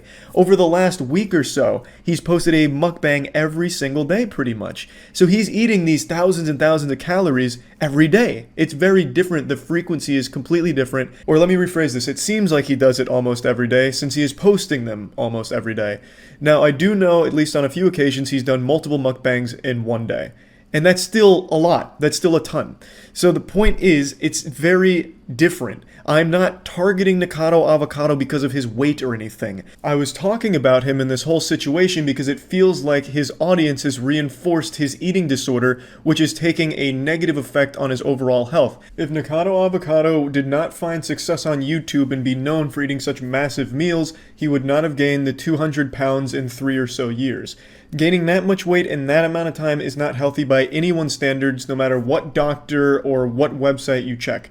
It is extremely rapid weight gain, and I don't think it would have happened had he not found success with this kind of mukbanging content on YouTube. He would probably not eat like this. And like I said, if he was skinny and still doing this exact content the exact same way, my criticisms would remain exactly the same. It is an unhealthy diet and an unhealthy lifestyle, as evident by the 200 pounds he gained, which is a lot in a short amount of time, and also the amount of times that he is crying on camera and breaking down. It seems like overall, this content has led him down a path where he is unhealthy and unhappy. My focus wasn't, look at Nick and all of this weight he gained, ewy. It was, how has Nick completely transformed over the last 4 years, and what role did his content play in that transformation? He is completely different now mentally and physically than he was 4 years ago. Nowadays, he's known for crying all the time on camera while eating. It's become one of his big things, like a staple in his content. He is constantly breaking down and crying while eating, which seems like he's much more unhappy now. And physically, he's completely different. He requires a mobility scooter now when he goes out in public. You'll see it in his TikToks, you'll see it in his videos. When he is at a store, he requires a mobility scooter. So what I was looking at in my video was how his content and his YouTube success played a role in this transformation. Making some of the most revolting noises I've heard in quite some time while undergoing some kind of exorcism. And me. Who are you? I haven't said anything that you're revolting and you're disgusting. Yeah, I didn't say that about you either, Nick. I was talking about that shtick you do in your videos where you make a yucky noise. That's what I was talking about. And I think you know that, but you tried to use that as a way to spin it like I was calling you revolting and disgusting for your weight or something like that, which I absolutely wasn't. I was talking about that ongoing joke you have where you make noises and faces like that. I was just saying I find that to be off-putting. He calls them a hairball, which is obviously him kidding around, and I just called it gross because I don't really like those noises. And I'm sure he knows what I was talking about here, but just found it to be easy ammunition to make me look really shitty. So he was able to spin it like, look, he's calling me revolting and gross, he's being a big asshole, which I wasn't. I was just talking about that hairball thing that he does. This video is going to be really long if I keep going through every point he makes, to be honest. We're not even like half of the way through the response, so I just want to focus on the next few big things that he brings up that I think are very important to talk about. He says that I am incorrect about like the nurse, like the full-time nurse to take care of him, and that's entirely possible.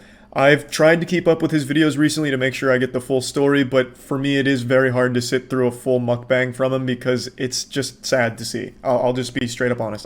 It's hard for me to watch all of them, so sometimes I'll go to Twitter to read threads about Nikocado Avocado to be kept up to date, and I recalled reading about a nurse that had to be on standby in order to make sure that he was able to go about his activities. This, he has said, is incorrect, so I do apologize for that. That information that I got there was wrong. 100%, and I'll take full responsibility for being incorrect on that point. Now, one thing he is blatantly wrong about, and I don't know if this is on purpose to make me look bad or something, he keeps saying that I call his viewers fat, or I am constantly talking about him being fat and gross. Two things I've never said anywhere in that video. I never said his viewers are fat or insulting his viewers.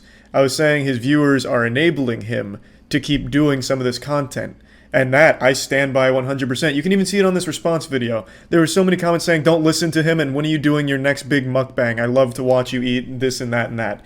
Like, that's enabling. That's the very definition of enabling. It's enabling a bad habit. And it keeps you doing these same things which have had a negative effect on your health. But that's not me all of a sudden saying all your viewers are fat pigs that are gross and yucky, ooh, cooties, yucky, gross pigs in your comments. I never said anything like that. And I don't know why he tries to hint like that. And I don't know if it's on purpose or by accident. I think it's supposed to like make his viewers mad at me, like, can you believe what this guy is saying about us?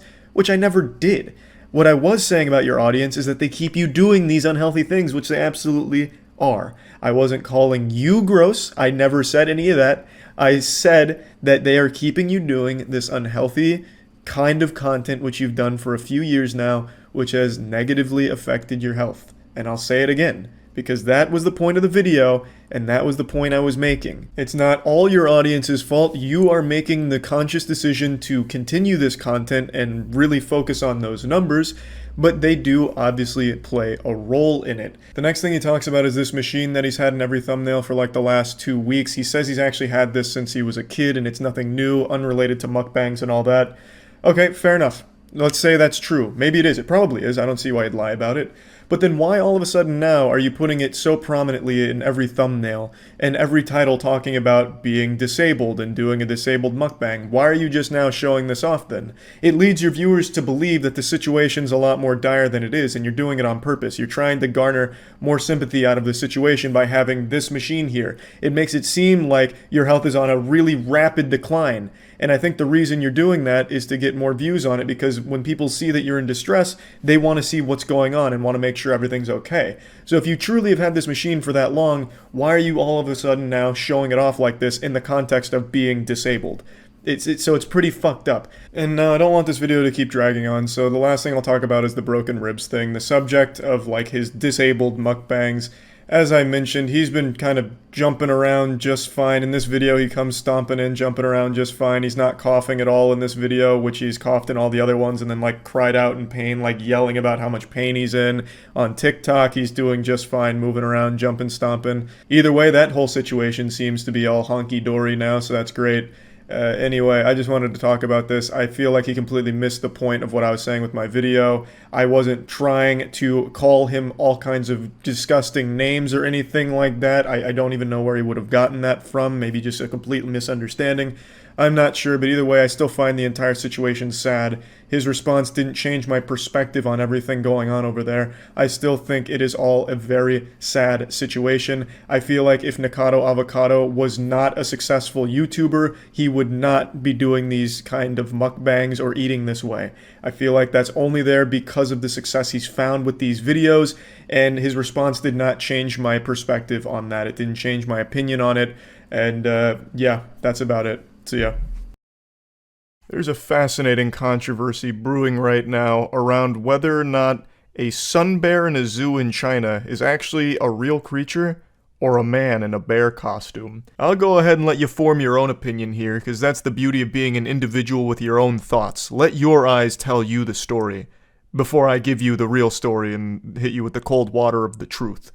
So, you can see that the creature is a bit odd. It looks like something out of Spore. By far the weirdest part about it is the bear's ass. It looks like a Krabby Patty. It actually looks like Homer Simpson's lips.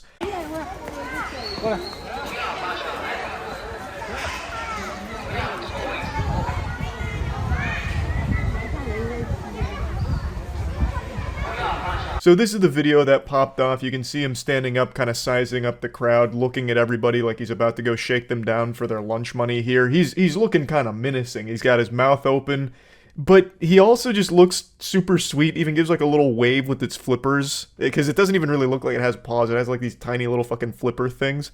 It's adorable. Like, seeing the video, I think, makes it a little more clear that it's probably not a man in a bear costume. It's just a really weird bear. So when I first saw this story, I actually thought this was an older case, because I do remember something like this happening about a year ago, but it turns out that was just for a comedy sketch. That wasn't a real thing. This is pretty new from what I can tell, where people really thought that it was a man in a bear costume, myself included. Those pictures really do look like something that you'd find at like a furry convention, like some kind of costume somebody made. It doesn't look like a real animal. It's got more loose skin than like my elbow. Like it is a wild creature. Apparently sun bears are just the smallest bear species, so when it's standing up, it looks like just like a person. It's not, you know, some kind of hulking bear that you're used to seeing. Like, this looks like some shit out of the Berenstain Bears, right? Like, it doesn't seem like a real bear. So when I saw this, I was like, it's a cut and dry case of a man in a bear costume. This must have been a joke. But it turns out, no, this is like actually what sun bears look like and how they act. So I'm going to go ahead and play you the stream clips where I tackled this case head on, and I learned a lot about sun bears. You hear about the Chinese zoo denying the claim that one of their bears is a man in a bear costume? That's not a new story. I remember that from like a year ago. Because I've definitely seen this before. And I think it's pretty obvious that this is a man in a bear costume. Like, this is like Hank Hill level ass. Shit looks like a pack of hot dogs. No bear has a tuchus like this. That's definitely a man in a bear costume. Apparently sun bears look like that. What the fuck is a sun bear? Sounds like some kind of mythical creature out of Dark Souls. Maybe a sun bear costume. Well, okay. Because it looks like they do pack the same ass. Shit's out here looking like grill marks. It's just the same guy. There's no such thing as a sun bear. It's just a couple of guys that have a costume, and it fooled the zoologist into thinking it was a real animal. They got weird tongues. Weird, well, really weird everything. But I don't know, even still, this face doesn't look natural. I mean, we just looked at its tongue, and the tongue, like, was, like, hanging way out to here, basically. I don't know. I'm not convinced. This is convincing. This angle. Why would they lie? I don't know. Just to see if they could... Just see if they could, I guess. Sun bears, the smallest bear species in the world, are generally the size of a large dog. Oh, wow.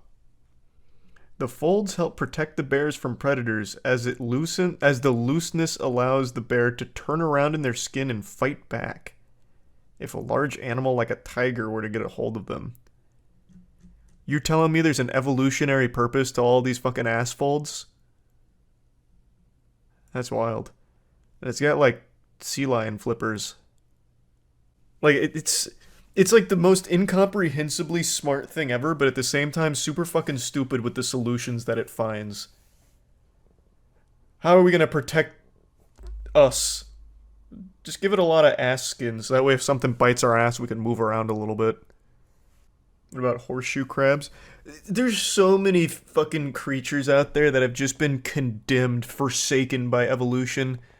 Like the, what's the actual name of the blobfish? It's a really embarrassing species. But the reason it looks so gross and looks like a goofy face when you bring it up to the surface is because it literally implodes. So, like, as you take it out from its, like, high-pressure environment, it just implodes. But that one's pretty embarrassing. Evolution did it dirty. A lot of sea creatures are like that. There's one that's called the pinnacle of evolution, the perfect species, because it hasn't evolved for, like, actually 20 million years or something crazy. It's the, what is it? The something worm? Hagfish, not a worm. Hagfish, yeah. This thing. And not because it's, like, perfect, like, you're not about to see handsome Squidward or anything. The reason it hasn't evolved is because it just literally doesn't need to. It found the perfect solution for its environment. So this is the hagfish.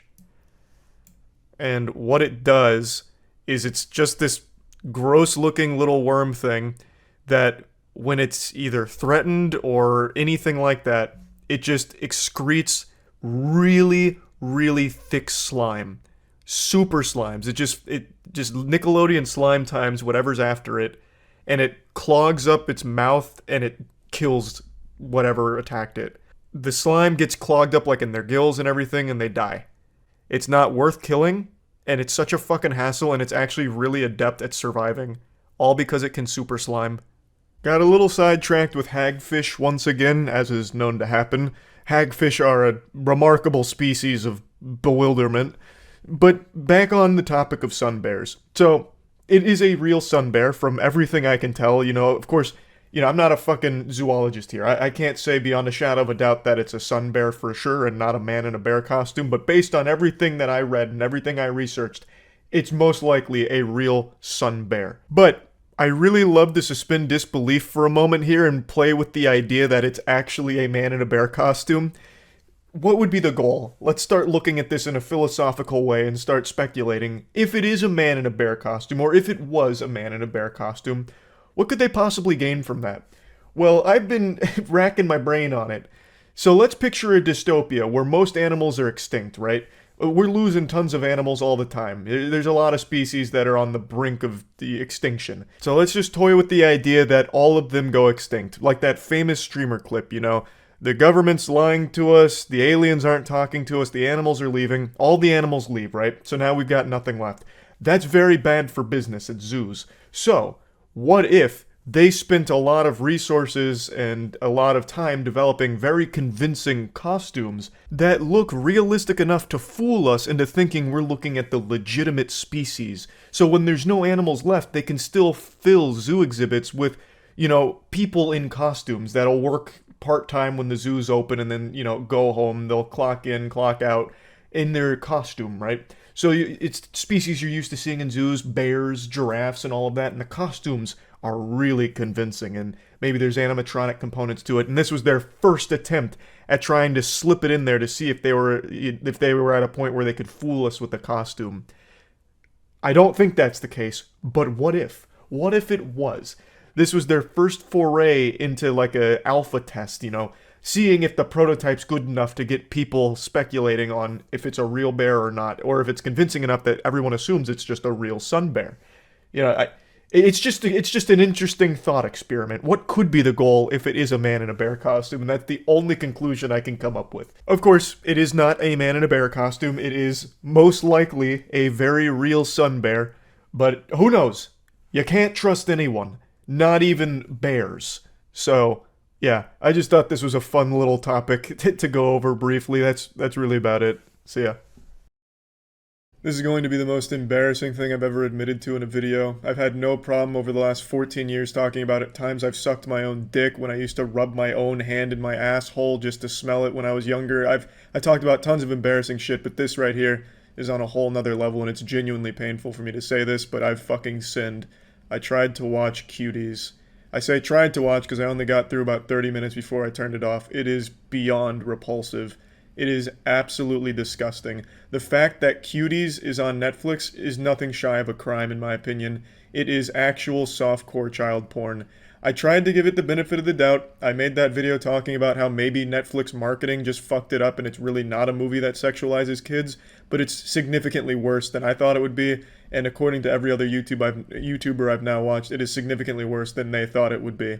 And I cannot even begin to describe how fucking baffled I am that anyone defends this movie. The fact that this has an 89% on Rotten Tomatoes tells me that everyone that left that a positive review needs to be investigated ASAP.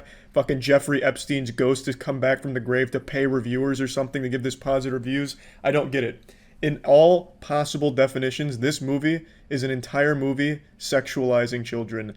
I understand that the point of the movie is supposed to make you uncomfortable with the subject matter of kids being sexualized. It's supposed to speak out against how it's a terrible thing, but it's so poorly conveyed that they've just ended up making a movie that hypersexualizes kids. There's so much ass shaking, so much ass touching from the girls, ass slapping, and it's just fucking disgusting.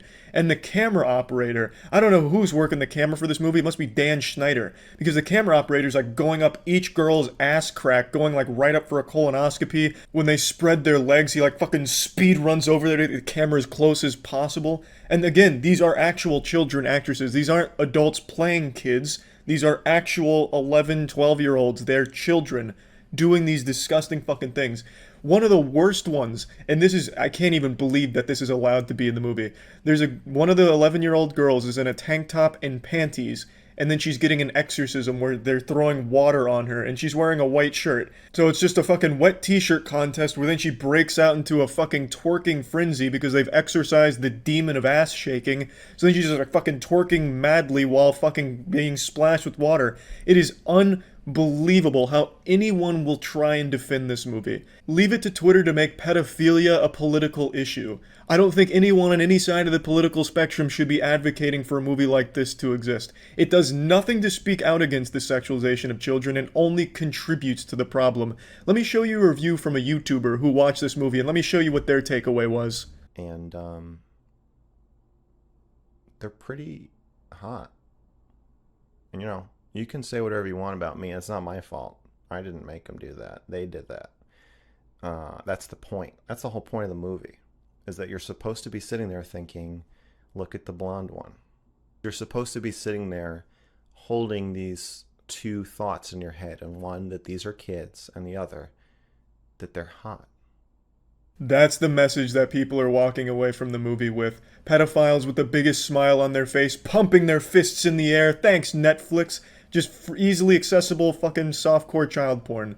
It's believable. You can't defend this movie, and if you're defending this movie, you haven't seen it, and if you have seen it and are defending it, you might be a pedophile. It's as simple as that. There's nothing artistic about it. There is so much ass shaking, so much camera shots of just ass shaking, fucking wet t-shirt contest. There's a scene where one of the girls actually distributes child porn. She takes a picture of her fucking vagina in the bathroom and just drops it online. And also that review, I already know people are gonna be like, Charlie, that's obviously satire. Well, it's fucking not. I actually wanted to make sure it wasn't satire. The guy is defending it in his comments. He went on a live stream after this came out to defend his point again. This guy is very serious about it. He wasn't doing some kind of satirical take on Cuties. Also, Tiana just overheard me talking about all this, and I just had to admit right to her face, look her in the eyes and tell her, look, I watched like 30-40 minutes of Cuties, and I swear to God, she probably would have been less grossed out if I told her I made out with her mother. I mean, I understand, it's very clear why she'd be grossed out that I watched this movie. I should have just taken people's word for it, but I just assumed maybe they were exaggerating for views, but it really is about as bad as you'd expect and significantly worse. And, you know, she probably thinks less of me now, which is understandable. I get that. It does absolutely nothing to deliver the message that sexualizing kids is bad. It delivers that message about as well as Madden 21 delivering the message that football is dangerous. It is an entire movie that sexualizes kids for the entire runtime. It is absolutely absurd. A bunch of YouTubers like Paymoney, Webby, Elvis the Alien, they've made good videos talking about it, and yet I still gave the movie a benefit of the doubt, like maybe this is exaggerated for the sake of a YouTube video, and somehow in the movie it speaks out against these things, but it doesn't. The movie, from what I saw of it, and again, I didn't finish it because there's no fucking way I'm finishing this movie. I'm already looking over my shoulder now for the authorities just for even seeing this fucking thing for 30 fucking minutes or however long it was. It has no actual message that speaks out against the sexualizing of kids. I didn't see it. I didn't see it at all. It almost feels like it's a movie that's apologetic to it and condones it because it's a whole movie dedicated to it. It's so fucking poorly done if it really is made by people that want to speak out against this. It is so poorly done. It's the worst execution of anything I've ever seen in media because it does the exact opposite and contributes to the problem that they wanted to fight against in the first place. It is truly fucking abhorrent. And for some fucking reason, Twitter being the cesspool that it is somehow brings anime into this, talking about, well, why is Cuties such a big deal when anime has kids being sexualized? Well, first of all, anime is fake. Those like children lolly things, those fucking 900-year-old vampires that look like they're 4 years old, the little cum demons that have existed for 2 millennia, but they look like a 6-year-old, those aren't real people. They are animated fake things. These are actual 11 and 12-year-old girls that are subjected to this hypersexualization in this movie that the director has forced upon them. That's very different. This is real world versus totally fucking made up, drawn characters. It's not even comparable. If this movie wanted to deliver this message, and it is a good message, don't sexualize kids fucking obviously, they should have had adult actresses portraying younger characters. It's how every other production does it when they handle a subject matter as sensitive as this. They don't take real children and sexualize them. But yeah, anyway, this movie is worse than you probably even imagined it was. It's fucking deplorable. That's about it. So yeah. A couple days ago, there was a big news story that came out about an 8-year-old kid who was turbo pranked by the prank god. It was in a Target. He was told that they were filming a Mr. Beast style video, and it was a blindfolded shopping cart challenge where they'd be given 30 seconds with him and his dad to get as much of the toys that they could into the cart, and he'd buy it for them. And the prank was, he didn't buy it for them. Instead, him and his friend just ran away giggling. And then both probably had to start hyperventilating into a paper bag in order to come down from the adrenaline rush of lying to an 8-year-old for their YouTube video. And this became a bit of a big story because you've got to be a pretty psychotic douchebag to prank an 8-year-old, but an even bigger, ghoulish asshole to prank a hearing-impaired 8-year-old whose dream it was to be part of a Mr. Beast video.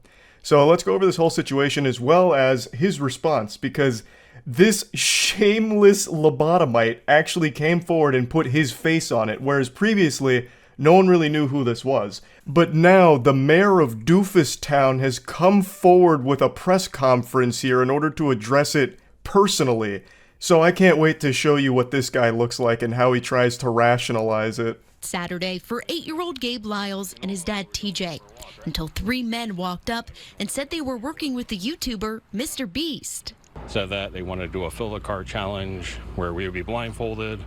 Within 30 seconds, whatever we could put within the cart, they'll pay for. That was the whole premise of the prank, and this is pretty much what modern pranks are. Just being as cruel as possible and making strangers' days just worse for the sake of your own content to try and fill your completely worthless, dead-on-arrival, doomed-to-failure TikTok career. Now, I'm going to skip around a little bit and show you a clip from his response because he's refuting the claim that he labeled it a Mr. Beast video to the kid and his dad.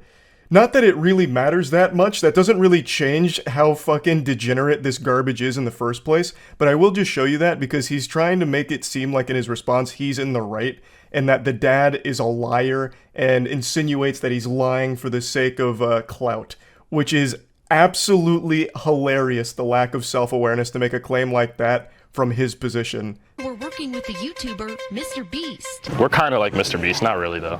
So this is coming from his unedited video that was filmed, but it's extremely possible that he's leaving out the shit that makes him look much worse and corroborates what the dad was saying.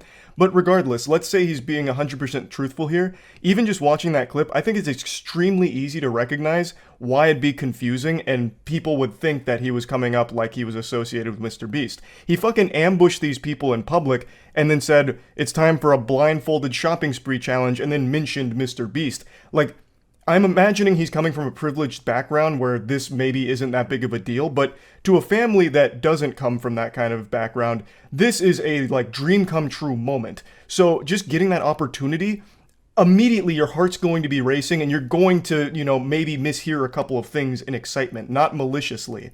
So I don't think the dad was lying on purpose here, and he does name drop Mr. Beast, so that's something that would absolutely stick with you after the fact.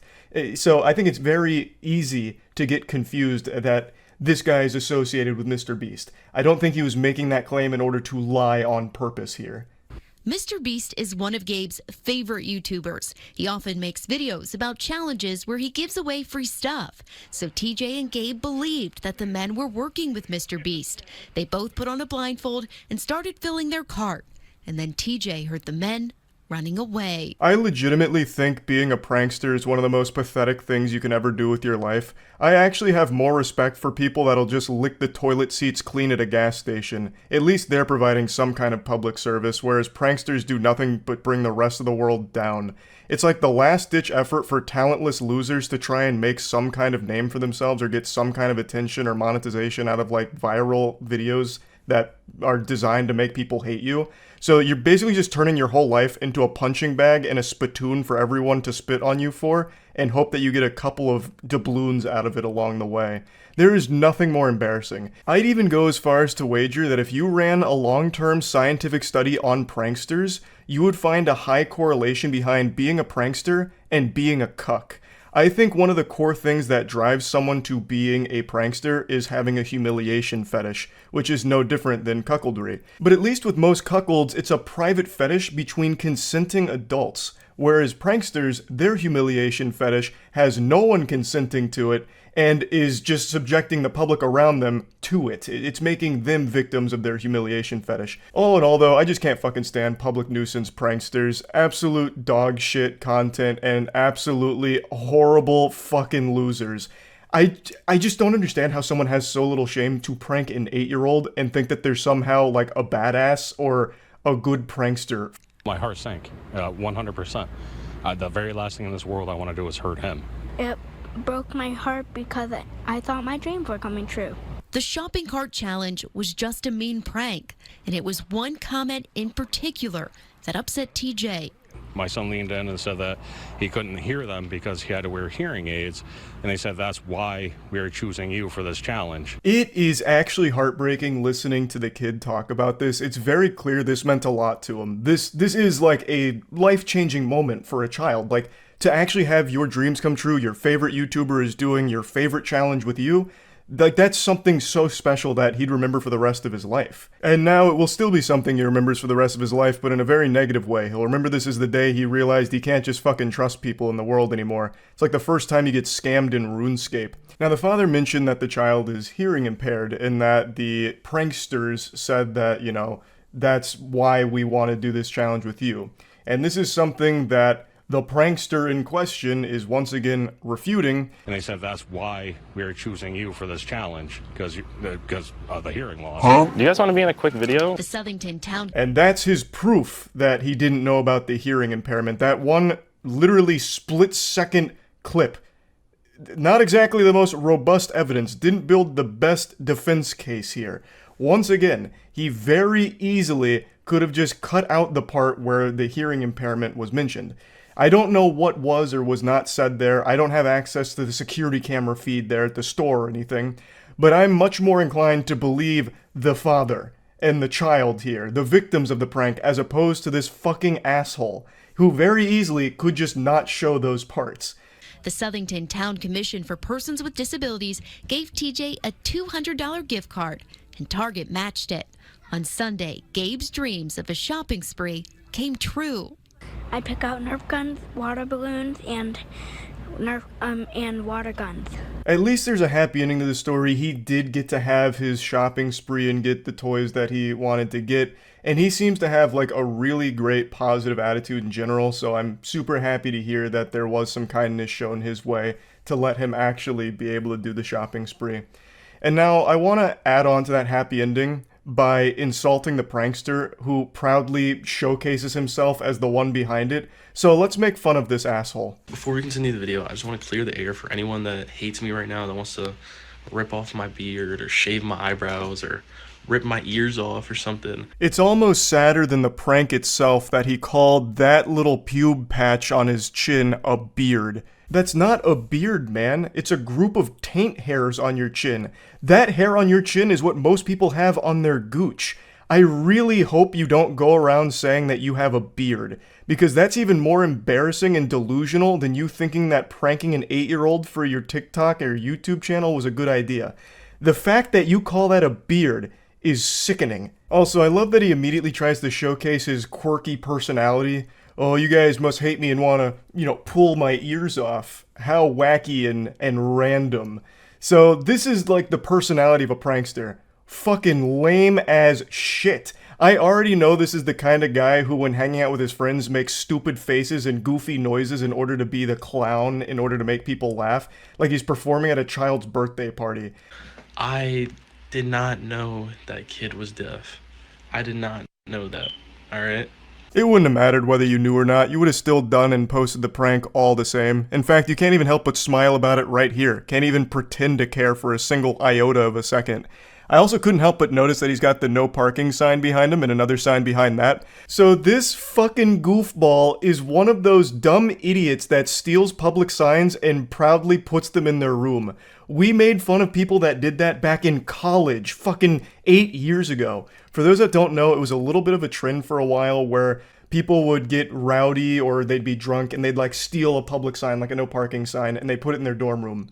And those people got relentlessly bullied for it because it's so goofy and embarrassing to think that it's cool. And yet this guy's still living in a fantasy land where he thinks it's like hard or cool that he stole these signs and he's proudly displaying them in the background of his videos. This guy's whole life is designed around being a professional loser.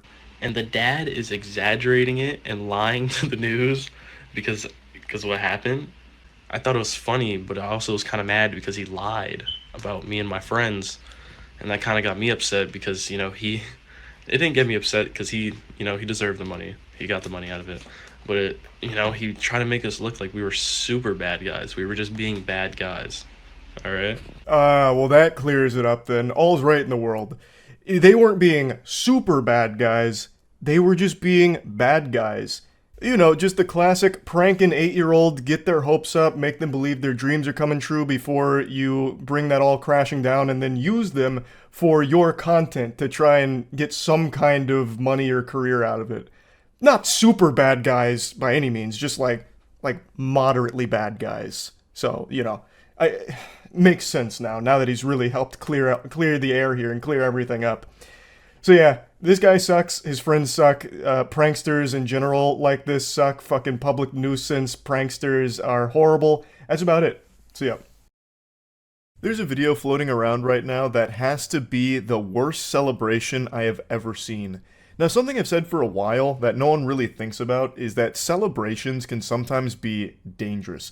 I remember there was a very famous case where a football player had scored, I think it was the game-winning touchdown, and his team and all of their hype and like excitement dogpiled him like it was a scene out of The Waterboy and ended up like breaking his pelvis.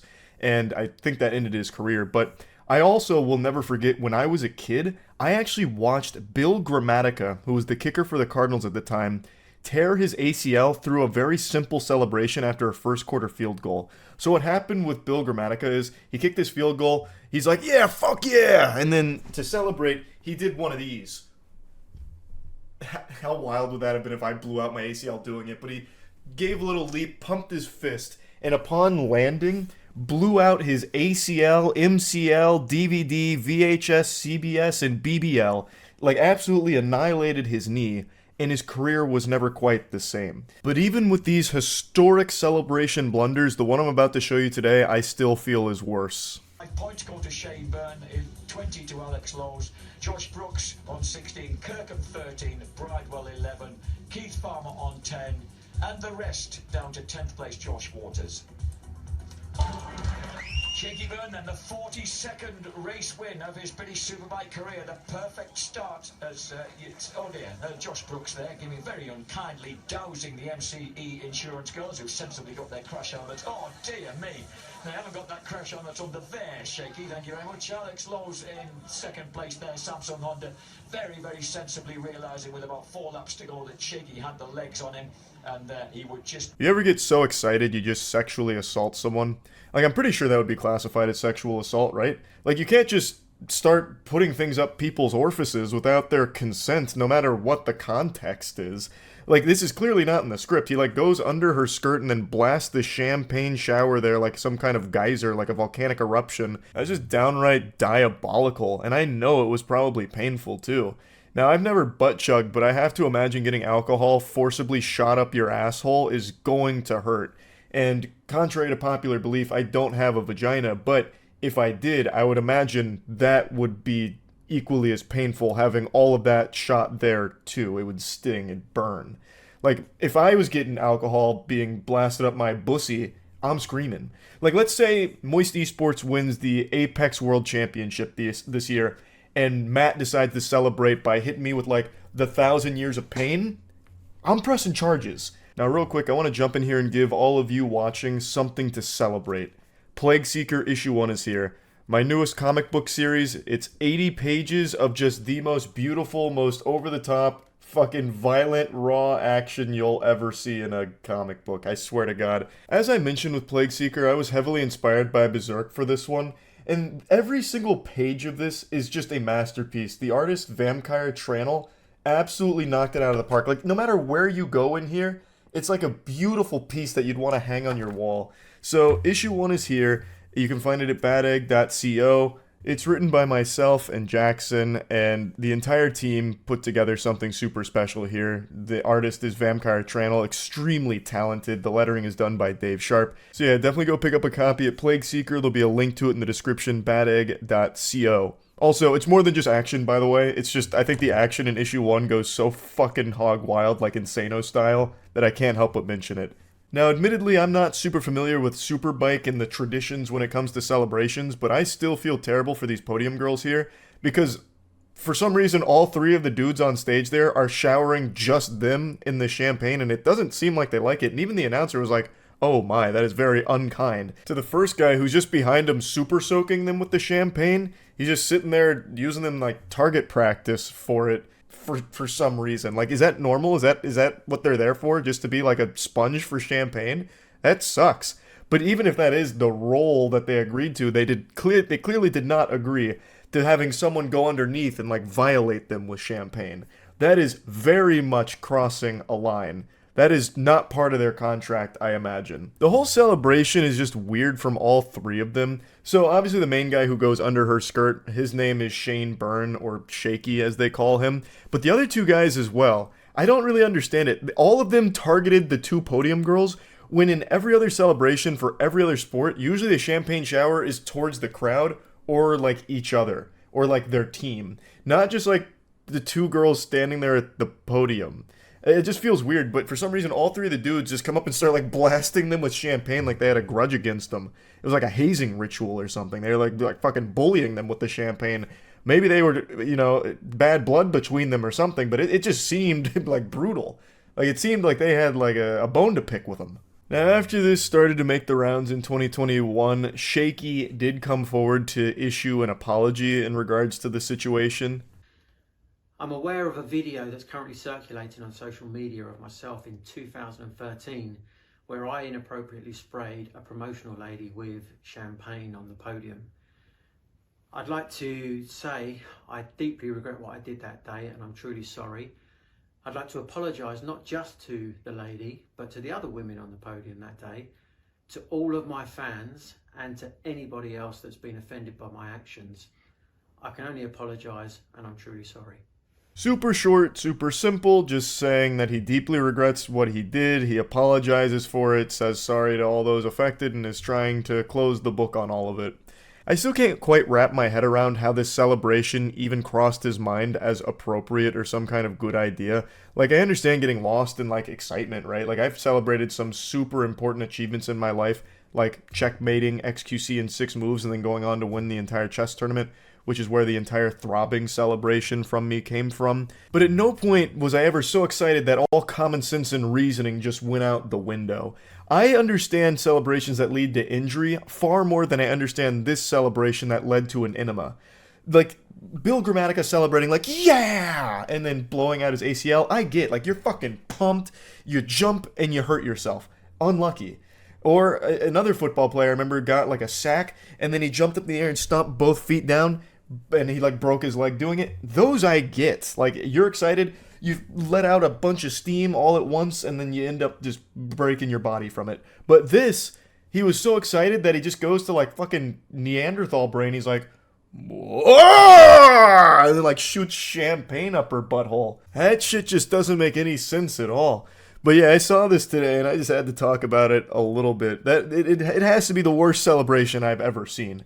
Again, I feel horrible for the 2 podium ladies during this, because this shit is cruel. This looks awful. Now, I do want to just mention again, Plague Seeker Issue 1 has been a passion project for about 2 years now, so to see Issue 1 finally be out there, I'm super excited for all of you to get your hands on it and get to read it. I'm also going to go ahead and drop the animation we had made for the initial release for issue 0, because I think that this animation just goes so fucking hard, and it also just sets the stage for what Plague Seeker is about, for any of you that are curious. 1,000 years ago, humankind ruled the earth. Even in their failings, they prospered across the planet. But that would all change in the blink of an eye.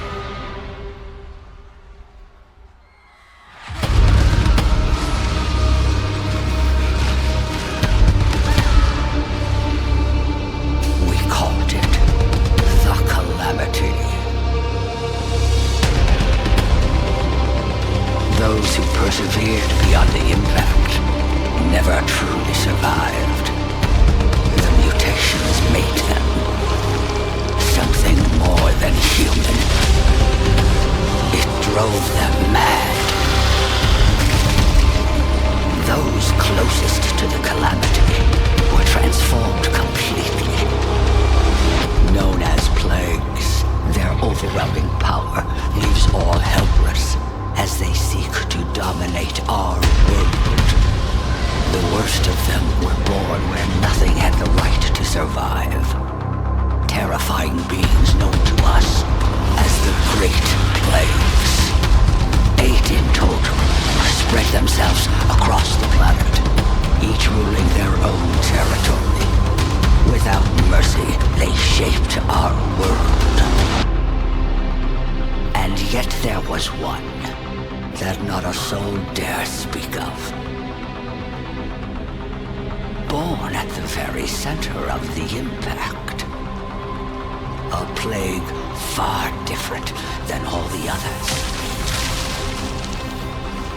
He bore the strongest curse of them all.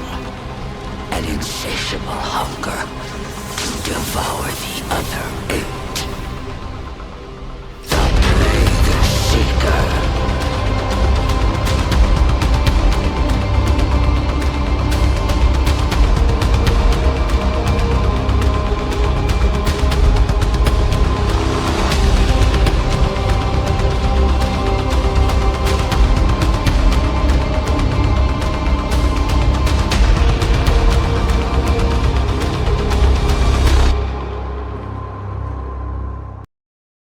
I'm sure all of you have noticed that self-improvement videos have become extremely popular on YouTube.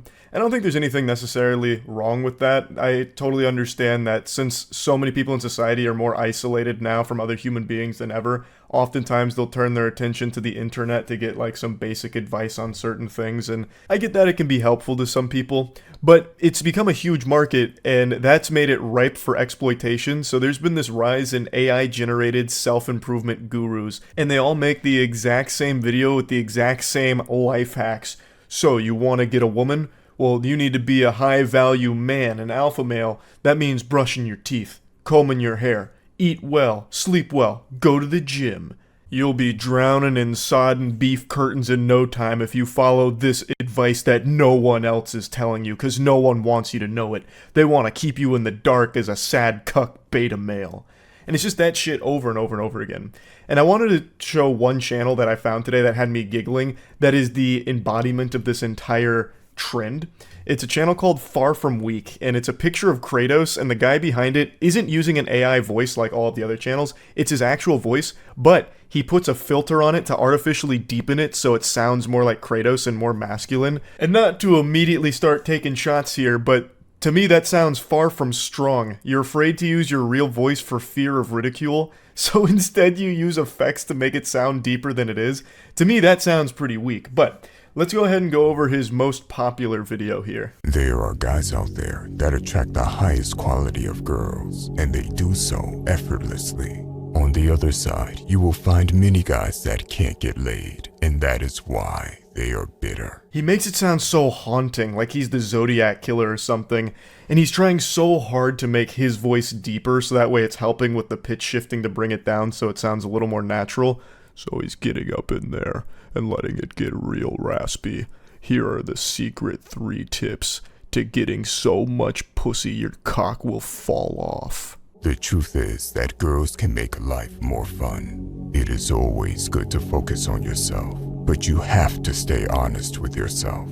Don't start blaming girls for your own shortcomings. Instead, learn from videos like this one and become better with them in real life. I have absolutely no doubt that he has ChatGPT generate these scripts because every single video plays out almost exactly like this on all of the other channels that do this kind of content. By far the most popular subject covered by these channels is like this: how to get girls. The ultimate tutorial on getting women. So you want to fuck like an alpha male? Here's how. And it's the same points every single time, and all of those videos are so popular, which is extremely sad because what that means is there's a bunch of really lonely dudes out there that just keep watching these same videos over and over again, somehow expecting to like get all of those skills through osmosis. Like just by watching it, it's going to make them more equipped at getting a woman without ever actually implementing any change in their life. It's not even terrible advice every time either. Like there, don't blame women. Look more introspectively. But that's not groundbreaking information. That's not like a eureka moment, like, oh, it was my fault all along. Like, I feel like deep down, everyone who watches these videos knows that they have to grab the bull by the horns and do it themselves. And they've been told that millions and millions and millions of times. Why keep feeding into the AI content farm here to hear it again? It's like going to these videos for affirmations, like, okay, I do need to make a change, and then not doing it, and then going and watching another, like, Chad Energy Aura video tutorial. Like, it just doesn't make sense to me. Number 1. High energy. Women are attracted to energetic, confident men. They crave a man that is oozing with confidence and is overflowing with energy. Who doesn't know that? It's not just women that like that, it's human beings in general. No one likes someone that's just going to slink away into the shadows acting like some kind of downtrodden weirdo. Everyone likes someone that's confident. Everyone knows that. High energy, people like that too. Not necessarily the way he portrays it here with like a gorilla banging on its chest to attract females. Like, people don't like that level of energy where you're just out there like a fucking bozo screaming and shouting and hooting and hollering. But everyone knows that confidence matters a lot in life. And I'm 100% certain that everyone in the audience that turns to these self-improvement AI creators knows that. So I don't know why they keep coming back to it to keep hearing that they need to be more confident without ever really doing anything of their own. Maybe they just really like watching the anime montage and the random movie clips montage, perhaps. Like maybe that's the draw. When I say this, I'm not saying to act like a clown or behave like a fool. Think of the alpha gorilla that gets all the females. Because the silverback is the powerful leader, full of energy and strength. If challenged by a younger or even by an outsider male, a silverback will scream, beat his chest, bare his teeth, and then charge forward. I love how all of these channels always pull from the animal kingdom, either the gorillas or lions is another really popular one. Why does the lion fuck, but you don't? What separates you from the lion? Here's the breakdown. This one's using the gorilla. The gorilla has a ton of energy. It's the powerful leader. When challenged, it'll charge forward, beating its chest and screaming. It's like, yeah, it's a super cool, fun fact here, but the example isn't necessary. That's not going to be the selling point to someone watching this. That's not going to be the eye-opener. Like, nah, this guy's full of baloney. What a bunch of horseradish. No way confidence matters at all. And then the gorilla segment comes on, he's like blown away. Whoa! So I guess confidence does matter. Look at the gorillas. Okay, I guess I'm gonna emulate that. From now on, anytime I feel threatened out in society, I'm just gonna scream, "Ah!" and start charging at them. And then I'll get women. And even happily serve as playmates for excitable infants. Let me be very clear. There are alphas amongst us humans too, and they always have higher energy than beta males. This is a very important part of thriving as a man, and you will not hear many people talk about it. The zoology lesson goes on longer than anything else he talks about here, just focusing on the gorilla behavior, because I imagine ChatGPT really went in depth on it, so he just put the whole thing in here to pad the runtime, and then he tries to tie it all back. So there are alphas among humans too, and they have high energy and confidence. Won't hear many people talk about it. Except for every single other content farm that makes this exact type of slop. Like, that is the most preached thing ever in this category. You can boost your energy for free by working out, getting sunlight, and getting good sleep. No shit, you don't say. By doing like the basic human necessities, you can boost your energy? Wow. Number 2, be charismatic. Charismatic men are perceived as both likable and powerful, a dynamic, irresistible combination that drives women insane and makes them obsessed. Another absolute bombshell of information you won't hear anyone else talk about. Be charismatic. Like, Jesus Christ. I'm almost 100% sure the reason these videos always have so many views isn't even really people looking for any kind of legitimately good advice or anything. It's people in a desperate situation to find companionship and looking for some kind of cheat code or some kind of, like, glitch that they can use to find a soulmate without putting in any work of their own. So they click on these videos expecting something new, some little nugget of wisdom that might actually help them, but they just keep getting fed the same advice every single time.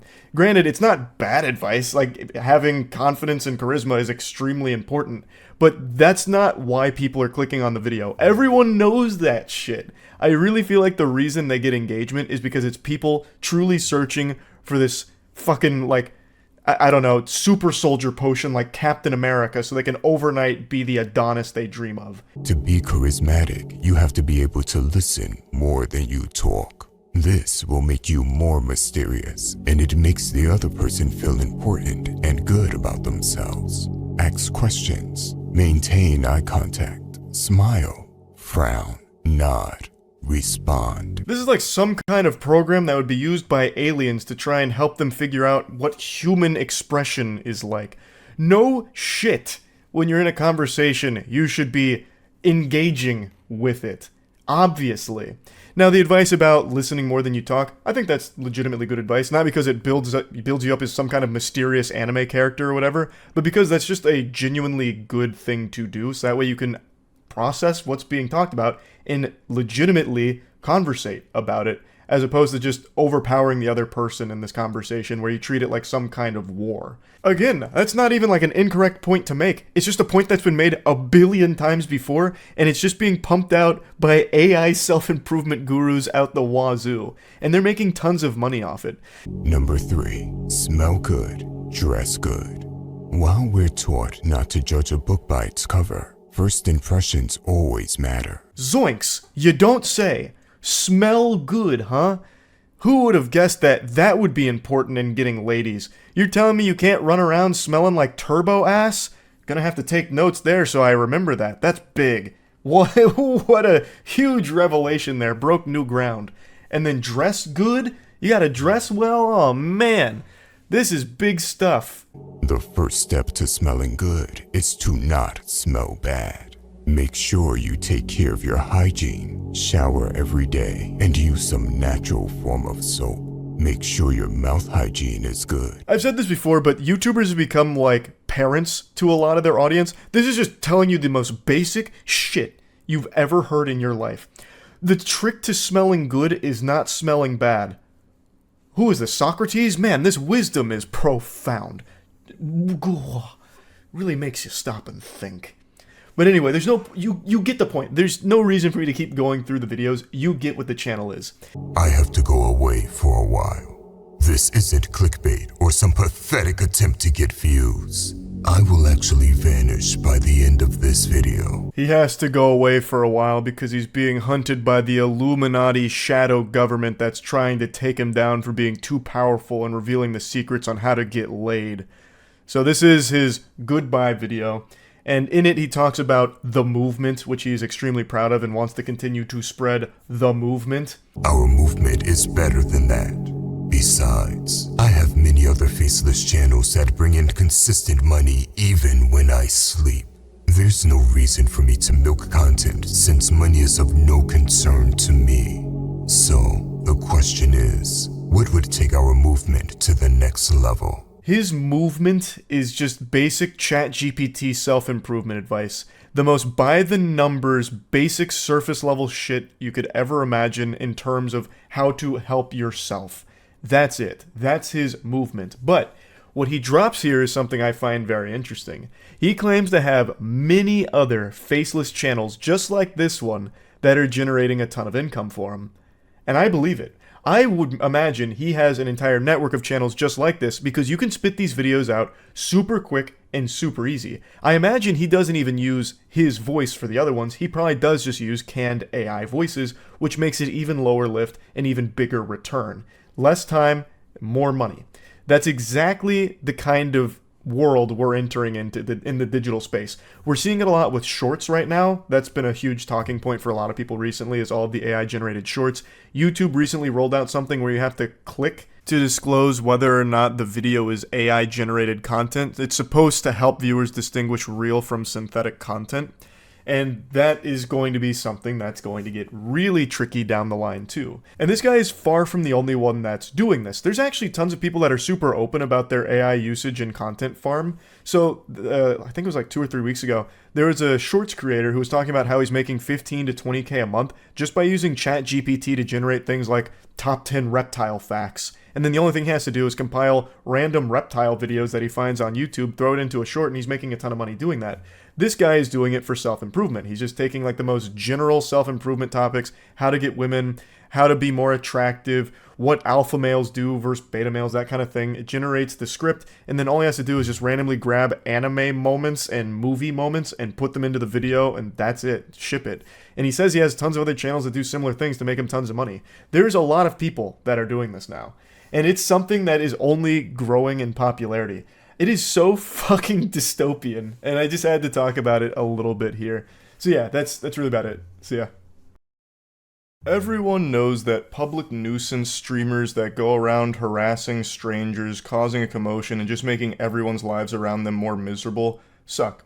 Like, that's not a hot take. Everyone knows that. They're just this miasma of cringe that cause everyone a massive headache. But as I and many others have pointed out for years now, they do inspire an entire generation of young viewers to be losers like them. Because they do find an audience, they do find success, they make money from it. So it becomes a career path and something that young kids want to do to try and emulate that behavior and be like them. It's fucking tragic, and now we're starting to see the results of all of this.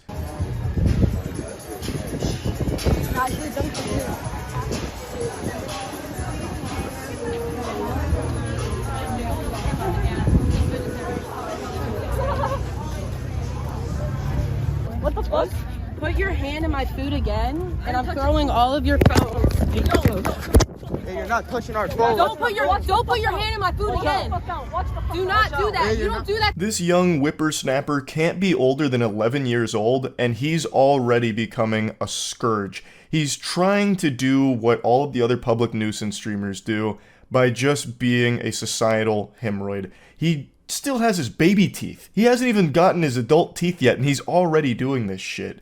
He just graduated from suckling milk out of his mother's bosom, and now he's trying to suckle milk out of Jack Doherty's titties here. He's just trying to get that clout through being a piece of shit. Now you're probably thinking to yourself, Charles, are you really going to be insulting an 11-year-old here? And the answer is a resounding absolutely. This needs to be squashed. You gotta put the kibosh on this immediately to learn that this is not acceptable at all. So absolutely, I will be insulting this kid and the entire goof troop that travels with him for these streams. Now, he has thankfully been banned for this, which is one of the very few times I've ever seen Kick ban someone. I imagine it's not a permaban, but it 100% should be. I guess we'll have to wait and see if it is. Yeah, though, this shit absolutely super sucks. So I'm doing a public service here by insulting them. Hopefully it discourages more people like this, and hopefully this kid grows and learns that it's awful. It's not even good content. People are watching you because you are a clown, and they're sitting on the edge of their seat waiting for you to get your ass beat. That is your entire audience. You are a fucking spittoon that they are spitting in. Why would you want that to be your whole brand? His whole stream is basically either arguing or fighting people, and this is him just taking food from a stranger's table. That lady then goes up to confront him, and I'll show you that clip in a moment, but in the same stream, he also gets in an actual fist fight with some other kids. His whole stream is just creating problems and instigating, hoping that someone will fight back, and he just yells and screams about it, or in this case, throws some wet noodle punches at them. So him and his goof troop fight this other group, and they know that they're not going to get their ass beat because they're too young. So the group that's taking these punches doesn't actually fire back. They push him away at one point, but they don't actually swing on him because they know they would be the ones that get in trouble because this is a toddler. So they're using their age as a shield because they know there's going to be no real repercussions. Don't put your hand in my food again. Do not do that. You don't do that to people. Who do you think you are? Who do you think you are? Stop filming me. You're a nobody. It's a live stream. You can't stop it. Who the fuck are you? Who the fuck are you? Give me the phone. Now you're not touching my fucking phone. Touch my phone, I'm gonna actually do something. Are you gonna beat me up? Back the fuck up. Back the fuck. I will. How old are you? 5? Kid's making threats to this woman, then he also has his friend, behind her just in case. It seems like he was contemplating sucker punching her. That's what it seemed like the synapses in his brain were about to fire and tell him to do there. This is his whole stream with him and his friends just wandering around, making problems with complete strangers for no reason.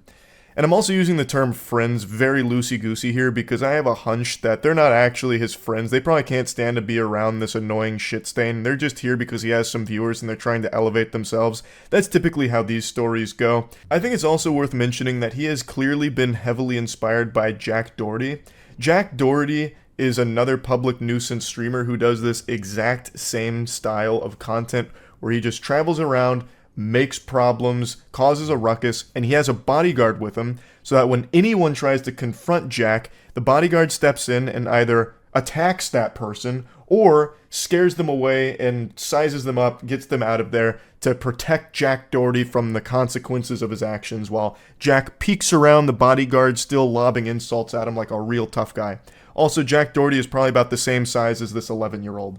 So, the reason I say that he's clearly inspired by him is because this kid also travels around with a bodyguard. That's who that dweeb with the Tik Tok broccoli hair was that's positioned behind the woman here. That's supposed to be this kid's muscle. Or backup, perhaps. Maybe sidekick. I believe it's supposed to be his bodyguard, though, like Jack Doherty has. But the clear difference between Jack Doherty's bodyguard and this kid's is Jack's is a full-grown adult man who is like a professional bodyguard. This kid's is another child who's still afraid of the dentist and probably still wearing Pampers and the head of the anime club. But he is still trying very hard to be like Jack Doherty. And the question needs to be asked, where are their parents? Where in the fucking world are these kids' parental figures? Do you? Alright, hold up. Do you? Don't do that again. Hold up. Yeah, shut the fuck up. Let's go. Fuck this thing. I couldn't imagine anything more painful as a parent than seeing your son like this, or any of the kids in this group here. It'd be less shameful if they were just addicted to heroin. Now, I know a lot of people default to blaming the parents here because that's a really easy thing to point the finger at, especially with so many parents just sitting their kids in front of an iPad and letting them doom scroll the internet and letting the internet raise their kids. But in a case like this, I don't necessarily know if that's 100% how this happened. I think even if you're someone who's very active in their kids' lives, they can just stumble across something like a kick streamer like Jack Doherty and see him flexing his wealth and be, blown away by that, getting stars in their eyes and be like, I want to be like that. And no matter what the parent does, they can't really snap them out of it. That's just something the kid's going to have to learn through failure and learning that they're going to end up alone and a loser by trying to be like Jack Doherty. But I think there is a clear problem here that the parents aren't here. Like, they're just letting their 11-year-olds wander around IRL streaming. Under no circumstances should a child of this age be fucking IRL streaming on Kick. Kick is a platform that actually has child predators on it. There was a whole expose video about a big streamer who was legitimately a fucking predator. And their kids are now streaming IRL on that platform right now. And even on any platform, I don't think any kids should be doing any kind of streams like this. So I really am curious why the parents aren't more present in their life to allow them to stream for hours like this. That's just downright irresponsible, 100%. But I don't necessarily blame them for the kid trying to be a Jack Doherty clone, a bootleg Jack Doherty. That's something that even if the parents were monitoring their internet usage, he may have just stumbled across through TikTok or Twitter or something and then just got hooked on it. And that's a hard thing to stop as a parent. I do understand that part, but they definitely need to know that this is not acceptable behavior or normal behavior for kids to be doing. Fucking streaming, being an asshole. Come on. The parents definitely got to step up here and do something, I would say. Unfortunately, I don't think this is going to be the last time we see a kid start to do streams like this. I really do think that streamers like Jack Doherty, who I keep name dropping, but it's just so clear his influence on this kid's life, really do create further degenerates. They just continue this cycle of degeneracy by making more people like this. And it sucks. That shit is terrible. So hopefully I'm wrong and we won't see more cases like this. But man, it's still awful. Even with just one case, that one kid was inspired enough to start trying to do the same thing. It's sad to see. And yeah, I just wanted to talk about that a little bit. That's about it. So yeah. There's a cartoon called Bluey that's probably one of the most popular children's properties at the moment. At least I think so, based on everything I see.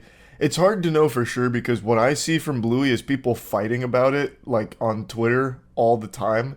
There's like this constant war raging about Bluey and adults watching Bluey or whatever. And I just don't really know anything about the show other than it's a very popular kids program. But anyway, it's become so popular that now people have started to do their own little, like, Bluey meet and greets where they'll buy a costume from Wish.com, throw it on and say, hey, come on over, we're doing a big Bluey event at our local business. It's our restaurant, and Bluey stopped in and said, man, that's delicious, so why don't you all come in and say hi to Bluey? And even just throwing these last-minute, low-effort Bluey parties ends with thousands of people flooding in the doors. It's become like an infinite money glitch. And for one restaurant, it actually turned into a bit of a catastrophe, kind of like a smaller scale Willy Wonka experience. All they said is, hey, we're doing a little Bluey party at our hot dog place. And people went ballistic, showing up and like driving hours out of their way just to be there. And what they got was a dude in a Bluey onesie. And it didn't even cover his face. It was just the guy with his normal face out. He had like a beard and everything, and apparently kids started like fucking hysterically crying in disappointment, and the parents were shaking their fists like, how dare you, you've ruined Bluey, you using his name in vain, this is fucking despicable, blasphemous even. You hear about the Las Vegas restaurant that has angered parents and upset children after hosting an event that promised a meet and greet with Bluey that went horribly wrong.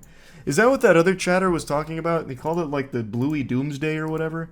Is that what is happening with Bluey?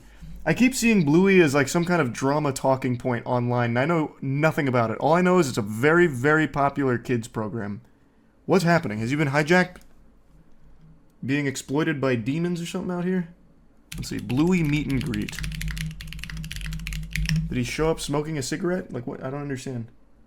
Kids and parents were angry after underwhelming Bluey event in Vegas. Oh, so it's like the Charlie and the Chocolate Factory and the Unknown then. Instead, they got a long line and a man in a onesie. Thanks for ruining my 3-year-old's day, one person wrote on Facebook. A Dirt Dog restaurant promised screenings of the Australian kids' TV series, face painting, games, giveaways, and snacks, as well as the opportunity to meet Bluey and friends. But when parents took their kids to the free event at the restaurant, part of a national hot dog chain on Saturday, they weren't impressed with what they saw.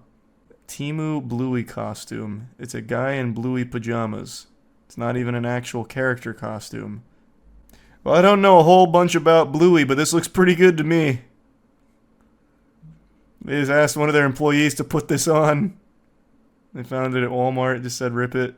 Bluey they expected was not who greeted them. On the left, this is a photo a parent took at an event with the popular cartoon character Bluey. Yeah, but I don't know. They're both pretty good. The kids were distraught. Some kids were crying. Some kids were upset, crying in their parents' shoulders. 3,000 people RSVP'd on the Facebook. Yeah, but like, why though? Why would they be crying like, oh fuck, he's got a beard, it's not Bluey, no! Oh, get me out of here, Mom! Hey, I drove 1 hour just to see a grown man in PJs. Other parents defended Dirt Dog. It's a free event and a risk you take. Yeah. My son loved it. My son had a great time. He came to see Bluey, and he got fucking Louie wearing the costume that we found out in the dumpster. What more can you ask for? He was such a good guy. He even stopped and talked to my son. Taj Wilder of Dirt Dog broke down their side. She says, first of all, That food looks good, though. Hot spot with a hip-hop edge. Expected a few dozen. Bluey was big. I just didn't realize how big he was. The biggest takeaway. You and me both. Go all out. You want to do stuff for the community. Just make sure you do it at the highest quality. Dirt Dog. They seem to have a really good attitude about it. They seem sweet. They seem super sweet. Isn't Bluey a she? I know nothing about Bluey. I have no fucking clue. Bluey's popular as fuck. I know Bluey's huge. I'm very well aware. I see drama about Bluey all the time. There's like 2 different camps. Like I guess like Bluey adults or something. So people that watch Bluey without kids, and the people that say it's weird to watch Bluey without kids, and they're always butting heads on Twitter. But I don't know anything about Bluey. So like bronies, I guess kind of. But I don't think they're watching Bluey sexually. You have to remember, bronies during their heyday, they masturbated to My Little Pony. I don't think Bluey's to that level. I think it's people that just really like the cartoon. I think that's all it is. It's not, I don't think it's sexual. Maybe it is. Like I said, I don't know anything about it. Only what I see on Twitter all the time. Do all bronies watch it for sexual gratification? Not all of them, but that was like the peak of it. You don't remember the, what was it, Sparkle Dash Cum Jar? Or Rainbow Dash Cum Jar. Like most of it was sexual for bronies back in the day. Also, RIP to bronies. They have gone extinct. We were actually just talking about it on the podcast not long ago. Bronies completely fizzled out. They don't exist anymore. There's a woman on a podcast stating she indeed gets off to the dad on Bluey. I would look that up later. I'll listen to it. Why not? I'm already deep into the Bluey rabbit hole. Let's see what all the hype's about. Is Bluey's dad some kind of sex icon or something? What's this about? I mean, I'll listen to it, but it doesn't sound real. Like, I don't think she's actually sexually attracted to Bluey's dad. What the fuck is Bluey's dad's name? I'll address him by name. Put some respect on him. His name is Bandit. Okay, yeah, I don't think she's actually touching herself to Bandit. What the fuck? Why did this come up? Trigger warning, miscarriage episode of Bluey. Bluey tackles miscarriages? What in tarnation? Is that the dog Cartoon? show? Dog show? I put it on with my dog when I leave. The dog dad, I would fucking fuck his brains out. The dog dad, he's funny, he's kind, he's smart. I have never, yes, Okay. he's a dog, and I have never been more attracted to anybody in my life. Really? And it is a cartoon dog. Yeah, this definitely doesn't sound such real. a good dad. He looks like a dog version of Phil Dunphy. I masturbated to him. Really? I have masturbated to him. Like, I'm so curious though. Is he a cartoon? He's a cartoon. Were you? What do you mean? You were just looking at it. Of course he's a cartoon in there. Would it be better if they brought out a real dog? Like, I think it's, like, both are bad, but I'd rather it be the cartoon dog, honestly. What the fuck? She's like, hold on, wait, let me throw you a bone here. It's a real dog that you're masturbating to, right? That's the fucking, you're lose-lose there. You imagining you two together? Were you just reading to his personality? I was reading to him. Thank you for have to hear his clarifying. voice, though. I was also reading to his voice. Can you play a clip of his voice? Wait, what does Bluey sound like? Interesting. It just sounds like she was making some over-the-top silly shit. Like, I highly doubt she's done that. Maybe she has. I'm not her dad. I have no fucking clue. What was his name again? Bandit? Bluey Bandit Fart? Man, like I said, I don't know enough about, like, the Bluey fandom, but that sounded a lot like My Little Pony bronies right there. Are you telling me the first thing that comes up for Bluey Bandit is Bluey Bandit Fart? I don't know what the Out of Bed podcast is typically about, but man. Dog fucking, huh? Interesting. Do you remember that clip where the brony is at a My Little Pony convention and he goes up to the Q&A panel and asks the cast members about the sexual undertones of the show? Oh, God, yeah, I remember that. Oh, yeah. Damn. That is old. That's like, I think that might even be over 10 years old now, yeah. Like I said, bronies went extinct.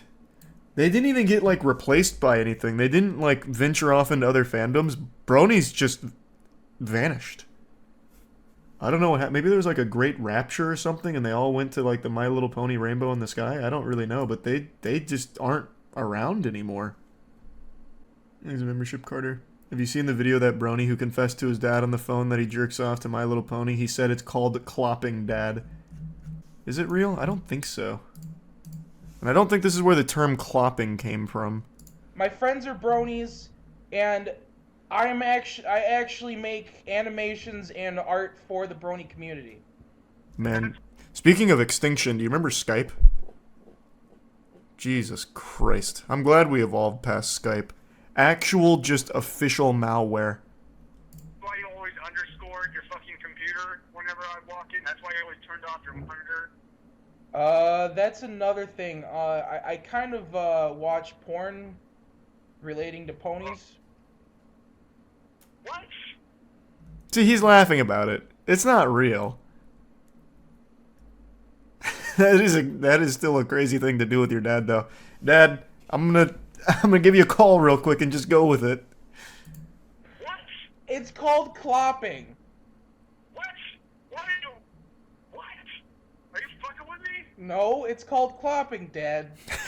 Oh my God, there is no way. It's called clopping, Dad. It's something every brony does, okay? It's a rite of passage. You don't get it. Okay, so...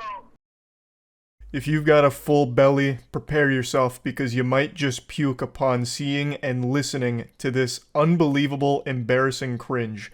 This is the worst flirting, the worst attempt at wooing a potential romantic interest I have ever seen. This is like playing a visual novel and then scaring away all of your potential love interests at once and getting the worst ending. Now, I'd like to give a bit of context here to the situation before we really dive into the meatballs from our spaghetti entree of cringe.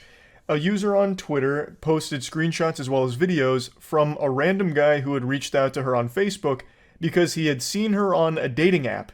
The two didn't even match. And I guess he must have assumed that it was some kind of glitch because they were destined to be lovers. It was fate that was pulling them together, but unfortunately technology had a malfunction. So he took matters into his own hands, tracked her down on Facebook, of which she had no connection to the dating app. She didn't connect any of her socials to the dating app, so he did some super sleuthing to find her on Facebook and reach out to her there to try and win her heart. And let's see how that went. Kelsey! I love that intro right there. It's straight out of Scary Movie, like that old commercial. What's up? He's coming at her like they're best friends from way back in the day. He then executes Order 66 and kills all potential for romance. He goes, I mean, okay, shit. Mayhaps that was a tad overly enthusiastic for a stranger danger message on a sunny Friday morning. There is so much quirk to the way that he texts that I'm getting uncomfortable. I can say with a high level of confidence that he is definitely in some kind of theater troupe because he is typing like he's acting out some kind of skit for a play. It's a little much here. My bad. Let's go with, I can explain. Fuck yeah, that works. Then drops a couple of emojis and then one of these bad boys. How she didn't immediately fall in love with this man is beyond me. This is aggressive. And it's already creepy because it's a complete stranger who saw her on a dating app and then tracked her down in order to, really directly communicate with her. So, let's go over where things went wrong here. I'll go ahead and get the playbook out like John Madden and say where everything fell apart for the offense. From the start, basically. There is nothing that's even remotely salvageable from what he tried to do here. There is nothing more annoying than texting like you're talking to yourself during the text. Like when you say something like, Kelsey, mayhaps that was a tad too far on a stranger danger sunny Friday afternoon. Goodness gracious, how do I save this? Like that is so fucking lame. That is shameful. That is just downright shameful. I am shocked he didn't drop like an asterisk nuzzles you, and then an asterisk, you there? Yeah, and then one of those emojis. So she said, sorry, do I know you? And then it reactivates this cringe protocol. He says, oh hey, no we don't know each other. Sincere apologies for the subterfuge. Oh brother, this guy stinks. Dropping subterfuge here in your creepy approach to a stranger. If you give me the tiniest bit of room, I'd be happy to explain. I reckon that said explanation will bring laughs and smiles. P.S. Not trying to rope you into a pyramid scheme to sell fancy Tupperware. Yet.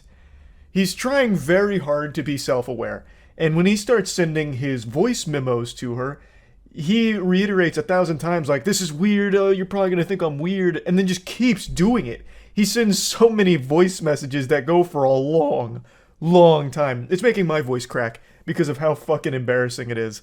And you want to know the wildest part? I'm getting ahead of myself, and it's a spoiler. He has done this to multiple women, apparently. Other women have come forward after this tweet and all of this, the receipts here and all that went viral, with other women showing their interactions with him, and he even uses like the exact same lines on other women, which is really odd considering that has to be a 0% success rate. These can't be working well at all. It's so weird. So she decides to play ball here and open Pandora's box to see what comes out. She says, explain away, and he gives a brief, cool guy thing. Oh god, I just spent 60 minutes singing to seniors and man am I drained. But fuck it, I can do this. He's hyping himself up in the text messages he is sending to this girl. It is so embarrassing, and he keeps doing it, but it gets worse because right after that, he sends a voice message. Hey, Kelsey, how's it going? Don't mind me, I fucking hate texting. I think we're all better without it, so I usually use one of these when I can. Also, I don't know if you've ever seen that Key and Peele skit, but that's how I feel about texting. I could go on. Anyway, I just want you to know right off the bat, I fully accept how fucking weird this is. I'm sorry, but like I said, I think if you give me a second, you'll probably end up laughing, and not that you need my permission, but feel free to just laugh directly at me for being a fucking idiot, for I am surely about to embarrass myself right now. I do appreciate your stamp of approval. I and everyone else will be laughing directly at you for this, and I appreciate that you recognize what an unbelievably weird thing it is to do. I don't know why you keep doing it. This is the first of many voice messages he sends, even after recognizing this immutable fact that it is weird and embarrassing. And sorry for the delay. I was going to get back to you, but someone called about a gig tomorrow and I'm trying to help them find a musician. Also, I'm not sure if I'm fucking funny anymore. I just spent 60 minutes, like I said, playing guitar and singing to a room full of senior citizens, but the room was stuffy and hot. I had to do it with a surgical mask on, and I'm not sure if I have any funny or social energy left, but I'm going to try. I'm going to try and fake it right now. So thank you for your understanding and patience, and here goes nothing. I'm a fucking idiot. Enjoy. He's actually treating this like it's some kind of movie audition. What are you talking about? I also I love that he immediately makes himself seem like super busy, like, hey, sorry for the delay. I know you were waiting on bated breath for my explanation, but I had to help very big musicians find a gig. You may have heard of them before. Bring Me the Horizon. Yeah, I'm the lead singer. So I had a lot going on. I was double booked, so I had to give them a different band. You may have heard of them, Metallica. But anyway, let me go ahead and explain what's going on. I just finished one of my own gigs, in fact, so I'm a little drained, but don't be perturbed because I'm gonna do my best to fake it. So stay tuned for part 2. It's coming right up. Like he's about to go through his stand-up comedy routine, which you don't want to miss. In the trenches of online dating for a couple of years, so I definitely know how to identify the kind of person I'm like, if nothing else, the world would be better if we were friends. So hear me out. First of all, I never fucking see that shrug emoji. No one else uses it. It's typed into my phone. If I type shrug with 2 G's, it just shows up. Same thing on my laptop. Like, I'll use it in work emails. Fuck it. So right away, I'm like, interesting. I don't get it though. She's cute. For how pretty she is, she should be boring. Why does she seem kind of strange in a good way? That's a spectacular start right there. I was like, she's kind of pretty, so why isn't she like a fucking lobotomite boring dumbass? Like, she used an emoji that I really like, and she's pretty. Like, that doesn't make any sense. Pretty women can't have a personality, but you're like defying all of science right now. He just keeps going on about this fucking shrug emoji. He's talking about her bio on the dating site, and he just really fixates on that. That shrug emoji is like Cupid's arrow to this guy. He fell in love instantly when he saw it in her bio. I don't know why he thought it was a compliment to say that she's like strange and different in a good way because pretty women are like boring or whatever, insinuates that a pretty girl can't have a personality. I don't know what the thought process was with that approach, but it's definitely a bold play. I think you said something about live music. My job is actually live music. I play guitar and sing. I do about 25 shows a month. I know it sounds made up. I feel like I invented the job. It's redonkulous, but I live very comfortably. Life is good. I do play at a lot of retirement homes, and it's great for my self-esteem, Kels, as I am a big hit with women over 80. Time out. Technical foul here. He just dropped a redonkulous. He just said redonkulous. And then not only that, in his only second voice message here, he's already just calling her Kels. They're not even on like a first name basis. They're not acquaintances. These are two complete strangers, and he's already giving her like a nickname. What the fuck? Oh yeah, and just the night before, I'd been talking to one of my best friends in the world, Roxy. Just people that like match you and they just write hey. So if someone writes hey, I just write hi. And if someone writes sup, I go nothing much, you. And like people that match me and clearly haven't read my fucking bio, folks will match and be like, so what do you do for a living? I'm like, come on, Chelsea. Like, yeah, you're kind of cute, but I'm pretty damn sweet. Try harder. Why are you even talking about this? You're like trauma dumping on this complete stranger right now that you've tracked down from a dating app to try and communicate directly with because you didn't match with her. What the fuck is this? Now you're just going on about like, dating apps are so weird. People just say like, hey. So then I'm like, hi. You don't know how to have a conversation. You didn't read the bio that I painstakingly typed up. I spent a long time on that bio and now I'm offended. Ridiculous. Redonkulous. I don't know. It's just to see someone mention that in a bio, I'm like, thank you. I can see that you feel the same as me. Yeah, if people, I always think that effort should match interest in dating. So if you're curious if someone's interested or not, remember that scene with Justin Long and What's-Her-Face in that movie about dating? Is it he's just not that into you? And he's like, if the guy's interested, he will call. And it's true. So I found a line a couple of years ago and it's like, effort will always match interest. It will show you how interested someone is. And like, I'm pretty goddamn sweet. And I am not that lonely, bored, or horny. I'm not going to take breadcrumbs from someone if I want a sandwich. So if someone hits me with a hey or hi, you can go fuck yourself. He's just sounding like a complete unhinged asshole here. It's not that deep. What do you mean they can just go fuck themselves? No one's even, like, what does this have to do with anything in this situation? This isn't even flirting. This is just blurting. He's just blurting out all of the most nonsensical shit in his head right now to a complete stranger. And not only that, this is probably not even his first take. I bet he recorded this like 10 times until he had one that was like, this is the one. This was smooth. And that's what we got here. We got the final product. This isn't even like the first draft, I doubt. That's mind-blowing. I'm worth more. Damn it. This is where the Kelly Clarkson song comes in. Yeah, no, your bio is just, there was so much intentional effort put in. And honestly, the more I scroll down in the pics, I'm like, this does not match up. I don't want to sound like an asshole. Like, attractive people can also be interesting and funny, but it's just incredibly rare. I speak for myself, because I'd like to consider myself one of those. That's the end of chapter 2 from the voice memos, but don't worry, there's still a finale, and it's the extended director's cut. The next one's over 5 minutes long. Also, he doubles down on this whole, like, yeah, you're, like, pretty, but you have a personality, which that just does not happen. I don't know why he thinks that that's some kind of, like, grand compliment. It's very odd.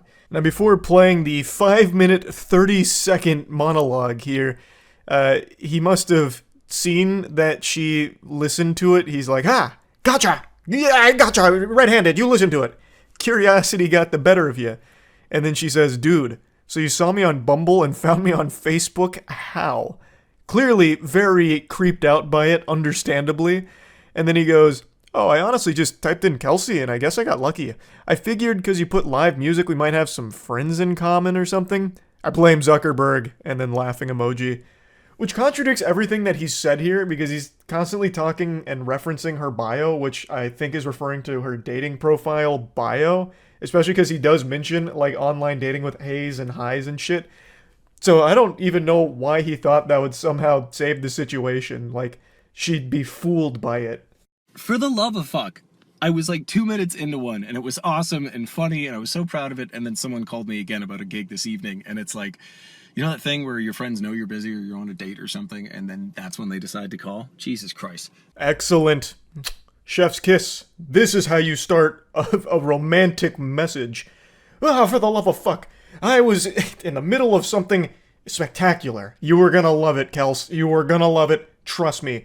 But then one of my fucking asshole friends called me about a gig, because I'm so busy being a successful live musician. Can you believe that, Kels? Can you believe that? It's like those things, you know, where, like, we both go on dates, right? I go on dates, clearly. You go on dates. And sometimes when you're just busy, people call. It's Jesus Christ. But yeah, no, your bio was just the fucking bee's knees. I mean, listen, top 3 in, like, the hundreds or thousands I've seen. It was just, I don't know. I'm a very good judge of character, and you just seem like my kind of person. And I'm not saying we're star-crossed lovers. I don't know you, and you don't know me. That's 100% correct.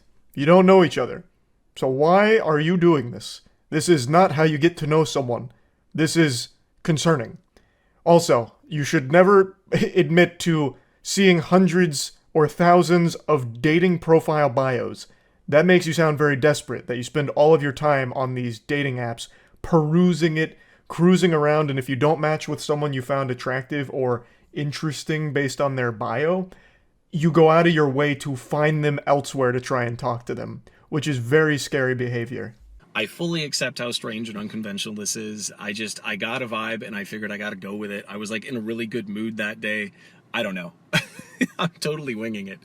But, yeah, a lot of my close friends are women, and everyone, unfortunately, has a couple stories of having to block someone's number, or an ex just won't leave them alone, or going to the cops. Fuck, dude, I've had to block a few numbers of crazy people that didn't know they were crazy.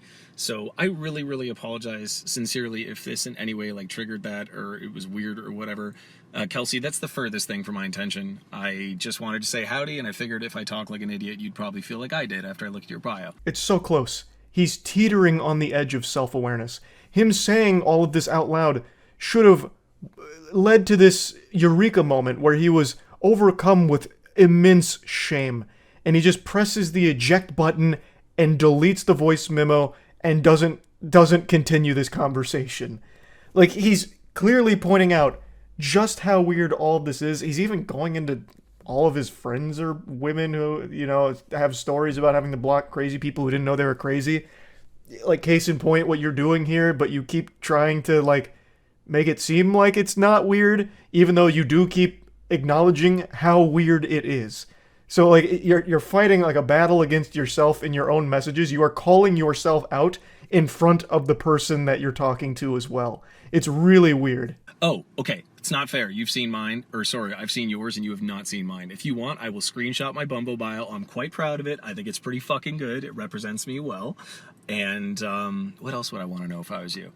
gee, I'm like 6 feet tall, pretty damn handsome. I'd give me like a 7. No, like a 7.5 out of 10 looks wise. I mean, to my knowledge, no one has dated me for my abs or my hair. I'm guessing it's because I'm funny and honest and clearly very humble and go to therapy and emotionally intelligent. It's not a job interview, bro. You don't need to be giving your resume here.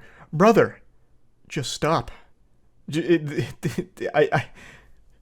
Please, goodness gracious. 7.5, maybe even an 8. I'm feeling really fucking good lately. I got a tan. I'm up to like 80-second side planks. I hate them, but they're totally worth it for the core.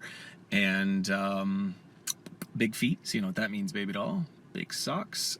You're scaring me. You are scaring me. Why would you do that? What? From way downtown here, he's throwing up a crazy jump shot.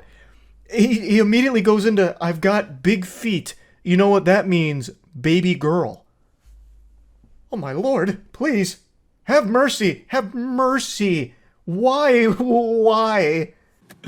What else? I feel like I didn't tell you enough about the bio too. That shrug emoji was just, if nothing else, the fact that like you look like a Disney princess and you use that, I'm like, fuck it, I gotta talk to her.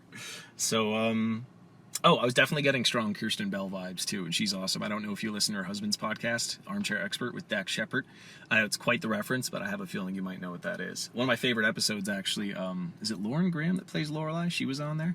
Anyway, I am all over the fucking place, as is my job. You're also all over the place in this one-sided conversation.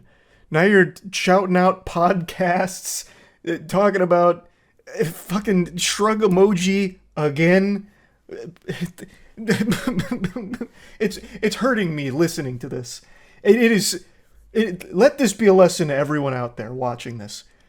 Just don't do anything even remotely like this. Never engage in a one-sided conversation where you have to be the one filling in blanks in a conversation that doesn't really exist.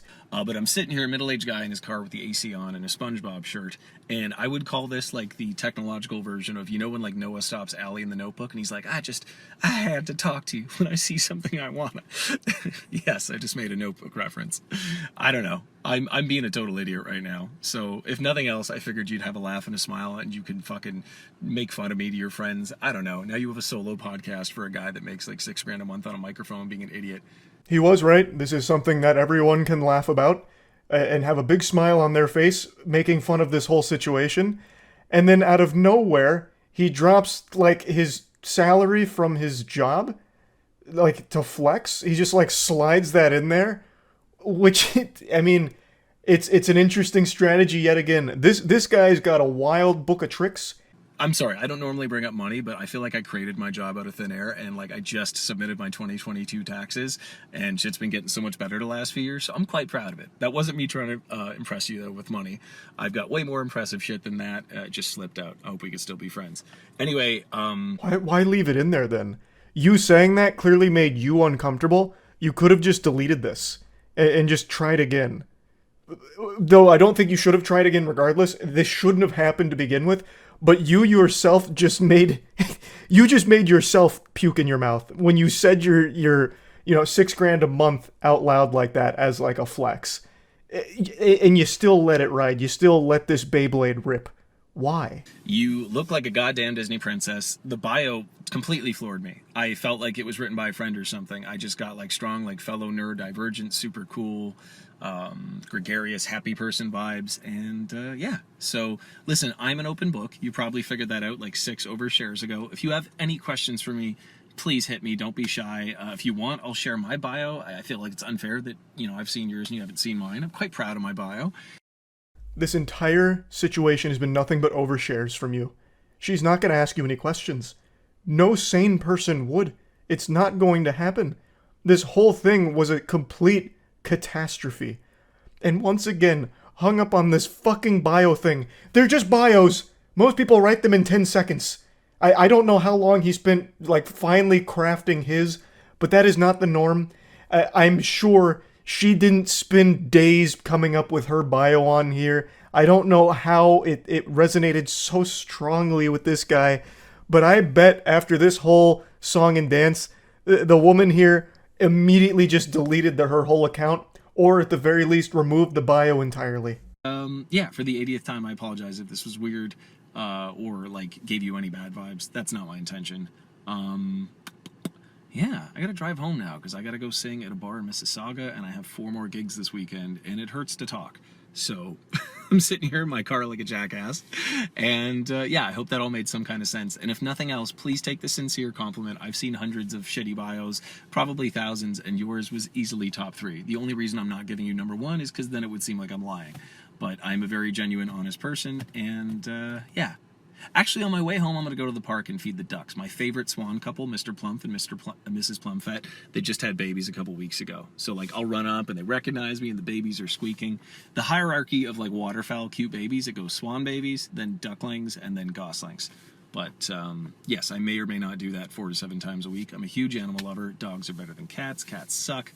Sorry if you have cats, but I'm sure your cat is cool. That was one of the most peculiar lies I've ever heard. You're going to stop at the park on the way home so you can visit your favorite swan couple, Mr. Plumph and Mrs. Plumfett, because they just had babies a couple weeks ago, and they recognize you and get excited and start squeaking when you come by. Like you're part of the family, part of the crew, part of the ship. What universe? What the fuck? That's not even something Dr. Seuss would write as like a little goofy side plot in a story. That is the biggest lie I've ever heard for no reason. For no reason. The quirkiness is overloading. Like, the cup runneth over on quirk. Wow.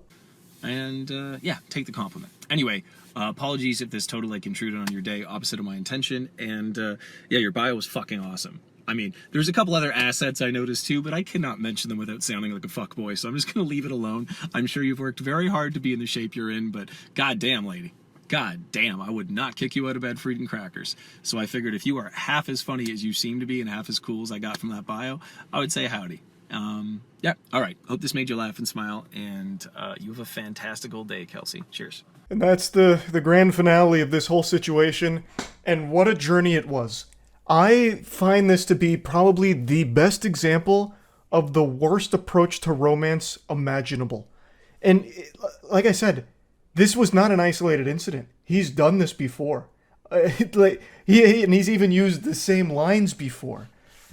Which is it's so wild. It's so wild. I had to talk about it. I had to. So yeah, that's really about it. So yeah. If you're standing up, you're going to want to sit down for this announcement because I'm coming in hot. I'm about to hit you with the truth. I am not a drama channel. I like to joke about internet drama quite often. I think it's very entertaining to talk about some petty internet shit that goes on when egos collide and just other weird stories from the internet. I think that's very enjoyable. But I've never wanted my identity to be someone like a fucking teenage girl that constantly engages in drama or stirs up controversy with others on the platform. I know some people disagree, like, Charlie only does drama these days, and that's fine to have that perspective. I just personally don't see it that way and never really want that to be my identity. So this will be the last video I make about vegan gains. This will be the last time you hear Voldemort's name leave my mouth here. So I made that video addressing a controversy, talking about the video Vegan Gains made about me, calling me a hypocrite for eating meat, and calling out someone who tortures animals on YouTube. He's made a follow-up video. He had a 4-hour stream, which I tuned into because I wanted his perspective. I did open that video up for a dialogue. I thought that's what the goal was, but Vegan Gains has made it clear he doesn't give a fuck about a conversation, he only cares about milking the attention. So right after I posted my video, he went live on YouTube where he watched my 10-minute video for about an hour and a half. I want to say right away, I don't condone people going to harass anyone I make videos about. I hate that behavior. I will never encourage that shit. So the people that went there just to make fun of him or anything like that, you never ever have my encouragement or my blessing to do so. I think that shit sucks. But that did happen. He spent an hour and a half watching a 10-minute video because he'd stop every 2 words to screech and scream one of 3 things, one of only 3 phrases he seems to know: straw man, ad hominem, and poisoning the well. It was a truly insufferable live stream to sit through, but in between his constant short-circuiting where he was only able to regurgitate one of 3 words and talking about the Holocaust and rape, he made good points. He had very sound arguments that I respected. And not just respected, 100% agree with. But sitting through that live stream was tough. The constant pausing to dissect each word was more painful than listening to the animal screams in a slaughterhouse. But in between having a macho man meltdown where he'd, challenge people from the chat to come fight him if they disagreed or whatever, he said, "Charlie, if you want to talk about it, let's talk about it," which I had every intention of doing because, like I said, I thought that's what the goal was. We each say our piece and discuss it. However, a mere 2 hours after the live stream ended, somewhere in there, he put up another video addressing it. Even though he had just gone 4 hours thoroughly dissecting everything, he made another video just to milk those titties, get a little extra drama out of this whole situation. He started his stream a little bit before I started streaming myself, so while he was still going, I had already started streaming. By the time I was done streaming, he had already posted another video that had been up for like 2 hours. So it seems like only a couple hours after his stream that went 4 hours dissecting it concluded, he made another video just to really reach deep into the colon of controversy to keep getting some attention out of it. I don't see what the point of the live stream was when you were still made up your mind about making another video, regardless of if I took you up on a debate or conversation offer. So to me, that seems like you don't even genuinely believe in having a conversation, you just really want the attention from this whole situation. So to me, that seems like you really liked all of the donations you got during your stream. There was a lot of those trolls, like I mentioned, that were donating to make fun of him, and then people in his community donating to support him. So he made a lot of money off the controversy while covering the topic. He did send me a tweet asking if we could have a conversation while I was streaming, and by the time I saw the tweet, the video had already gone up. So he had already made up his mind that he was going to continue making videos about the drama to really squeeze every last bit of extra views he could get out of the situation. So again, after watching the video, a lot of points I agree with, and he even pointed out things I personally thought I messed up on. For example, misrepresenting points, that wasn't my intention. For example, the dog, Dr. Seuss tale he told, the weird shit about someone goes in their backyard and shoots their dog. The way he said it was, someone shoots a dog in their backyard. To me, that sounds like someone has gone into someone else's backyard and shot a dog for no reason. But I misunderstood what he was saying. With his galaxy brain, he was talking about the owner going in the backyard and shooting their own dog. It was a genuine misunderstanding, not some kind of sinister way to try and twist what he was saying. The main thing that you're right about 100% is in my initial video, I didn't make any arguments to counter you. I absolutely did not. That wasn't the goal of the video. I wasn't trying to debunk you or fight you on all of your points or anything like that. There was a few that I didn't understand clearly, like the dog thing, but I wasn't trying to counter you. That wasn't the goal of the video. The purpose of my video, the point I was making, is the way you conduct yourself, your character, is the worst thing for veganism and the worst look to people that are already sympathetic to your cause. You're not going after the actual animal abusers, you're going after people in the fitness industry that eat meat. You went after me because I called out an animal abuser, but I eat meat. You yourself didn't call out animal abuse. I imagine you'll do something for H3H3 because he called So Young out and he eats meat. You're not going after the actual problem. You're going after people that are already sympathetic to it and driving them away. That was my point. I wasn't arguing your beliefs because I'm not trying to convert you to my side or anything. And I don't care that you criticized me. I have thick skin. I can take it. Half of my content is dedicated to criticizing things, so I expect it back. The point I'm making is your entire history on YouTube has been actively shooting the idea of meat substitutes in the foot to people that aren't in the know. You say a lot of it's geared towards education, but if you look at the video you made about me, only a chunk in the middle seems educational where you talk about the alternatives and, well, here's what you could have done. That's educational. The entire second half of the video is you call So Young a piece of shit, look in the mirror, you're a hypocrite, hypocrite, hypocrite, you do this, you're a hypocrite, she does this, she's not a hypocrite, you're a hypocrite, big hypocrite. That's not educational and it doesn't do anything. You're not challenging my beliefs, you're not making me reevaluate the way I look at things, that's just you doing an attack.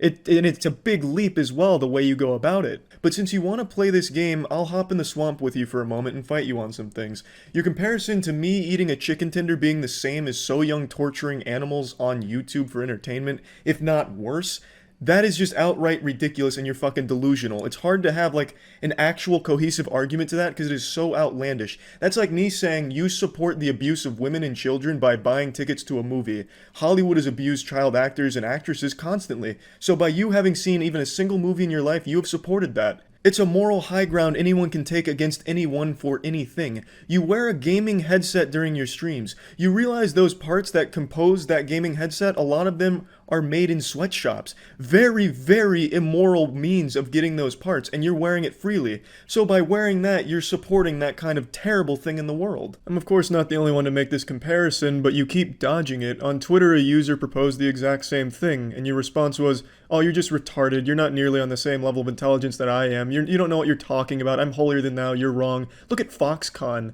I don't know if you're joking or if you're actually dumb, but Foxconn actually does use minors at their factories in China. They're being investigated for it. It's pretty well documented. And Foxconn's an extremely terrible place to work that's well known for workers committing suicide. So I don't know why you'd use this as an example to somehow dismiss the argument. But even if you did cherry pick like the world's best factory, it doesn't dismiss the comparison. That'd be like me saying, hey, look at this incredible slaughterhouse that treats its animals extremely well. This is representative of all slaughterhouses, right? It just doesn't make any sense. You just come across real dumb here. You're also pathetically lying on Twitter. I've never blocked anyone on YouTube. I had to Google where I could even find that feature to see if anyone's blocked. There's nobody even listed there. This is just an outright lie. You also act like you're some huge war hero that came out triumphant over this incredible internet battle where you slap me around on my arguments. But I didn't make any arguments. You said yourself I didn't make any arguments, so I don't know what you're going on about here puffing out your chest for. You also act like I'm afraid to talk to you, as if I'm hiding in some underground bunker in a shelter, avoiding the boogeyman of veganism, which clearly isn't the case. You decided to turn this into a video war back and forth instead of waiting for me to respond or see if I even wanted to respond. I only had a window for a couple of hours in between your live stream and then your pathetic speedrun attempt on YouTube drama by posting a follow-up video to Farm Controversy, and I was streaming during this window in the first place, so it's not like I've had all of these opportunities to touch base with you. You've made it clear your intention isn't a conversation. It's to just keep milking drama, getting as many videos out of it as you can. And if you want to go in the hypocrite route, you're a massive fucking hypocrite. You have a Teespring where you sell Vegan Gains cotton t-shirts. Cotton is not only one of the worst things for the environment, we'll go ahead and set that aside because I don't think you give a fuck about that. We're going to talk about its direct impact on animals. The production of cotton accounts for 24% of the global insecticide market. Insecticide in the cotton production often leaks into the water supply of the nearby areas and threatens biodiversity and directly poisons the animals. So by you selling cotton t-shirts, you are directly killing animals. And not just that, you're profiting from it, which is even worse. In fact, it goes beyond that. You're paying someone else to make these cotton t-shirts for you, which are killing animals, and you're making money off of it. It's pretty extreme, man. That's a lot worse than what meat eaters do, people that eat KFC. I actually don't even eat KFC, by the way. That was the first time I've eaten KFC since I was 6 years old. And I really don't eat red meat. That was the first time I've taken a nibble of red meat in about a decade. But what you do is so much worse than those things, because people that do eat meat like that, the animal's already dead, with or without them buying it. But for you, that shirt didn't exist until you put it in production, so you actually just brought it out there and have some blood on your hands, whereas meat eaters, they're a little bit cleaner than you in that regard. I double and triple checked to make sure this was actually your merch store, because I couldn't believe that you wouldn't know about the impact cotton has on animals. I'm sure you know about the impact on the environment, that's pretty well known, but animals specifically. Because that seems like something you'd be very well aware of and want to avoid, but it is yours. I found it through your YouTube video announcement with it, and I get the video itself as a joke, but the shirts are real. I can order one right now, and people have ordered them, and I have to wonder if they know just what kind of impact that has on animals, and if they're okay with that. I know cotton is deemed vegan-friendly, but I don't get why. Animals aren't directly killed to make cotton, but the production of cotton directly leads to animal deaths, and getting rid of a lot of homes for animals. Now, I'm pretty sure you're probably finding a way to tap dance around that fact or dispute it. You're very tenacious, but there is a point that you can't fight on when it comes to cotton. We'll use the Aral Sea as an example. The Aral Sea was the 4th largest lake in the world for a time, but during the 1960s, local government diverted the waterways that fed the Aral Sea into cotton production, because cotton production is so water intensive. Over time, this drained the Aral Sea, and it's now the Aralcombe Desert. It's just completely empty. There's no lake there anymore. All the fish that lived there are dead. The animals that inhabited it and used it as a watering hole are no more. They've either moved somewhere else or died as a result of the poisoning. Now, I know you and a lot of members in your community feel that you are 100% in the right, and anyone who eats meat can never be right and is in the wrong, but I'd argue what you're doing is a lot worse than someone that's eating a chicken tender, or people that eat meat to survive, or just as part of their diet since it's financially cheaper than a lot of the alternatives at the moment. You are profiting off of directly hurting animals through the production of your merchandise. I really can only imagine how many times you've stopped this video on stream by now. I imagine it's well over 100. It's probably about a 3-hour stream by now, dissecting each part of this. But I have to say, in your words, what's your excuse? There's plenty of alternatives to cotton that don't damage the environment or hurt animals. Why didn't you use those options? Why'd you choose cotton? I even decided to check all around Teespring and people talking about Teespring because I thought, well, there's no way Vegan Gains would let this fly. There's no way he wouldn't know about this. Maybe Teespring's doing something totally different, getting their cotton in a different way. Like fucking Full Metal Alchemist Brotherhood alchemy, just bringing it out of existence or something where nothing's getting damaged. But I couldn't find anything like that. All of their stuff is sourced outside of the US, and I couldn't find too much information on how or where exactly the procedure. So there is an option for 100% organic cotton, which is a little bit better than normal cotton, but you didn't choose that option. You chose 100% cotton. So there really is no excuse. I want to make it clear, I actually don't believe these things. I don't think this way. I'm just going by your line of thinking by comparing me eating a chicken tender to me being worse than torturing live animals on a YouTube video aimed at children. It's a very silly way of interpreting things, and you can see just how silly it is when you apply it in different areas like this. It's silly to ignore the fact that living in this day and age comes at a cost, and unfortunately that cost is animal lives. Vegan Gains, you may not eat animals directly or use products that are directly derived from animals, but a lot of the products you use every day have had animals die for that production. For example, you made a video talking about toilet paper being out in your area because of coronavirus. Well, as I'm sure you're well aware, toilet paper comes from trees that animals once called home. But as deforestation continues, deforestation leaves so many animals dead and homeless just to provide that toilet paper for you, Vegan Gains. So that toilet paper you're wiping your precious asshole with has blood on it because those animals have died because of that production of that toilet paper. So you yourself are a hypocrite just for existing in this world because everything that surrounds you at some point down the pipeline had an animal die because of it. So there's no reason to draw this distinction between eating animals is so much worse than using products animals have died for. These are the same thing. Animals die on both sides. It's just a matter of which one you have morally deemed worse than the other. You march around like you're this morally superior celestial being, but you're really not. I don't find you to be like this moral authority of YouTube. Throughout your entire history on YouTube, it's been a controversial one. One thing you've done pretty often is make fun of people with cancer, which I think is very low. Even recently, it's not like you've progressed past an edgy stage. Recently, you made fun of a bodybuilder who took a picture with a child with cancer. Cancer is an almighty killer, and I wish there was a cure for it. I, for one, will be supporting Team Lewis in the future and hope you guys will too. One day, cancer will be a thing of the past and the memory of Lewis will live on in the cure when it's found. Well, Eddie, since we're still waiting for that cure for cancer to be found, how about in the meantime we try and prevent ourselves from developing cancer in the first place? Vegan Gains defends this clip vehemently by saying he's clearly not mocking this child with cancer, but I don't know how he can possibly not see how it seems like he is by the way he's talking. If I talk to you that way, Vegan Gains, you'd think that I'm mocking you, right? Like, my name's Richard and I'm so mad at meat. That sounds like I'm making fun of you, doesn't it? That's exactly what you did to this kid in this very tough situation. He goes on to talk about how red meat is, very correlated with cancer. And I don't know what Vegan Gains' degree is in, but I actually did go to college for human sciences. Concentration was exercise physiology. I've taken numerous nutritional courses. Richard talks about carcinogens. One of the first things you'll learn throughout nutrition in university, at least in my university, is that's the most obsolete way of looking at cancer-causing agents in food. Every single food out there is a known carcinogen. Even the safe stuff that your mom tucks you in at night saying is safe, will watch over you at night, like broccoli. Broccoli is a very well-known carcinogen. Almonds too. Everything is a known carcinogen, and the way Richard presents this is extremely misleading. He presents the research in a way that makes it sound to his audience that if you eat red or processed meat, you're gonna get cancer. And while yes, red and processed meat is significantly worse than a lot of other options out there, it's extremely fucked up, and he always makes it sound like it's the person's fault they got cancer because they ate red meat. It's disgusting. I really think it's pretty fucked up, and I don't know why you think you have this moral high ground just because you're a vegan.